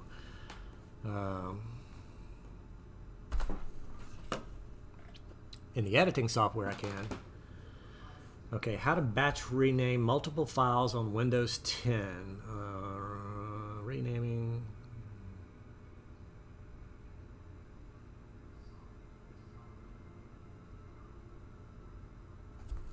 Rename multiple files using File Explorer. That's what I want to do. Because I don't want to get into PowerShell or command prompt. I'm a geek, but I'm not that geeky. Let's see. How to rename it using File Explorer. If you want to rename one or multiple files on Windows 10, the File Explorer provides the quickest method. Open File Explorer. You can quickly... Okay, let's do this together, guys. File Explorer is open. Browse to the folder with the files to rename. Click the View tab. Select View Details, which that's what we're already on. We're viewing details.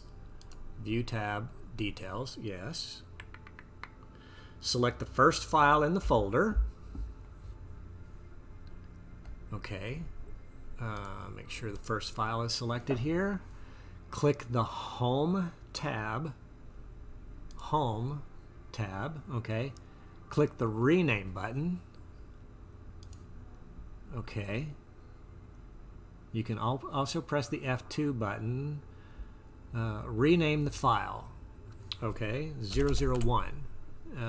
Press the Tab key to jump. Oh, well, that's not exactly... I wanted a batch thing to do it automatically. I can do this all day, but that's crazy slow. I don't think you guys want to sit here and watch me batch rename these.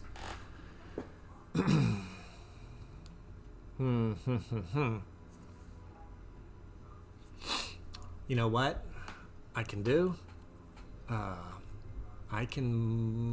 This is on my desktop, yes. So I can move these off screen, and I can be doing this boring stuff here while of renaming these. Man, there's gotta be a better way. 007, 008. Somebody please jump in and tell me there's a quicker way than this.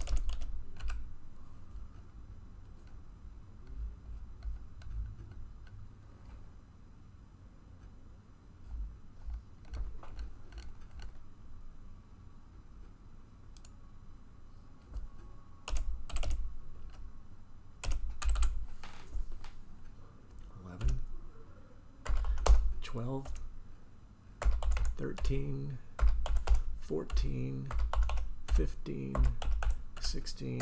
I mean, once you get a rhythm going, it's not too bad, but it's still painfully slow. Yes, the asteroid is still overhead, but it's too low on the horizon for me to image it. I've already imaged it earlier tonight, and I'm working on a little time lapse right now. That's taking way longer than it should, but if you hang out for a little while, I will show you the asteroid in motion.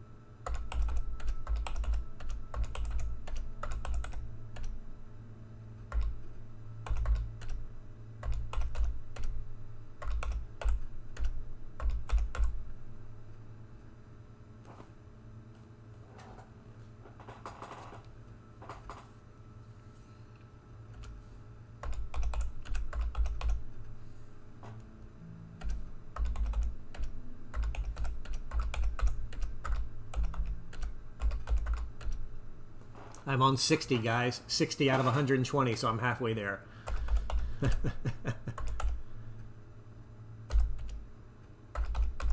I know there's an easier way to do this. We just don't have the solution tonight, guys. I thought the hive mind of the internet would come through for me.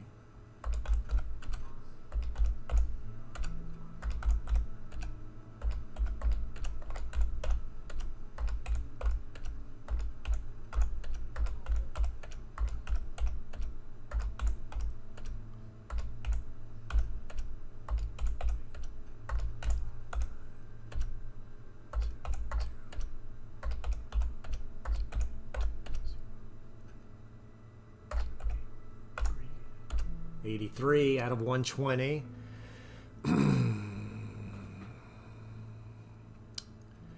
Yeah, unfortunately, I can't open these up in Photoshop because they're a file format that Photoshop doesn't recognize. It's a scientific format called FITS, F-I-T-S, and it's not recognized in Photoshop. So let's see, what number am I on? 83, so I should be on 84 next.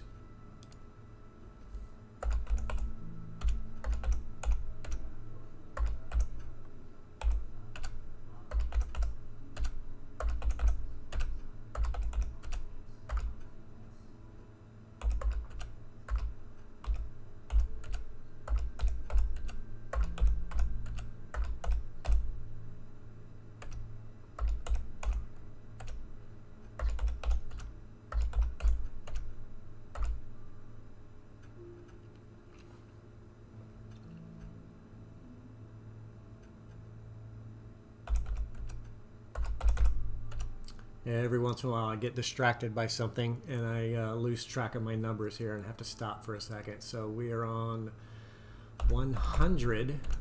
I've got 20 left, guys.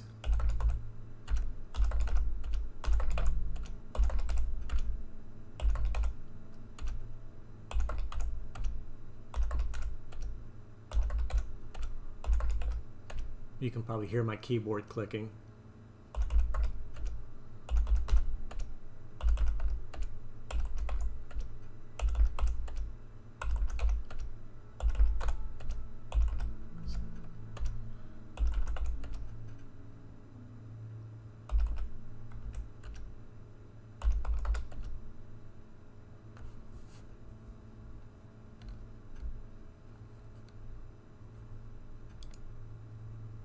Okay, so let me just do a real quick check of these and make sure that we're all good to go. Alrighty, so now I've got all these files renumbered. Yeah, Keith, thanks. Hey, you know, speaking of the Horsehead, so let me show you this before we get going. So this is a single 5-minute exposure. And about a week or so ago, when we had some clear skies, I shot about 50 10-minute exposures and came up with, oh, my desktop is all messed up now because I changed the resolution for this live feed. Let me find the original file. Hold on, guys. I got to show you this. This image I'm really proud of. It came out beautiful. Give me 1 second. I got to dig through some files here.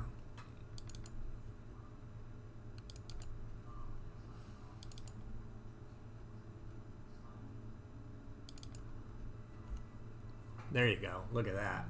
So this is 5 hours and 20 minutes of 10-minute exposures, and I'm impressed. I mean, who doesn't? Who couldn't love that? There's the Horsehead for you guys. Yeah, I'm pretty happy with the way this turned out, and that's the Flame Nebula there. So that's very similar to what we're shooting tonight.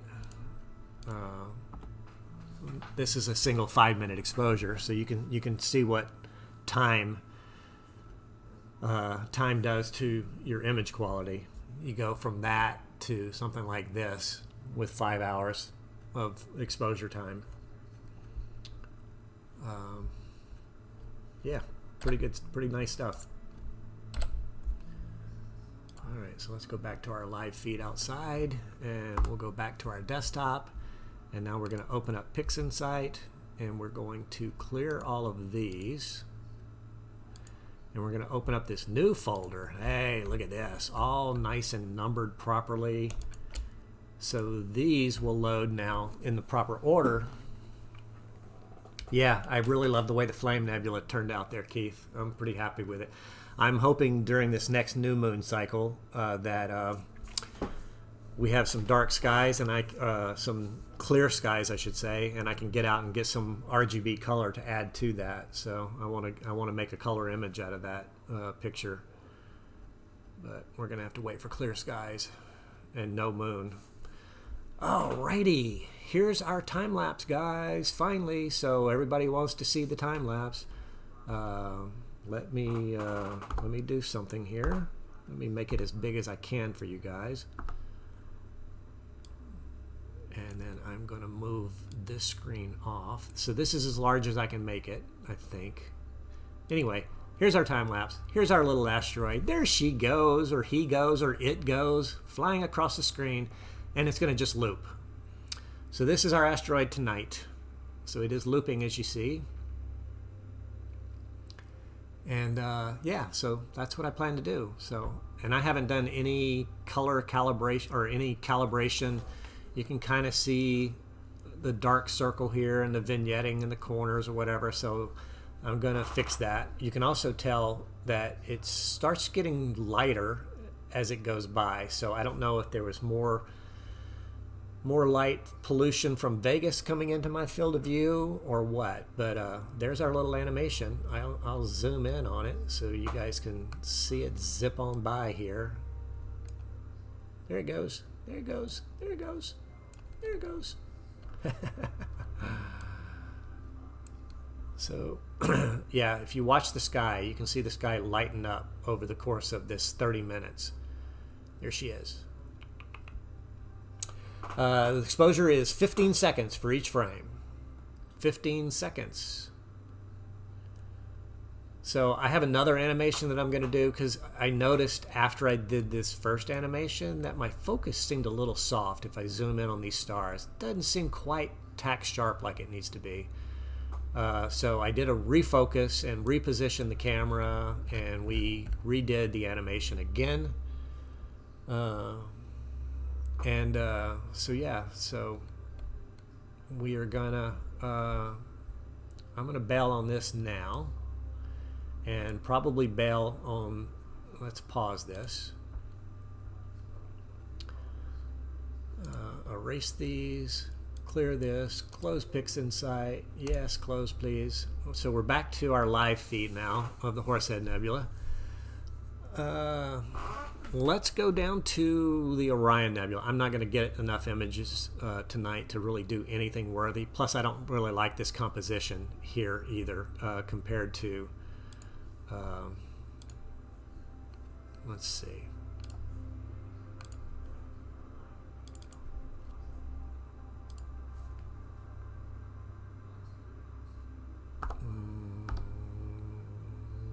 Talking to myself here. See, I like to compose it where you get the entire Flame Nebula and the Horsehead kind of going horizontal across the plane here. And our feed tonight is, as you can see, is kind of diagonal, and I'm cutting off part of the Flame Nebula there. So I'm just fooling around, showing this for people, showing everybody what's possible with a little bit of patience. Keith joined us kind of late tonight. Keith is my buddy from the Las Vegas Astronomical Society as well, and he wasn't here for the beginning when I was panicking because Stellarium was not showing the correct position for the asteroid, but it was just outside the frame, so I just had to move in a circle just a little bit to find it, and we finally found it. Let's move down to the Orion Nebula. Everybody loves the Orion Nebula, right? Let me turn my guiding off. Let me turn the loop off. we're going to go ahead and stop this exposure. Thank you. So we're definitely not going to do 300 seconds on the Orion Nebula, even in hydrogen alpha. We'll do 60 seconds. Tell the telescope to move to Orion. It doesn't have far to go. There's the telescope right now, and we're gonna tell it to come right down here. There it goes.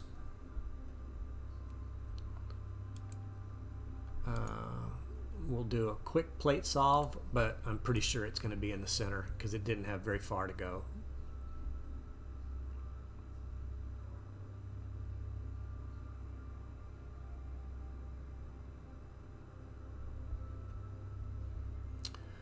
No, you know, that's what I thought it was too, Keith, and I checked both.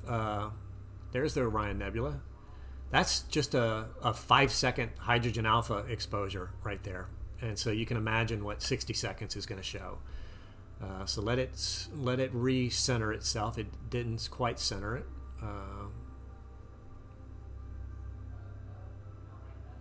Okay, so now it's saying that it's centered.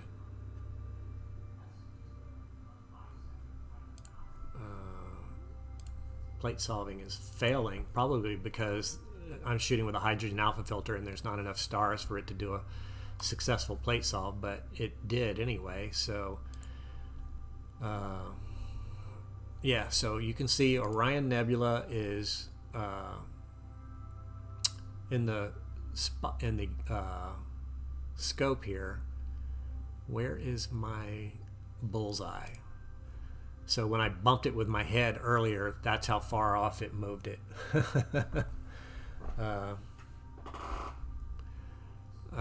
But it's still tracking okay. That's why we did the new calibration on it. I probably need to check the thumb screws and make sure that it's tight in the rings, but we're not going to worry about that right now. We're going to... Are we guiding? Yes, we're guiding. So we're going to start a 60-second hydrogen alpha exposure on the Orion Nebula. You'll see a lot more fainter stuff come out in this area, and this is going to expand way out like this. So it's upside down from the traditional way we see it. So you just again have to kind of use your mind to see it upside down.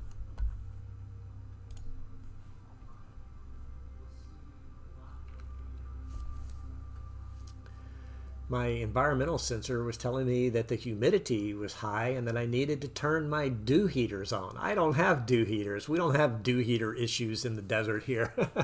I guess from the rain today. Yeah, somebody, Keith, is probably from Russia or Kazakhstan or somewhere over there. Yeah, I've had people, I don't know how long you've been around tonight, Keith, but I've had people from all over the world check in. It's pretty crazy. If you're still here, tell us where you're from, city or country or whatever. Here comes our exposure, guys. There we go. Look at this. Look at all that detail. Of course, the trapezium, which is the 4 stars that are in the center here, that are the in the center of the star nursery, are going to be completely blown out with a 60-second exposure. But still, that's kind of cool. It's upside down, but it's cool. It's not framed great either because the Running Man Nebula is like right off the frame up top here. Well, let me show you. See this message here? It says relative humidity is high. Turn on dew heaters. And that's just based off of the environmental graphic here. You can see the red line is the temperature and the blue line is the dew point. So the temperature is dropping. It is getting close to the point where we could probably have dew. We don't yet, but it just gives you this warning message ahead of time to let you know that somebody just popped in from the Arizona, California, Nevada area. Cool. All right. OC California's with us in the house. Who's okay, so I'm in Las Vegas, Nevada. Let's see who is furthest away. A dew heater. Okay, well, that's a good question for somebody that doesn't understand. So if you live in an area where you have dew, like if you go outside in the morning in the wintertime and your windshield is all wet, That's dew. And it forms when the humidity and the temperature converge to a point where dew can form. Dew can't form just any day. That's why you don't have dew in the summertime. So the temperature and the relative humidity have to be kind of close to each other in order to have dew form. So what a dew heater is let me switch over to the telescope out here. It's basically, it's like a piece of Velcro that has a heating element, a heating wire ran through it, and you wrap it around the front end of the telescope, like right here where I'm pointing with the cursor. So you wrap it around right there, and you turn it on, and it heats up the front end of the glass. Northwest Indiana in the house. It heats up the front end of the glass just enough to stay above the dew point to keep dew from forming on the glass. You don't want it to get too hot because then you get some interference in your images. But yeah, so that's what a dew heater is. And you plug it in, you can see on my, let me go back to the desktop here. So the environmental graph is showing the temperature falling and the humidity pretty steady at about 45, what does it say it is? 47.8% tonight.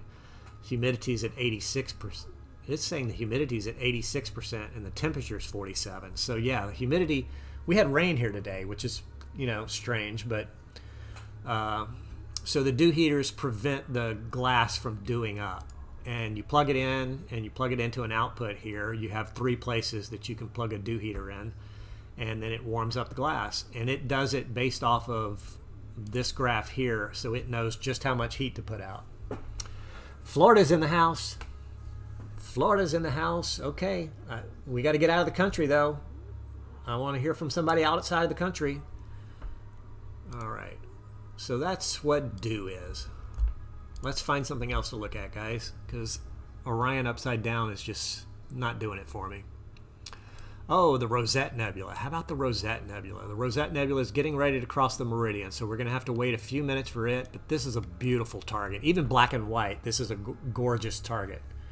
Yeah, I know, 87% for Vegas. That's what am I reading that right? Humidity, 86%. Yeah, that's crazy for Vegas. But I can tell, man, when I walked outside a while ago to check on the scope, it's humid outside.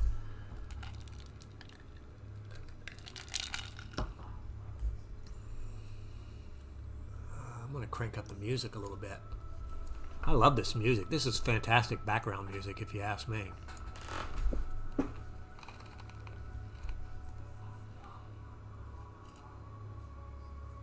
Well, we do have another front moving through, Keith. So there's clouds on the horizon right now coming this way. So I don't know how much longer we're gonna have clear skies, but let's see, what can we find to look at over in this general area of the sky that will show up? Oh, I never did show you guys the Crab Nebula under Hydrogen Alpha, did I? I don't think I did. Let's go to the Crab.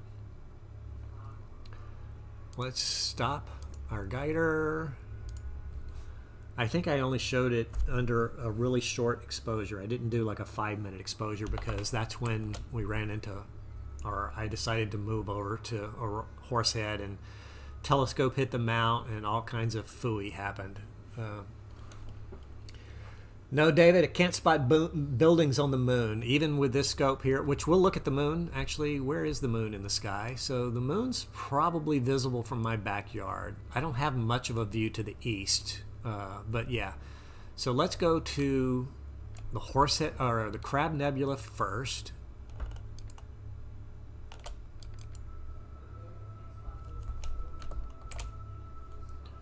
See if the telescope, oh, you know why the telescope's not moving? Because it's in the middle of an exposure, and the software knows better than to try to move during an exposure. So let's stop that. Guider is stopped. Yes, it's not guiding, it's just looping. Maybe I have to tell it again to move. Control 1.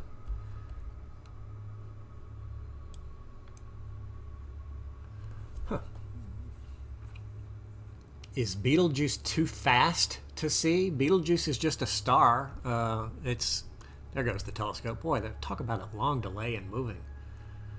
Betelgeuse is just a star. I'll show it to you after we look at the Crab Nebula, but... Oh, is it too far? Oh, no. Betelgeuse is... why is it saying that it... Oh, it's doing a meridian flip? Something's not right. Something is not right. Sorry, guys. I'm interrupted here. I'll come back to answering questions here in a second, but we're going to do an emergency stop on the mount before it goes somewhere it shouldn't. I'm going to tell it to go back to the home position, and then once it's in the home position, and as you can see it moving there, I'm not exactly sure what's happening with this little glitch, because we were on the right side of the west side of the meridian. It should not have been doing a meridian flip there to go from Orion Nebula to the Crab Nebula. They're both on the same side of the meridian, and it started doing a flip, so that kind of scared me. All right, let's get back on to the Crab Nebula here.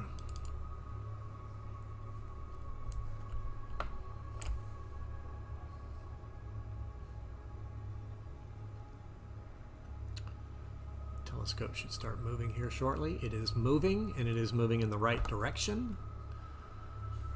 Okay. Yes, the asteroid passed, and I should have saved that animation that I made a little while ago, Misty, but I'll pull it back up again for you in a little while here. We're going to go to the Crab Nebula right now, and we're going to start a 5-minute exposure. So during that 5 minutes, I'll pull the asteroid animation back up for you. But it was a few hours ago, a couple of hours ago anyway. All right, so let's do a plate solve and see if we are on the Crab Nebula. That's the Orion Nebula you're looking at right there, a 5-minute or a 60-second exposure, I should say. Let's see. We're a little bit off base for the Crab Nebula.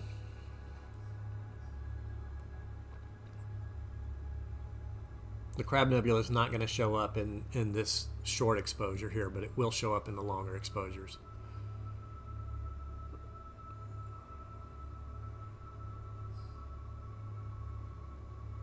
Okay, so there's the Crab Nebula right in the center. Doesn't look like much with a really short 5-minute exposure. Let me get guiding going here. And I will get a long exposure going. We're gonna do 300 seconds, so that's 5 minutes. Let me make sure guiding is settled in. It is settled in. Okay. 5-minute exposure is off and running. So while that 5-minute exposure is off and running, I'll show the new folks the camera or the telescope setup outside. While I go to my desktop and I open up PixInsight, we'll go back to the comet, or not the comet, I'm sorry, the asteroid. And I'll show it to you guys again. I've got to remake the little animation, but it's going to be super easy now because I've got everything renamed.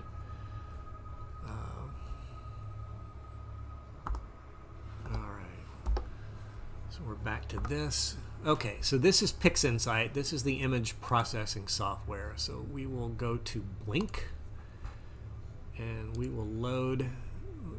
I took 120 15-second exposures. So if you do the math, there's 4 15-second exposures per minute. So you divide 120. Boy, man, am I stupid. 120 divided by 4. That's 30 minutes is what this animation is going to show. All right, Keith, I'm glad you could join in, man. Sorry I forgot to let you know earlier in the evening, but at least you got to see the animation here. All right, so here is our animation. I'm going to move this off to the side, and I'm going to make this screen as large as possible by hitting that button there. So for those that want to see the asteroid, it is this little tiny sliver right here on the left-hand side of the screen that the crosshair is circling. And I'm going to do the little animation. I'll slow it down actually this time. So every half a second, you'll see it move. And now you can easily see the asteroid moving across the sky. Now, again, this is 30 minutes. That's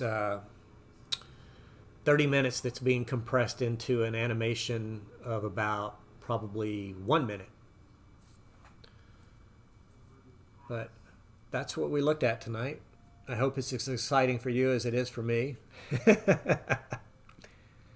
But this is the asteroid. You probably heard about it in the news, and I'm not talking about Don't Look Up. I'm talking about an actual real-life asteroid.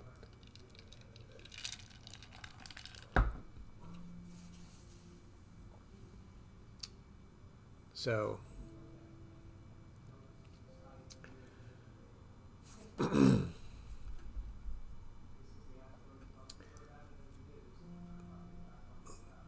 that is our asteroid flying by, along with a satellite that streaked through the image there, and it's going to go off the screen, and it's going to come back in on the left-hand side and loop again. So this is without any kind of calibration or anything done, so you'll notice the sky is kind of dark at the beginning, and it gets a little lighter as the telescope is moving. I don't know if it was the moonlight changing or what, but yeah, so I'll fix that later. It's really cool to be able to share this with you guys tonight, though.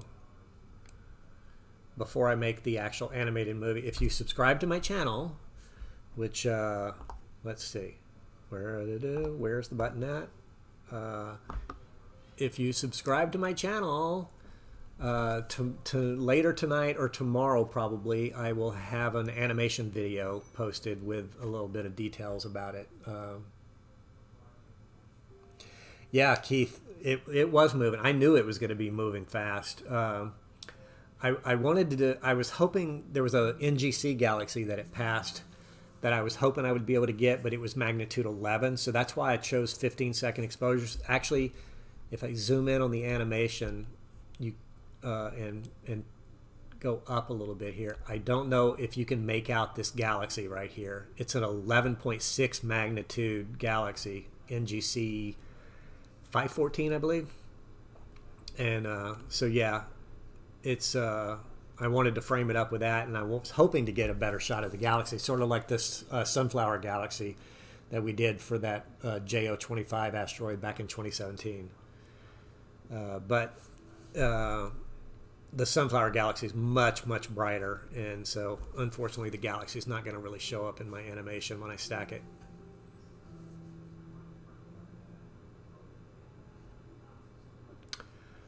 So, okay, we should be getting close to our 5-minute mark. Oh, look at this. Right on time. Coming in. 5-minute exposure on the Crab Nebula. There it is, guys. So that's 5 minutes on the Crab Nebula, and I'll zoom in so you can see it a little better. Don't ask me why they call it the Crab Nebula. I don't see a crab in there. Does anybody see a crab? Maybe some claws right here and legs or something. I don't know. It's a very faint object. I don't want to say something that's inaccurate. So, Crab Nebula. So I'm going to Google Crab Nebula and give you some specs, some details on this object. Wikipedia is your friend. So it is a supernova remnant. And this is the nebula that's left over from a supernova that exploded in the year 1054, and the Chinese astronomers actually witnessed this supernova and have written documentation of it from when it happened in the year 1054. Charles Messier found it and cataloged it, and it's actually the first Messier object in the Messier catalog, which consists of 110 objects.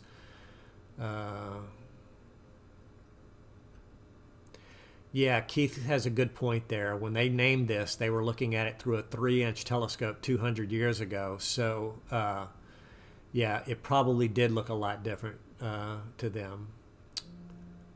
Rodrigo got it. He says he got it too. It was very, very fast. That's for sure. Yep. Oh yeah, if you were shooting with a Schmidt-Cassegrain, that's a long focal length too. Probably twice what I've got. So it would have been really hauling tail across the screen for your images if you were taking pictures of it or just trying to watch it. But yeah, so here's our little animation of that from earlier this evening of the asteroid. These are 15-second exposures, 1216 millimeter focal length field of view here.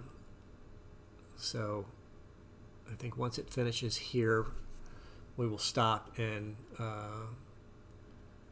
I'll check on the Rosette Nebula and see where it's at in the sky. We might have to wait a few more minutes for the Rosette. We could probably go to the moon though. Everybody loves the moon, right? Deep sky astrophotographers absolutely hate the moon. This is the worst time of the month during close to a full moon to be doing astro imaging. But if it wasn't for the fact that we have this special little asteroid visiting the neighborhood, I probably wouldn't be set up tonight. All right, Keith. I'm going to take your word that you're actually leaving now. Okay, so I'm going to stop the animation here, and I'll just keep this closed. If anybody comes in later and wants to see it, I can open it back up and share it with you guys. You know, at the beginning of the broadcast this evening, which has been several hours ago, my goodness, it's 10:30 already, my time. I had people from all over the world, so I'd like to see if there's anybody else maybe west of me, like Hawaii or the Philippines or Japan or anyone over in that part of the world that's probably getting close to daylight. Taking a look. Chime in the comment section. Let me know where you're from. All right, so this is, we got another minute to go on our second Crab Nebula photo. So we'll go ahead and we'll wait for this second picture to come in. There's not going to be a lot of difference. They're the same exposure, the same guiding, so they should be all pretty much the same. We even had people from South America earlier. I had someone from Brazil, I had someone from Bolivia, I had someone from, where else? Where else were they from? I don't remember. I'd have to scroll up through the chat to try to find out. To try to remember where everybody's from. Australia's watching. There you go, Jack. You might be the long distance winner tonight. Australia to Las Vegas. That's quite a flight. It has passed already. It's just Gavin just joined us, I guess. It has passed already. I did. Let's see. We've got 3 seconds left on this exposure, and then I'll show you the animation that I made earlier. Coming in right about now. And as I suspected, not really much different. This is the Crab Nebula that we're looking at right now. And we'll go back to the animation. So this is an animation that I created from about 120 frames. I'll speed it up a little bit here so you can see. These are individual 15-second exposures, and that little dashed line that's cutting across the center of the screen almost horizontally there, that is the asteroid that just passed us this evening. And that's how far it moves in a 15-second exposure. It's actually roundish. It's kind of potato-shaped, I believe. But not that potato-shaped. The reason it looks like a long dashed line like that is because that's how far it moves during the exposure. So when it starts over again here, I will zoom in a little more so you can really get an idea of it compared to the stars in the background there. Should be coming into the frame here. There you go. So that's our little asteroid that flew by tonight. All right. So what were we going to do? We were going to go somewhere else. Let's go back to our program. Oh, it started another exposure. I'm going to go ahead and stop that.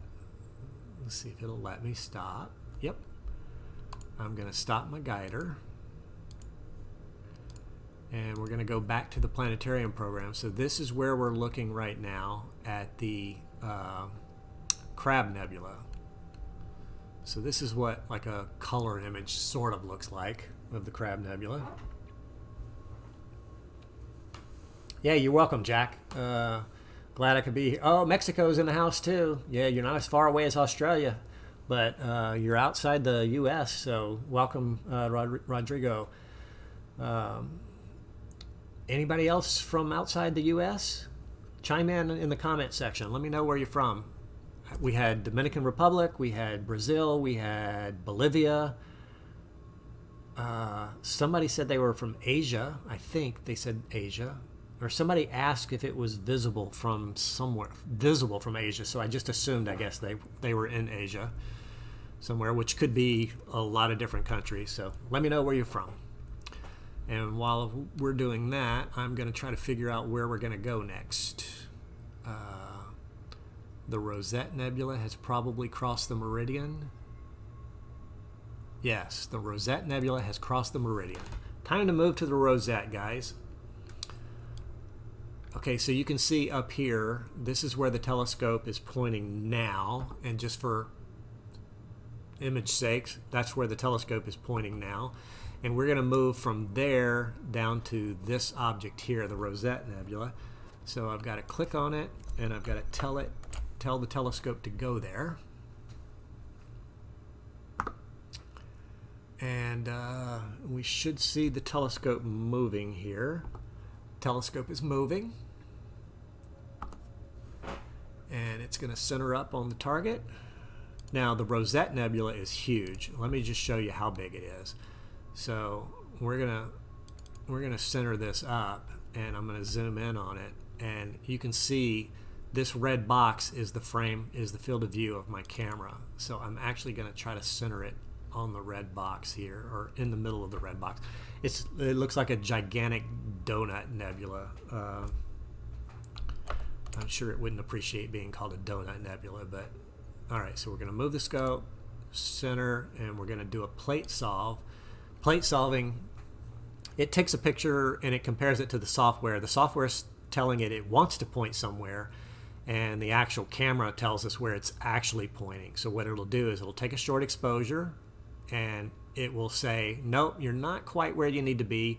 And by looking at that picture, it knows where it needs to be. So it'll move the telescope ever so gently, because we're pretty close to center. And then once it does that, it'll take another picture, which is what it's doing now. So watch these stars. They're going to move just ever so slightly to match up with the planetarium program. There. So that star moved from there down to here. So now it's centered according to where the software thinks that it is. We'll start guiding up. And we'll let the guider lock up. Make sure it's got a good lock here before we start our exposure. All right, so we're gonna do a 5-minute exposure here, guys. I know that seems like a long time to wait for a picture, but it's one day after a full moon, so there's a lot of light pollution in the sky. Plus I live in Las Vegas, so I've got a lot of light pollution from the city.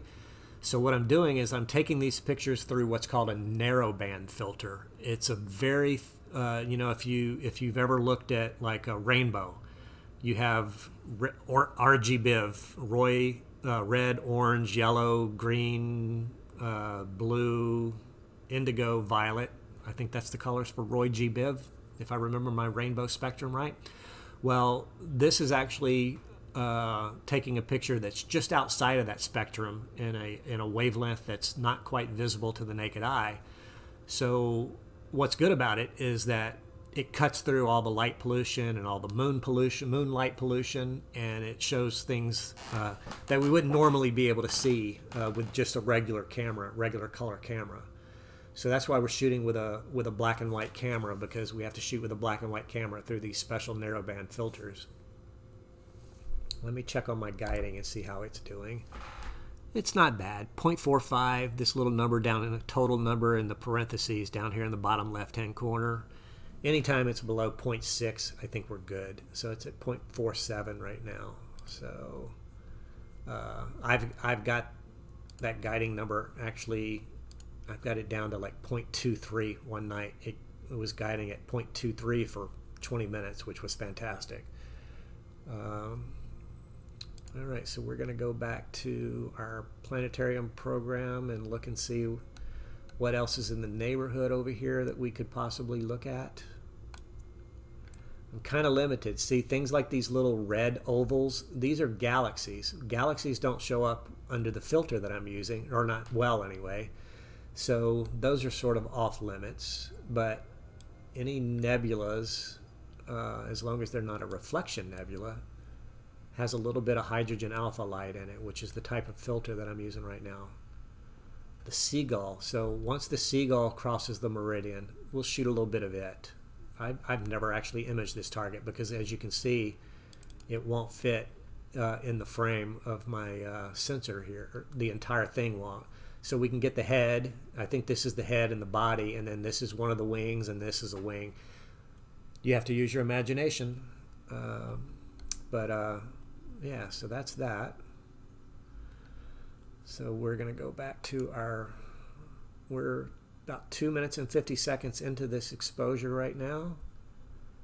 If you're just now joining us, I'll show you the animation of the asteroid that we captured earlier in the evening. It's below or it's too low in the sky now for me to image, so that's why I've just decided to hang out and shoot some more objects. But this little dashed line here is the asteroid.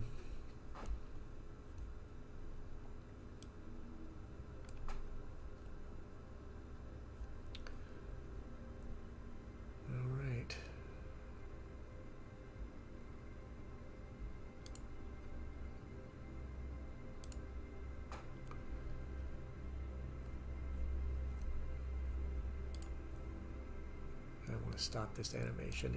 It uses a lot of memory when it's playing that video file, that animation, because it hasn't been processed yet. So we've got about 1 minute and 10 seconds left to go until we get a nice decent image of a Rosette Nebula. This is where the telescope is pointing in the sky, sort of almost due south and up,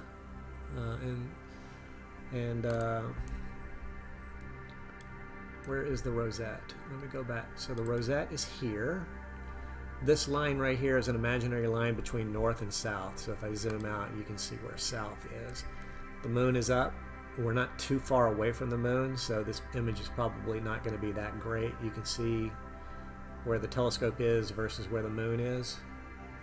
But we will be looking at the moon. Just bear with me. I just want to get maybe one more object on the west side of the meridian here before we move over. I don't think there is anything else. So after this shot of the Rosette Nebula comes in here in about 10 seconds, we will hop on by and go back to the main desktop here. So we got about 2 seconds, and then it'll download. It takes about 3 seconds to download, and then we should see our image pop up here.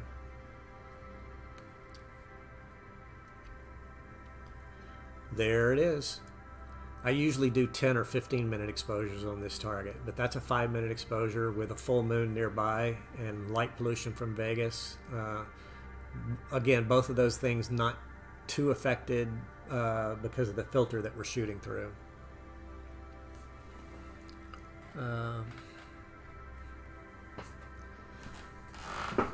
All right.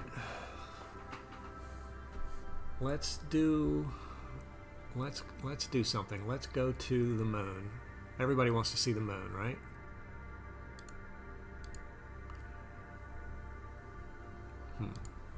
It's already started another 5 minute exposure on the Rosette Nebula. But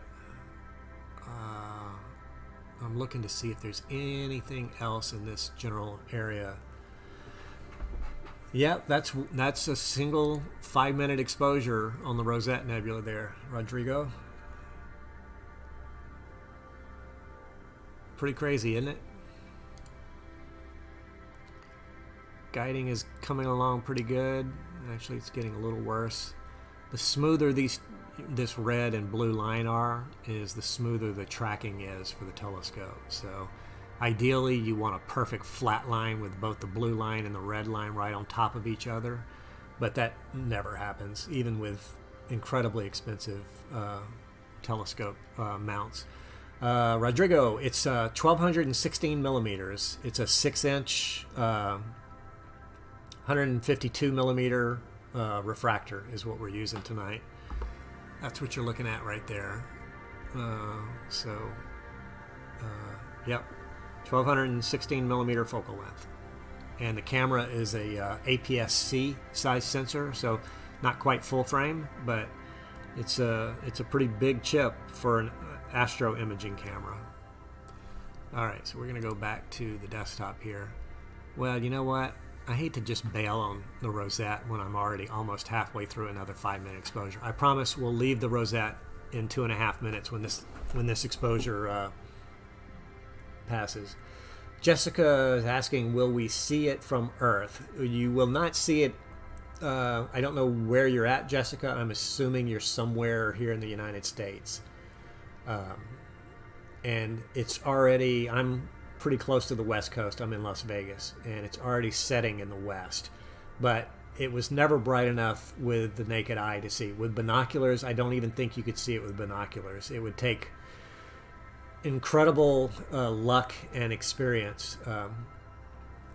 It is in the constellation Pisces. So let me show you. Let's see. Let me see. It might still be just barely above the horizon. Yes. So if you look at this animation here, so if you know where the know how to find the constellation Pisces, there's not a lot of very distinct stars in that region. Oh, you're in Australia. Oh, well then it's coming up for you now. So it should be what? It should be dark there now. Is it dark or getting close? Yes, it is in the process of passing, Benny. I mean, closest approach was earlier today, but we could see it.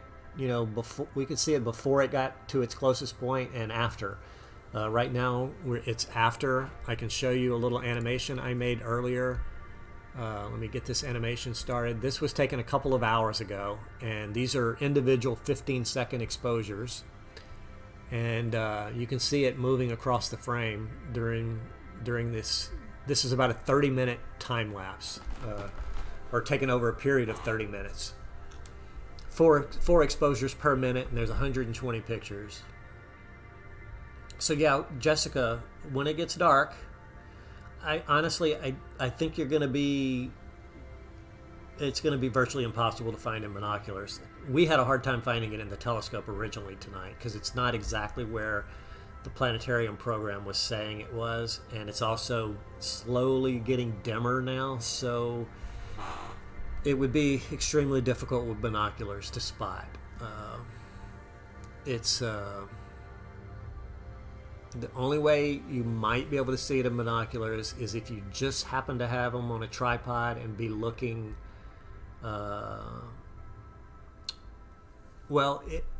Okay, so to answer your question, how long will it take to get to Australia? As soon as it gets dark in Australia, you're going to see, well, you know what? I think it's in the northern, I keep forgetting, you're down under. Let me look and see what the declination is. It is plus 12. So yeah, you can still see it. It's going to be in your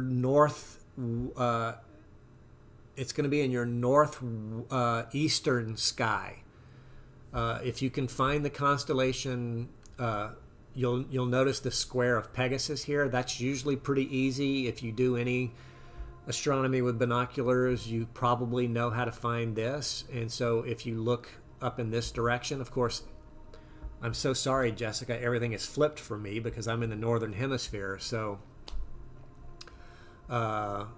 if you look at my directions here, west, southwest, so if you can find Pegasus and then Pisces kind of cuts through it right there, it's in the middle of Pisces and it's not near any really bright stars, so that's what's going to make it so incredibly difficult for you to find.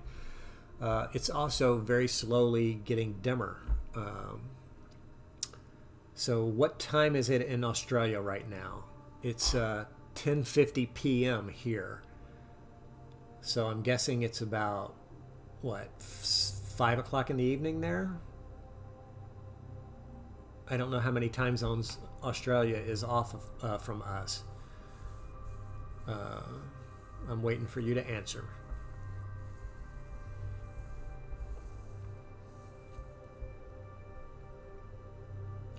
Hello, Benny from Texas. How are you, sir? So, Jessica, tell me what time it is in Australia right now. It's 10 minutes till, what, 5? 10 minutes to 4 p.m.?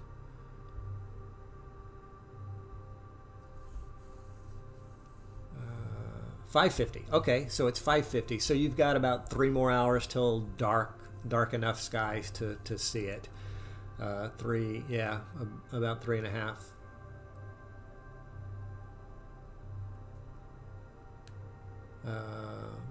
Okay, so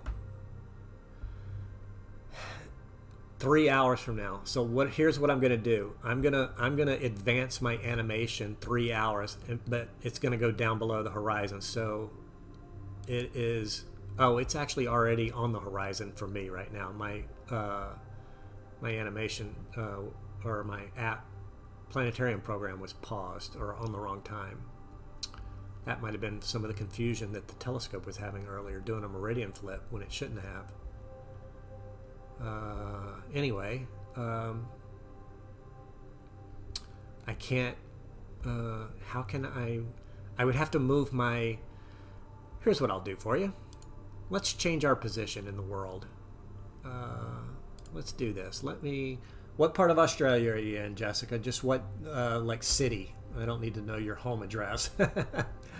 But give me your city, Jessica, and I am going to reconfigure my location to be your home city.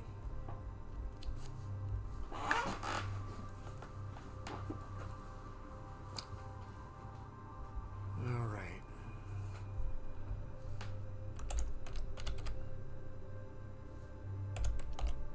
Oh.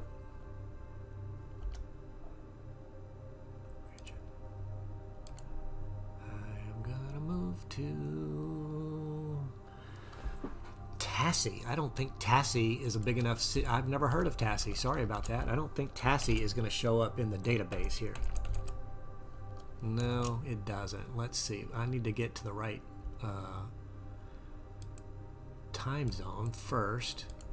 Reset location. Let's see if I can change what country I'm in. Oh, you know what? It's not going to let me change this. It's not going to let me change my location because it's synced to my telescope mount, which has a GPS on it. But if you have a planetarium program, you can search for it on your planetarium program, and you want to search for either 1994 PC1. You might have to put a space between 1994 and PC1, or search for this number 7482 in your planetarium program, and that will pinpoint it for you. It should pinpoint it for you. I mean, it did for me.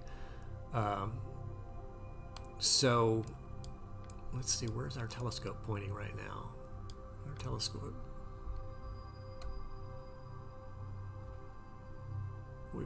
I've lost the telescope. Probably because I tried to change my location a minute ago. Let's see. What's happening here, Greg? Oh, let's see. Let's go to the south.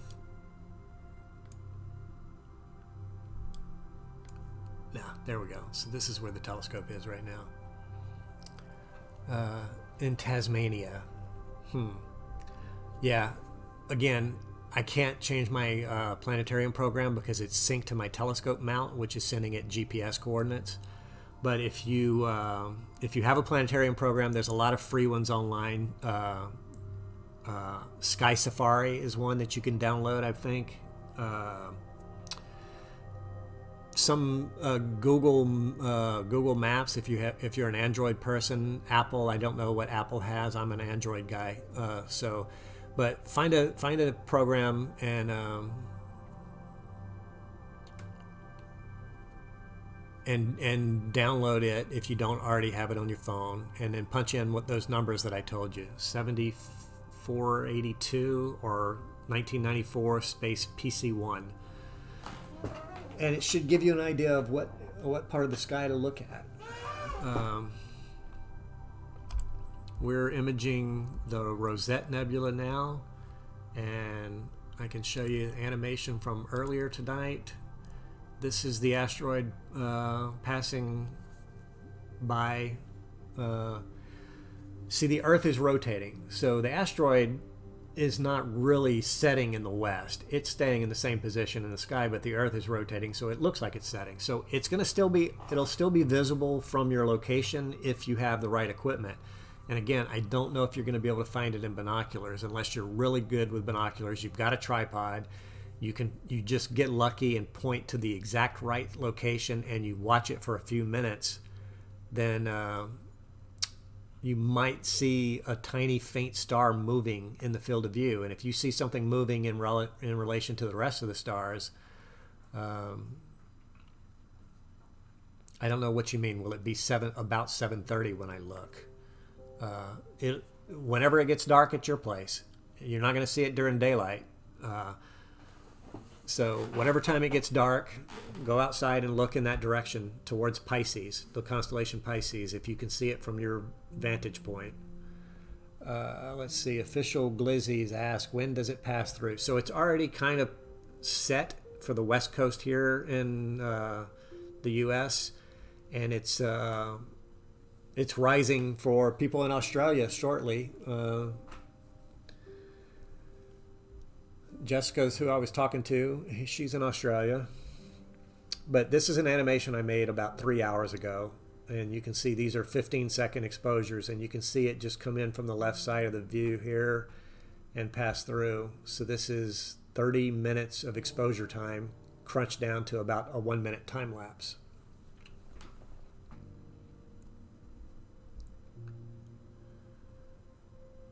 Okay, so we're going to stop this time lapse now. We're going to go back to our live view. So we got 1 minute and 20 seconds left to go on our next image of the Rosette Nebula.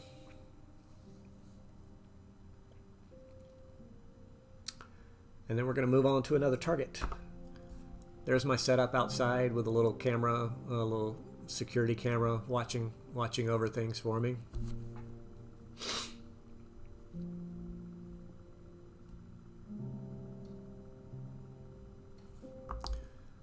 There's my ugly face. We're going to get off of that.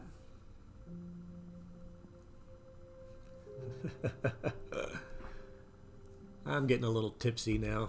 Not tipsy, just a little loopy. I've been doing this live stream now for about almost 6 hours. My God, I started at 5 p.m. my time, and it's 11 o'clock now.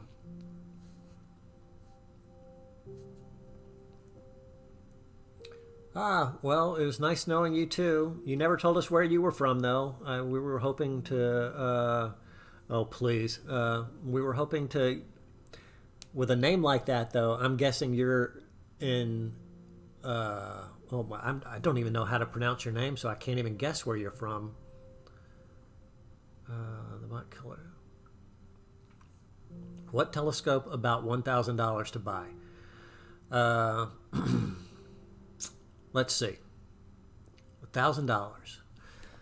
Let's do this. Let's go. Let me send you guys outdoors because I want to open up a browser here. You have to answer a couple of questions for me before I can narrow it down. Official Glizzy, it's 8 a.m. where you're at. Where in the world are you that it's 8 a.m.? Okay, so let's go back to the desktop. Now this is probably not going to be of much help for anybody that's outside of the U.S. But OPT is a big box, basically a big box store for telescopes. So the question I have to ask you for $1,000, Bot Killer, is do you just want to look through the telescope with your eyeballs, or do you want to try to take pictures?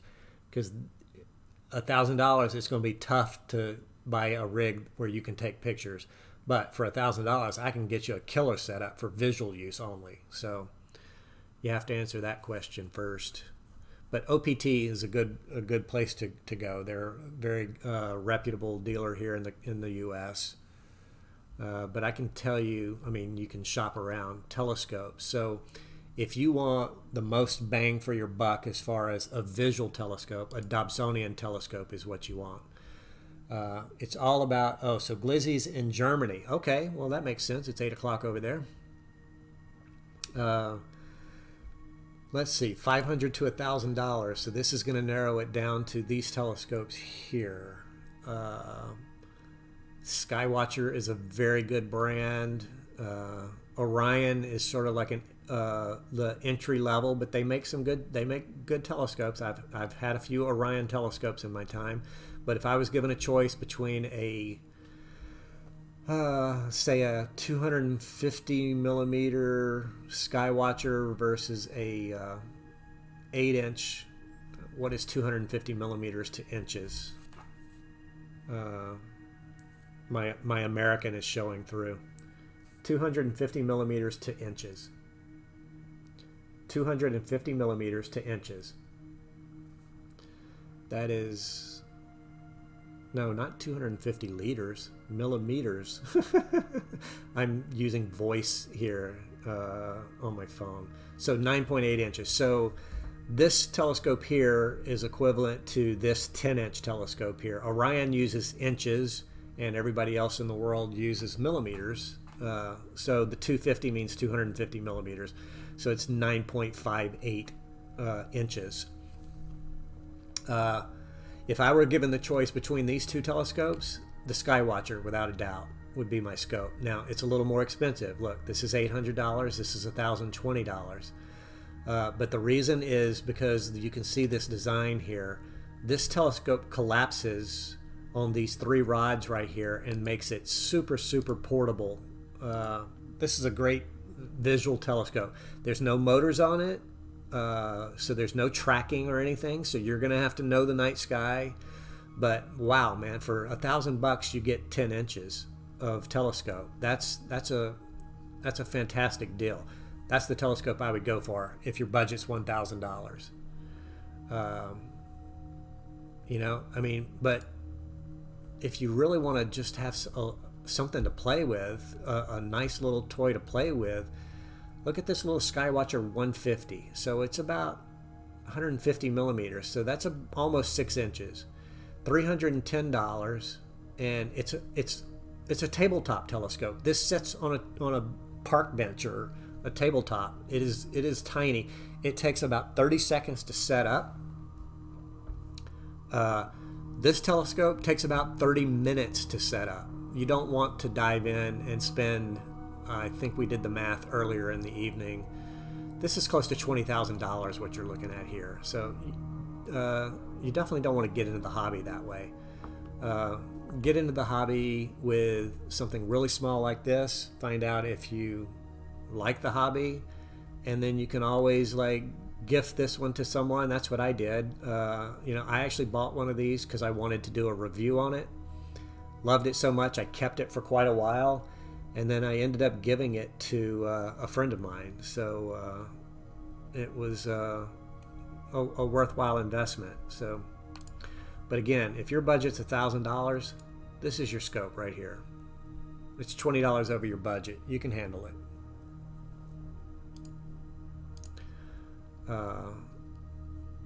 If you want to take pictures, man, let's see, what are we going to look at to take pictures? You want something wide field. You don't want to start off with a big long catadioptric scope or a Schmidt-Cassegrain. That's going to be so hard to learn on if this is your first telescope. So I'm going to say a refractor, but the thing is you're going to have to piece it together here. So you're going to look for something like an 80 millimeter Orion. You don't have to go carbon fiber. Let's see what the cheapest 80 millimeter scope is. Let's sort this by size. Will it let me sort by size? 80 millimeter? Well, Orion's going to have a good 80 millimeter scope. I'm looking for you. I'm looking for you. That's not a good scope to image with. Wow, I didn't realize 80 millimeter refractors were so expensive. I'm only looking at the ones that are good to image with. Let's see. I thought they made just a regular aluminum version of this that was cheaper than $1,000. And it's not this scope here.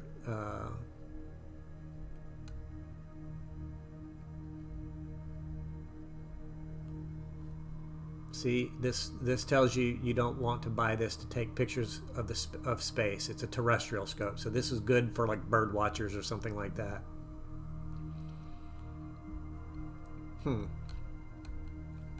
You might have to go to Orion's website, telescopes.com, or we'll look at a different brand. But I think Orion is going to probably be one of the cheaper brands if you want to just break into the hobby. Let's see, Skywatcher. Oh, here we go. Oh yeah, see, Skywatcher, you're gonna spend some money on these telescopes.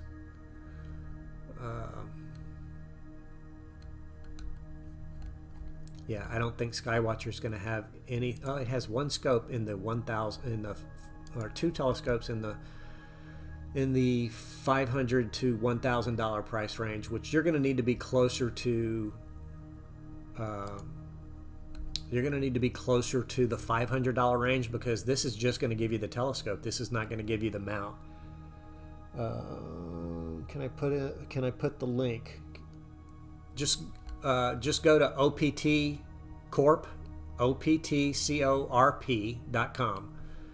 and you'll find everything there. Or do you want the link to the Skywatcher 10-inch telescope that I recommended for visual use only? I can see about finding that link for you. Tell me what you want, Bot Killer. Do you just want a visual scope, or do you want to just immediately take the deep dive into the deep wallet pocket of astrophotography? Because it's going to be expensive. I can just tell you, you're not going to get into it. Not for $1,000.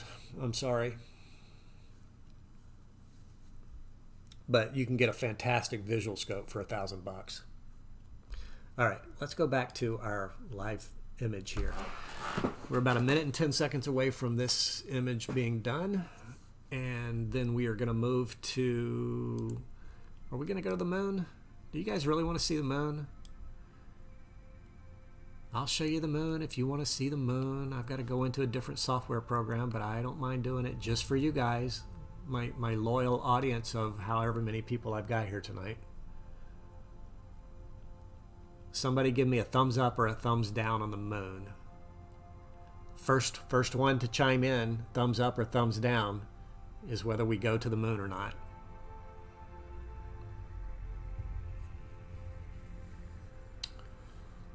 I'm watching that chat for somebody to answer me.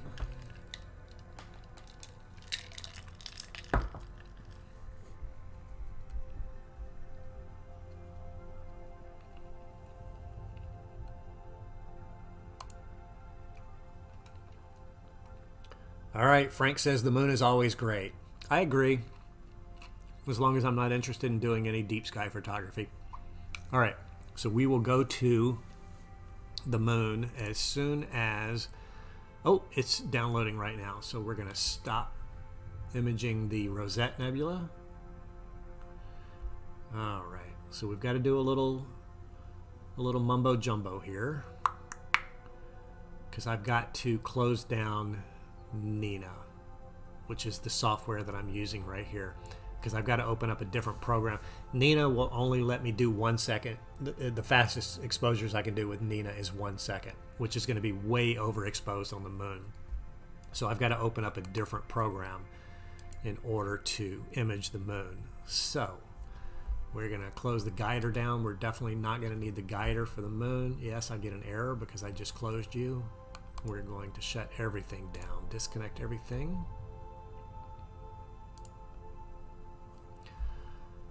I am going to play it safe here. If you were here with me earlier, I kind of panicked when my telescope almost hit the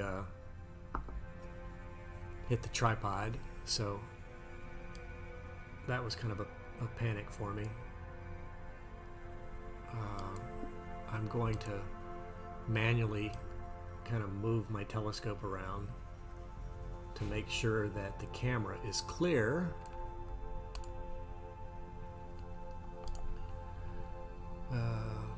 Yes, B, it did fly by already. Frank, when the pandemic first hit, I was doing live streams like every chance I got because I was out of work and had nothing better to do but spend time with you guys online. This is the first live stream I've done, I think, in probably 6 months since I went back to work. And but I'm going to try to do it more often. If you subscribe to the channel, you will hopefully get a notification when I'm going to go live. I don't normally go live for 6 hours. Man, I've already been at 6 hours right now. But we're going to continue on until we get to the moon.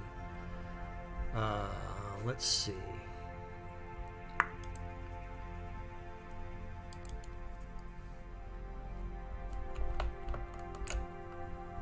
should be telling the telescope to turn around and point to the moon now.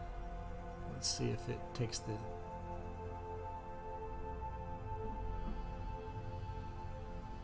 Alright, telescope is moving, away she goes, and it should safely clear the mount. I sure hope so. We had a bad cable snag earlier this evening that I thought broke a USB connector, but it didn't. Yes, B, the asteroid flew by already. Here it is right here. Let me open this up for you. Here's a replay of the asteroid flyby while I get the moon set up in the program. So this is it. These are 15-second exposures, so the asteroid itself is relatively round. It's not a long squiggly line like this, but it moves so fast that during a 15-second exposure it makes a little trail. So you can see it flying through the frame. This is 30 minutes compressed down to about 1 minute in the animation that you're looking at right here. And so this is kind of what it looks like. I can zoom in. You know, it's not that exciting. It's a little squiggle. It's a little line, but that's the asteroid that everybody was talking about today. So I'm going to go ahead and pause this, close this for the night, because this program, PixInsight, takes a lot of memory. And we'll minimize this. So let's see. The telescope says it's pointing at the moon. Let's start up. SharpCap is a great program that will allow me to take shorter exposures with my camera. So that's a good thing. So we'll connect to the camera. My dog is having nightmares or having a dream right now. He's huffing in his sleep behind me here. Oh, look at that. There's our moon. Almost perfectly in frame. I just got to make a few little adjustments here. Let's see. First thing I'm going to do is reduce the frame size. Figure out which way is which for the telescope here. Okay, so I know that goes diagonal that way.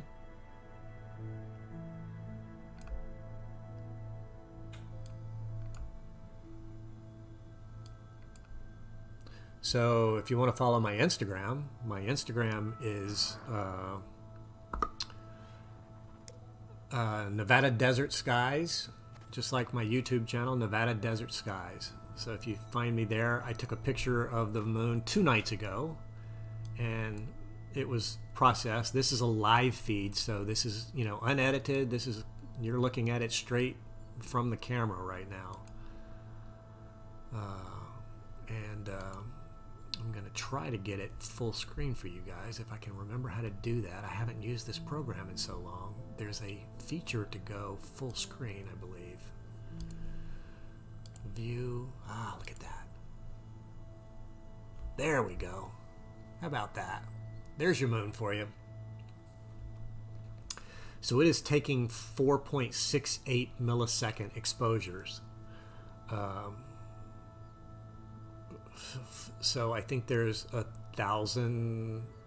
Well, yes, there's 1,000 milliseconds in 1 second. So this is a very fast exposure, and it only updates about, because these files are so huge, it only updates about once a second. Let me turn my gain down a little bit because it was getting a little bit blown out. So here's the cool thing is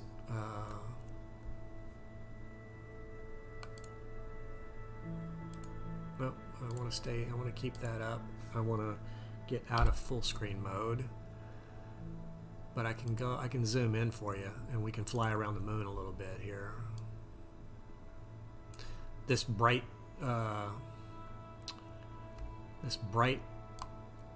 crater right here that you can see, it looks like rays of light coming out from it. That's actually the material that ejected from this crater when an asteroid or a meteorite or something hit the moon. And the reason we can still see all the rays is because all of these craters around here formed first, and then much later on this crater was formed, and when it exploded, all of the material flew out that far on the surface of the moon. So you can see like just like how far this material went. And there's some other ones down here that are relatively new. So Big Chop, what happened? Well, I don't know where you chimed in or where you came in on the conversation, so I don't know what you're talking about. We're looking at the moon live right now. So this is the crater Tycho. One of my favorite parts of the moon is actually right down here. It's this area down here in the bottom. When the moon is in the right phase, let me zoom in on that area for you. So we'll go down to 100% and zoom down to there. Yeah, we're watching the moon right now. The asteroid's gone. So this crater here is called Plato, and then this is, I forget what this little chain of mountains is called right here, and then there's a big valley like the Grand Canyon right here. And, well, the moon, yeah, I mean, all the craters that you see on the moon, these are impacts from asteroids. Not tonight, though. This is not the one that we were looking at earlier tonight. This is from hundreds of thousands, if not millions of years ago. All of these impact craters hit the moon. This is when our solar system was first being formed, when the moon was still very, very young, that caused all of these impact craters. But yeah, everything you see here that's sort of got a round shape to it is an impact crater from an asteroid. Right here, here, here, here, but then when you zoom in, you can see there's like too many to count. Like all of these round circles here are impact craters. When our solar system was first being formed, there was tons of debris floating around. Like this asteroid tonight floating by us is nothing. Like back then, if we would have been around, you would have seen stuff raining down, not just on the moon, but on the Earth as well. You know, so there was kind of a bad time to be around back then. Lots of life-destroying asteroid impacts on the moon and the Earth when both were very young. There's another giant one there. We'll fly up here to the top of the moon. We'll go over to the edge here. Look at these craters here. Look how big these craters are.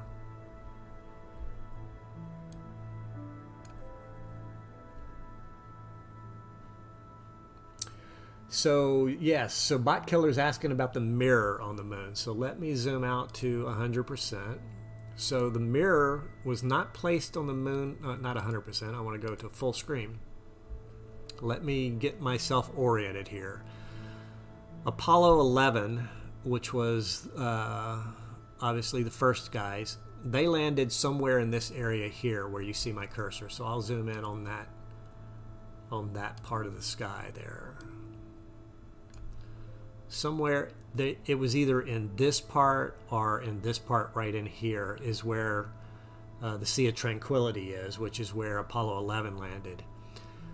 I don't remember if it was Apollo 12 or if it was Apollo 14 that left the mirrors. I know Apollo 11 didn't.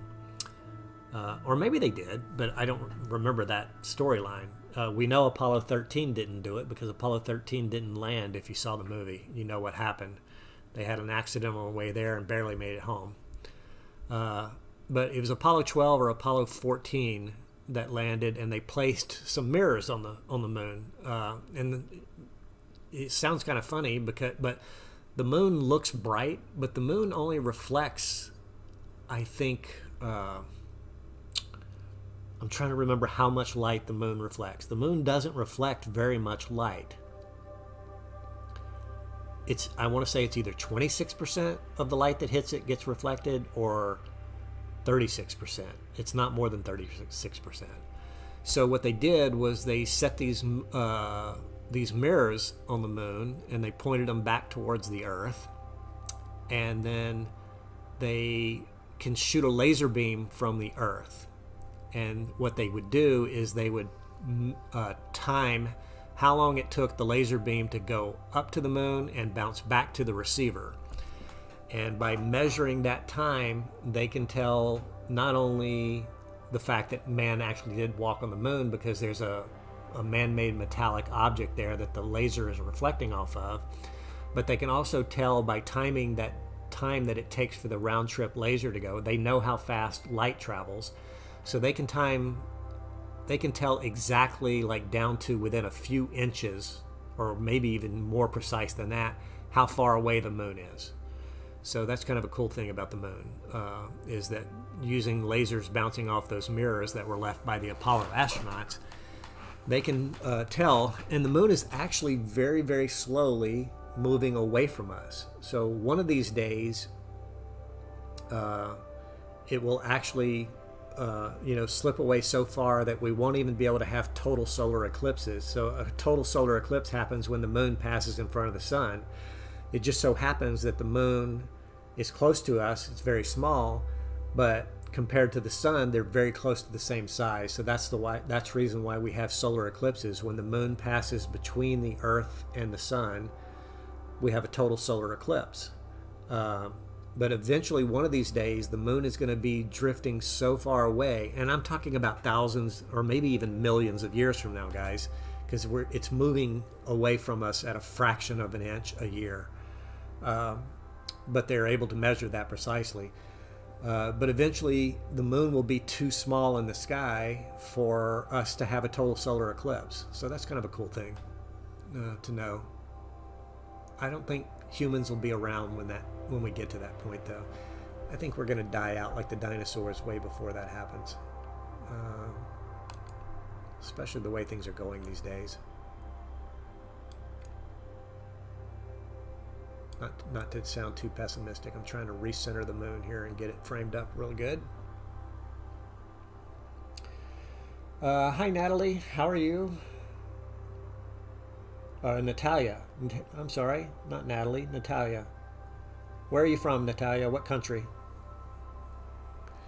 We've had people hopping in the chat all night tonight from all over the world, it seems like. So Australia gets the Jessica's from Australia. I think she's the furthest away that we've had tonight. Although, I think Australia is probably further than Germany. We've also got somebody from Germany with us tonight, or had somebody from Germany. We're looking at the moon live. The asteroid has already set in the west, so it's out of my field of view, so I can't show you the asteroid live. And it is getting close to, it's coming up on 11:30 p.m. here. My thoughts on China's artificial sun. I know they wanted to launch these big giant reflectors to be able to bounce the sunlight down to parts of the planet where they could so they could grow crops longer or something. I don't remember exactly why. I don't think it'll happen. I mean, they were talking about launching something as a test that was relatively small. I mean, physically it wasn't much bigger than the International Space Station. Lithuania. Oh, look at that. Lithuania's in the house with us tonight. Welcome. That's very cool. That's an obscure little country in Eastern Europe. Is that correct? My American stupidity is showing through. Lithuania, Eastern Europe, correct? Tell me.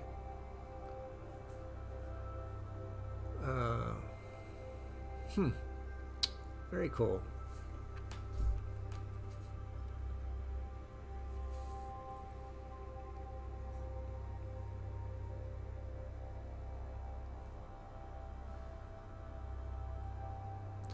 Yes, I'm looking at Lithuania on a Google map right now. So you're right near Latvia and Belarus and Poland. Okay, so you're in northeastern Europe. Okay, very, very cool. That's fantastic. Let's see. So you're further away than Germany from Las Vegas. So you are probably in a close running for my furthest guess with Australia. No, I think Australia still has you beat. We have a viewer from Australia. Well, maybe not. I don't know. I'll have to figure, or if somebody wants to figure out Lithuania to Las Vegas, Nevada, the air miles, and then Las Vegas to Tessie, Australia. Because if she's on the west coast of Australia, she might have you beat for sure.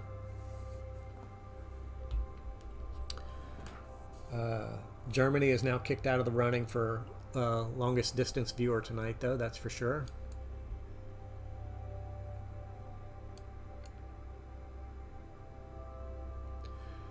All right, guys, we're looking at the moon. Bot killer. I don't understand what you mean by just a question mark. Do you have a question? Or are you questioning what I just said? Or are you questioning what you're looking at? Help me out here, buddy. Oh, what would I say to the flat earther? I'm sorry, I didn't read far enough up. I missed your post there because the Eastern Europe comment came in too fast. What would I say to a flat earther? I would not even have a conversation with them. You know, it's there's nothing to be said. I mean, look at what you're looking at on the screen right now. It's a round object. You can look at Jupiter and you can see that it's round, and you can watch it for a period of a few hours and you can see that it's rotating. It's round. Why would the Earth be the only flat thing? The Philippines. Ooh, Philippines. Philippines might have the long distance winner tonight.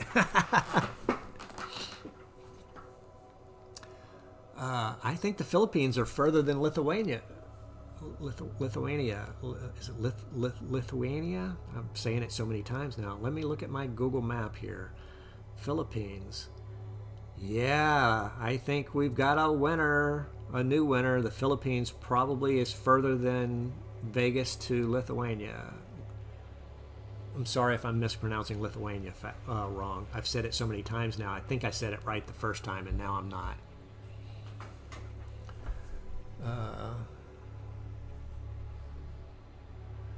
So yeah, to answer your question, I thought the asteroid had already passed at 4:51 p.m. Eastern. Sorry if I missed something. I'm just wondering why these lives still continue showing its tracking. Well, okay, Megan, I can explain that. So the asteroid is moving, and it has already reached the point where it's past the closest point to Earth. The closest it got to us was about 1.2 million miles away, and it's continuing on. But just because it's past us doesn't mean we can't still see it. So there are people that can still see it. And in fact, I may go live tomorrow night if the weather's nice and see if I can pick it up tomorrow night. It's going to be a lot fainter tomorrow night, and it's going to be moving up. It's going to appear to be Lithuania. Okay, I am correct.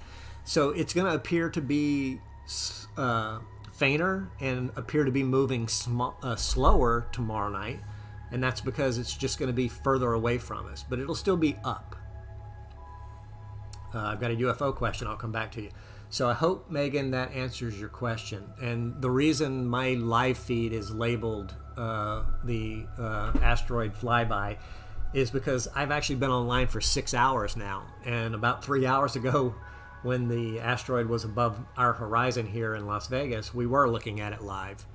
And I just decided to bounce around and look at a few other objects in the sky. We looked at the Horsehead Nebula, we looked at the Crab Nebula, we looked at the Orion Nebula, we looked at the Rosette Nebula, and now we're looking at the moon. So that's what you missed out on.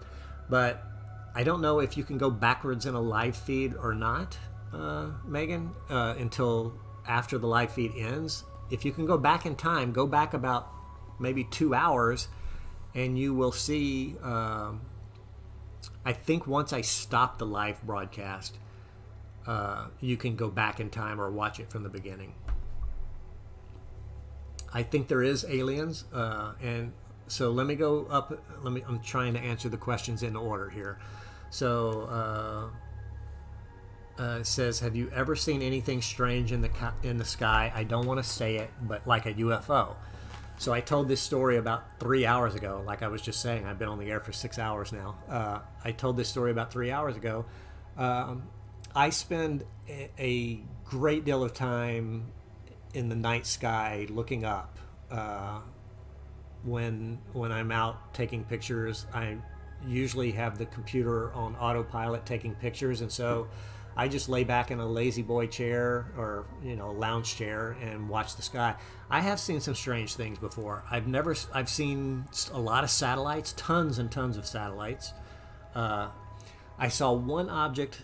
I was with a friend. We had just set up the telescope. It wasn't even dark yet. The sun had just set, but the sky was still there. And we saw this really, really bright object in the western sky.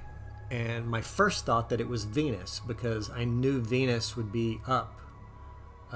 India. Oh my goodness, India's in the house. Travel with PLD. I think India is I know India is further away than the Philippines. You're like on the opposite side of the planet from us here.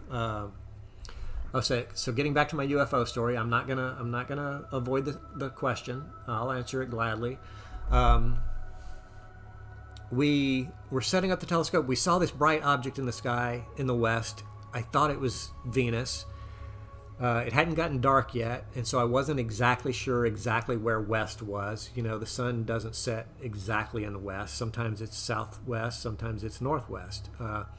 Anyway, the sun had gone down. It was still too bright to see anything else in the sky, but I saw this bright object, and usually the first bright object you see in the west is Venus. And so that's kind of what I thought it was. We waited about maybe 10 more minutes, and it had moved up instead of down. And if you know anything, if you've ever seen Venus in the west at sunset, and you watch it for a half hour, it's not going to go up because the Earth is rotating. My buddy Glenn Petrichik was there, the guy who just chimed in. He knows the story I'm telling. So we thought it was Venus. We put the telescope on it, and after it got dark enough, and we could tell that it was a weather balloon. And it was a weather balloon that had been launched in California. It was around the time of year when they were having a lot of really bad forest fires out there. Somebody's watching from India. Very cool. Very cool. So anyway, we're watching this weather balloon float up in the sky. So it went from being a UFO to being an IFO, an unidentified flying object, to a identified flying object. So that's the closest story I can tell you about ever seeing a UFO. So I saw a UFO for about 15 minutes, and then it became an IFO. But to answer the bot killer's question now about aliens, yeah, I believe in aliens. I don't believe in aliens like you see in the movies, but anything that's living, I guess we could classify, I guess we have to agree first. Anything that's living, a creature, whether it be an animal or a plant or whatever, would be an alien life form, correct? So I think in our solar system, I think on Europa, which is one of the moons of Jupiter, they've discovered that it's just an ice layer on top. And I think underneath that ice layer, there's going to be bacteria, some sort of fish, some sort of microbes, something living there. So that classifies as something living. And so to me, that's an alien. Now, do I think that we've been visited by little green men in spaceships? I haven't seen the proof yet. I'm not going to say no, but I haven't seen the proof yet. The question I always have is, why is it always the people in the middle of nowhere that get visited and get taken by aliens to be probed or whatever? Why don't they land in Central Park in New York and just say hello? What are they afraid of? I mean, if they've got the power to space travel, to travel through space from a different star system, then they have the power probably to squash our whole planet like a bug hitting a windshield. So they shouldn't have any fear of us. And so that's my answer to that question. I hope that answers your question of what I think about aliens. But I'm hoping, I'm 56, so I've only got maybe another 30 years or so. I'm hoping that I live to see some form of life discovered either on Mars, which is unlikely as much as we've explored Mars now. More likely if in the next 5 to 8 years we get a probe that can drill down through the ice on Europa, which is one of Jupiter's moons. I think we're going to find life there. I just hope we don't contaminate it. All right, guys. So that's my sciencey, preachy bit for the night. It's 11:40. I can't believe my buddy Glenn is hanging in there. Glenn, have you been with us all night? Or did you just put the kids to sleep or something and just join back? Or what?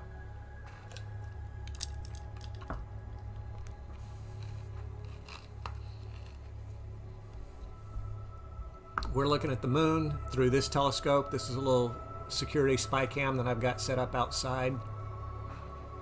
I'm going to go back to my planetarium program now. And see, we're getting really close to the meridian with the moon, which is this imaginary red line here that goes from north to south. So the telescope, as you can see, the back end of the telescope is getting very close to the tripod here. So it's getting sort of in what I would call the danger zone, where it's close to hitting. When it gets to a certain point, it will stop and it will do what's called a meridian flip. My buddy Glenn hanging in there all night. You're a good man. So anyway, back to this. So it's going to do what's called a meridian flip when the moon gets to this red line. It's moving in this direction right here. So what I want to do is I want to go ahead and preemptively get off of the moon. And, now that I've switched to Sharp Cap, I don't really know what else I could image for us tonight. I switched to a different program. I appreciate it, buddy. Thanks a lot, Glenn. You know what? We're going to go to the Pleiades. How about that? We're going to go to the Pleiades, and I'm going to see if I can get a stack set up on the Pleiades. So in order to get there, I've got to very safely move my telescope so that it can do a meridian flip here. So let's see if this is the right way. This is the right way. So you can see the telescope moving now, moving rather quickly.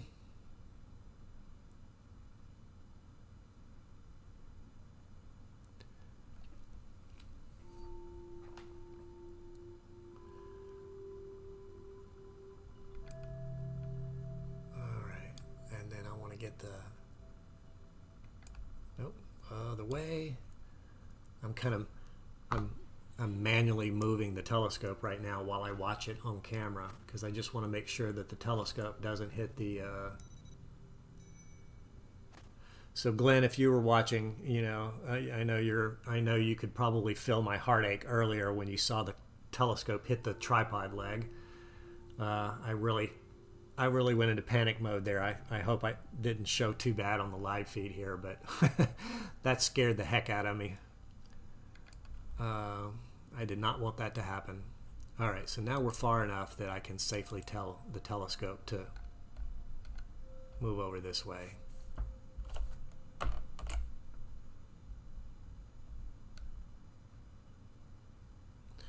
And if we go back to the outside feed, now the telescope is going to safely move over.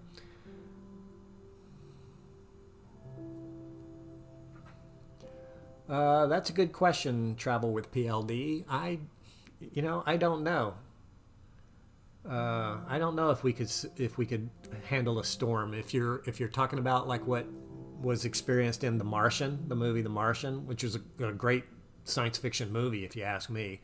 The book is fantastic if you haven't read it. The book is even better than the movie, more descriptive and obviously longer.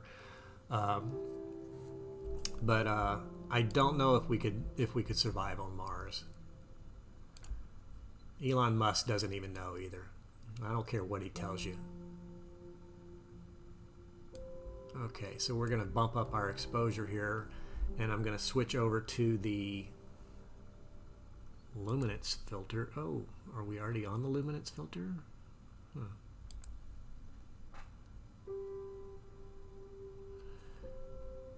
Okay, so let me crank up the gain. Gain's got to go to 100. Got to change a lot of things around here compared to imaging the moon with these very, very short exposures. Which second object close to Earth is visible through the telescope? Which second object close to Earth? So the moon is the closest, like, regular object. Venus is not up tonight. That would be closer going towards the sun. Going away from the sun would be Mars. Mars is not visible. That's a good question, but I don't think I have the answer. Sorry. Okay, so here is the Pleiades.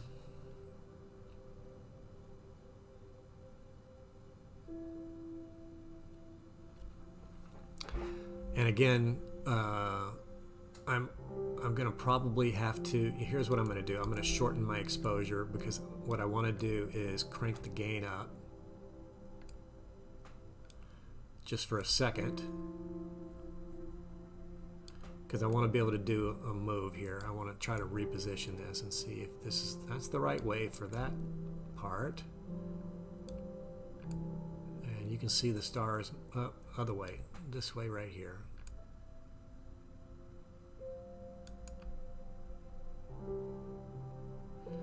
So that's the most I can get of the Pleiades in the frame.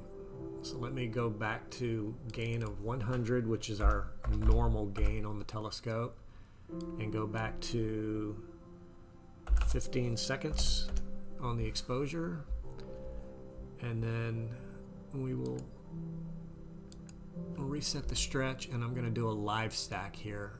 What a live stack does is it'll take a 15-second exposure. Oh, PhD is not guiding. It's wanting to guide. I got to get my guider going, guys.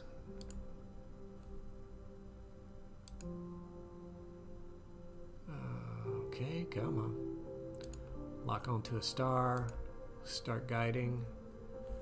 Alright, so now that PhD is guiding. Okay, so now we're going to start stacking. So it's taking, you can see in the bottom right hand corner, 15-second exposure. So what's going to happen is the first 15-second exposure is going to come in here in a couple of seconds. Whoa. Oh, there we go. So we have to reset everything. And now it's going to take another 15-second exposure, and it's going to stack it. So we'll have the equivalent of a 30-second exposure, and so on, and so on, and so on. You can see now it says frame stacked 2. So each time it stacks, I can adjust the exposure a little bit.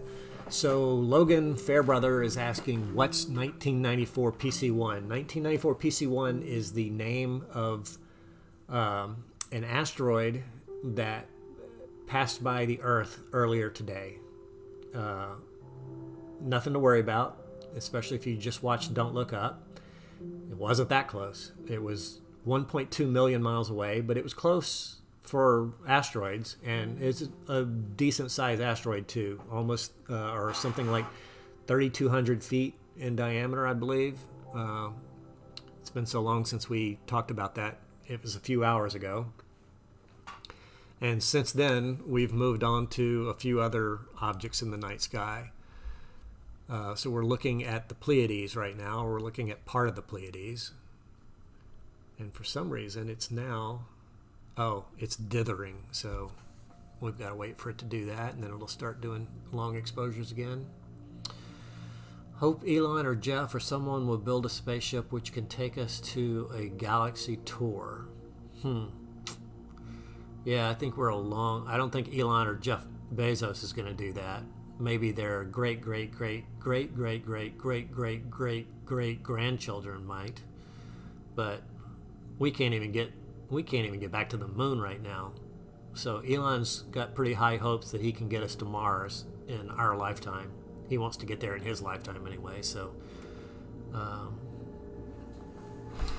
yeah, Logan, if you look backwards, I don't know.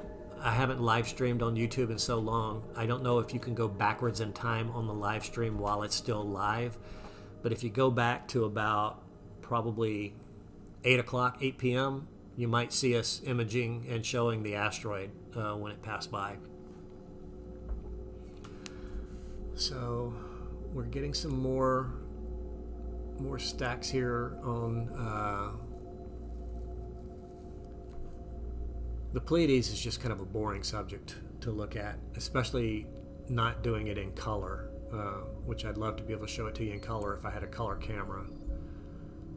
I don't think... Oh, I didn't mean to press that button. Sorry, guys.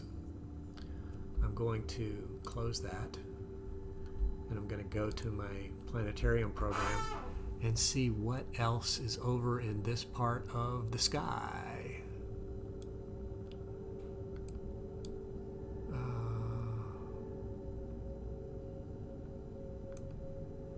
I want to make sure that we're looking at real time. We are. There's just not a lot of good nebulas to look at in this part of the sky. So in this direction here, northwest, this is Las Vegas. So I've got the light of Las Vegas. I actually live in the suburbs out in Henderson. And it's very, very light polluted out in this direction here. So I can't image anything really over in this area. I've got to find something in this part of the sky. And there's just not a lot that we haven't already seen tonight. I don't know what this little planetary is. Cleopatra's Eye. That's going to be something very, very tiny. Oh, it's pretty low on the horizon too. I probably wouldn't be able to see that. Yeah, that's going to be pretty boring. I mean, look how tiny that object is compared to my frame. Oh, so thank you for telling me that. I'm sorry. I had switched inputs to the... I had switched my input to the outside camera a while ago, and so you guys haven't even seen the Pleiades yet. So this is the Pleiades right here. Again, it's a very boring subject to look at with these short exposures, with the moonlight and the light pollution that I've got here. We're not going to see any of the nebulosity around it that we would normally see under dark skies with this much time.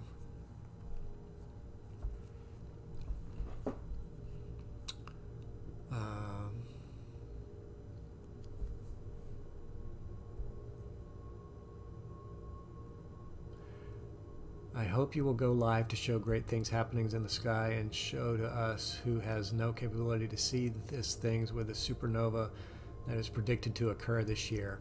Well, I don't know what you're referring to as far as a supernova that was predicted to occur this year, because to my knowledge, they have no way of predicting when a supernova is going to happen.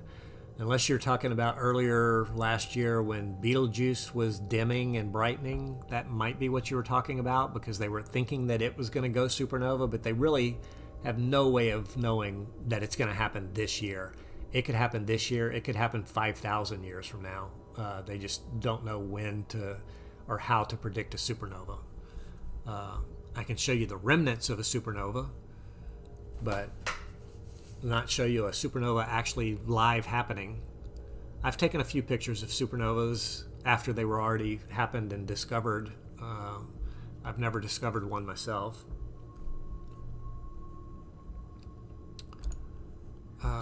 Okay, so this is what I was talking about, Cleopatra's Eye. It's a very, very, very tiny nebula. It's about the size of the Eskimo Nebula. So this is the frame.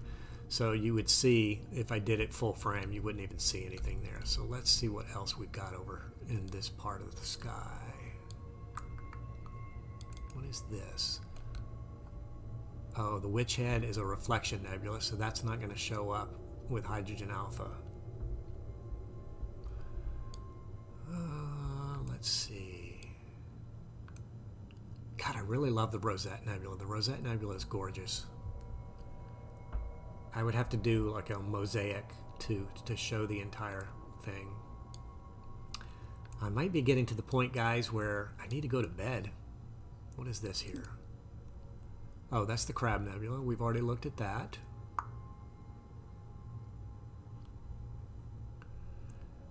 Yeah, I think it's kind of a bummer that we're ending on such a dull subject here as this, but actually, you know what? I'm not tired, so here's what we're gonna do. Follow along, guys. We're gonna stop the live stream. There's no such thing as a dumb question, MP. Let's see. This may be done. I apologize ahead of time. Does your telescope camera setup capture different colors in space as well? It does, actually, and that's not a dumb question at all. Let me explain that to you. So, a color camera has a certain number of pixels, but those pixels have to be divided up into different colors. And a regular color camera has, for every pixel, it has 4 subpixels. It has a blue pixel, it has a red pixel, and it has 2 green pixels. Well, there's not a lot of green in space. So when you take pictures in space with a color camera, the resolution is really, really low. So what astrophotographers do is they take pictures with a color camera. So if you look at the image that's on the screen now, minus blindfold is just now saying that you only see the telescope. You must be a little behind in the stream then, because I'm looking now at the live feed and I see my telescope live out in the backyard, and we're talking about the camera, which is this red device that's on the back, and what you see right in front of it is this large thin round plate right here is a filter wheel, and inside that filter wheel there's a luminance filter, which is basically just a clear filter, and that's what we're imaging through tonight. It has a red filter, a green filter, and a blue filter, and you take a picture of the same subject in all of those filters, and if you take a picture in red, green, and blue and you combine it in the software, it makes a real color image. So that's how we do color astro images. It's a long, tedious process, and it's not something I'm going to get into tonight because it's a long, tedious process, and it's 10 minutes to midnight here at my house. So what I am going to do, though, is, let's see, where was I going to go? I was going to go to the Rosette Nebula and do a live stack on the Rosette Nebula. So let's do that. So telescope should be moving. Let's see if it's going to start moving. So that's not a dumb question at all. I get asked that question all the time about the telescope, about the color or the black and white images. Okay, so we see the telescope moving now, and it's going to move over to the Rosette. All right, so we'll go back to our capture software. I am going to change filters to, let's see, this is luminance, red, green, blue. Hydrogen alpha is number 5. So we're going to change to filter 5.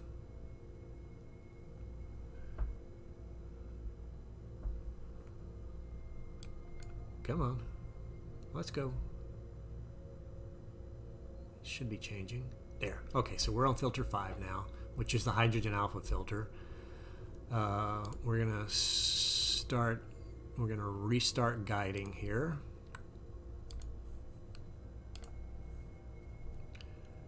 And as soon as I get an exposure in,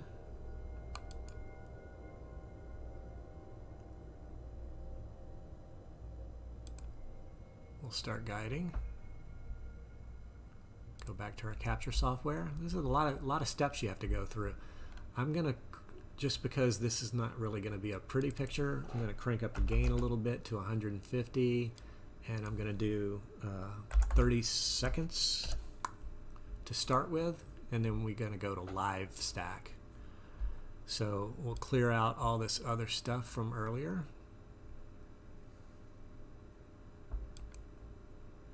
Why is my live stack? Oh, there it goes. So nope, it's not clearing my old.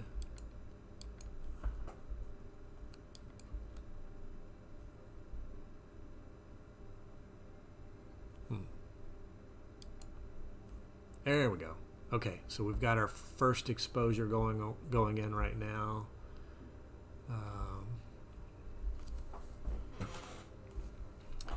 So this is going to be a 30-second exposure on the Rosette Nebula with the hydrogen alpha filter, which is going to cut through some of this moonlight pollution and city light pollution that we're dealing with here. We'll wait for this first exposure to come through here in a second.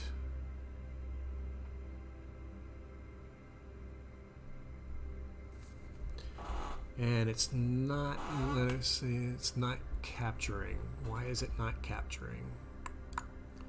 Is my guider working? Guider is working. Usually, if the guider's not working, that will mess things up. Huh. Let's stop live stack. Let's restart live stack.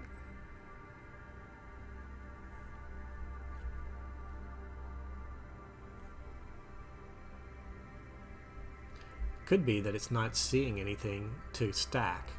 That's a very distinct possibility. You know what? I'm going to try 60 seconds. And so this, oh, we did get one stack in there, one picture. So let's see.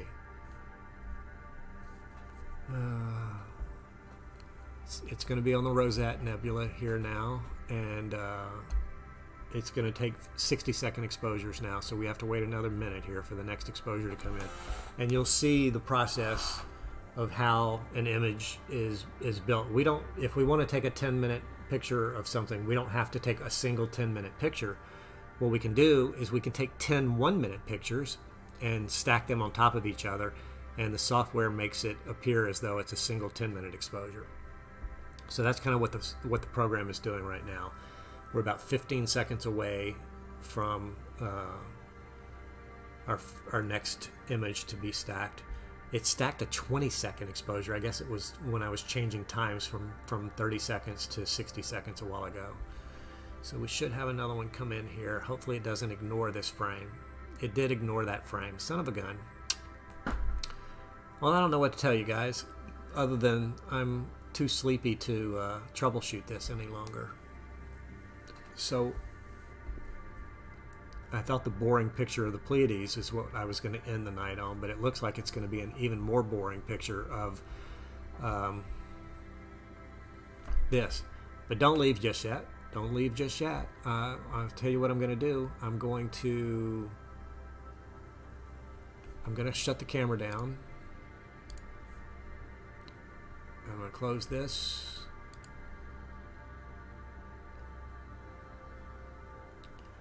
I'm going to turn my guider off and close it.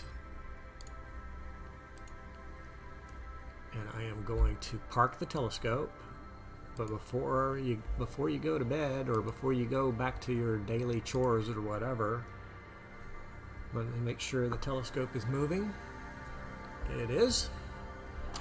I will pull up the asteroid again for those that joined us too late. But I'm going to go ahead and put the telescope in park position right now, which basically is its resting position until I go out there and turn everything off and strike everything. Alright, so that's close enough. We can cancel that. We're going to park the telescope and turn all this off, close this. I am going to actually shut down the computer that's outside. Or do I want to do that? No, because I still want to transfer the files for the second asteroid pass. Okay. Let me do that. File transfer. And we're going to go up to the second one, which is going to be all of these stars here. And they are going to transfer into a folder labeled number 2 here. Okay. So while that's doing that, I will minimize this and go to PixInsight and show you guys the asteroid blink again.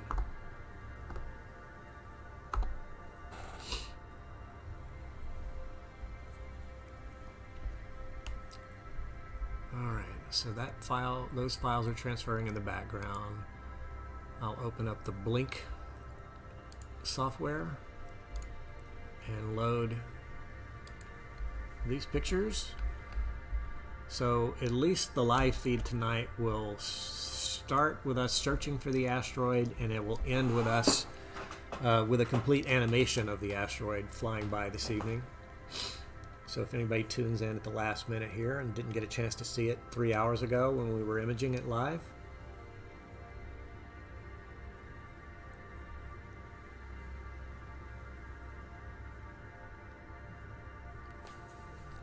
this program is called PixInsight. It's sort of like the Photoshop for astrophotographers.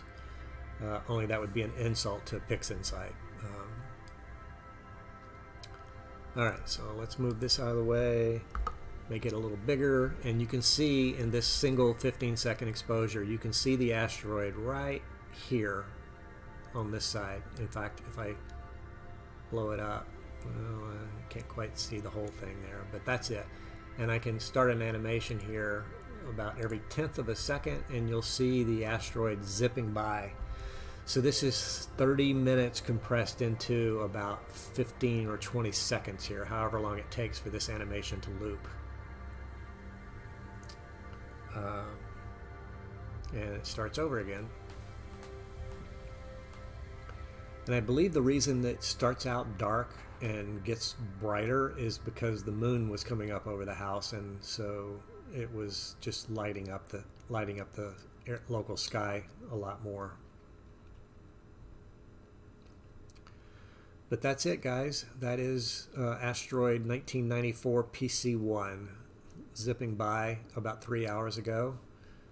That's a 30-minute time frame animated to about 15 seconds here. Any last questions? Better type fast, because I'm about 2 minutes away from signing off for the evening, guys. We'll make it, well, it's already a little bit past midnight here. All right. So that is finished. I need to do something that I forgot to do before I close that. I need to remove all of these from the RAM, because they do take up a lot of space in the RAM. Each one of those files are 50 megabytes each. Alright, so our transfer is done. So I can go to my computer outside and shut it down now. So that's the computer that's outside shutting down. Yep, shut down anyway.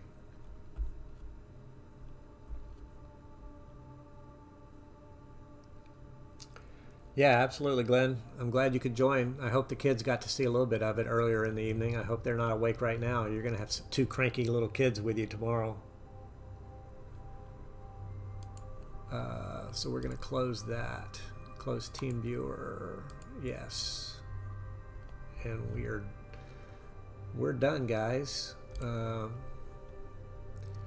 Appreciate you guys joining me. I'm gonna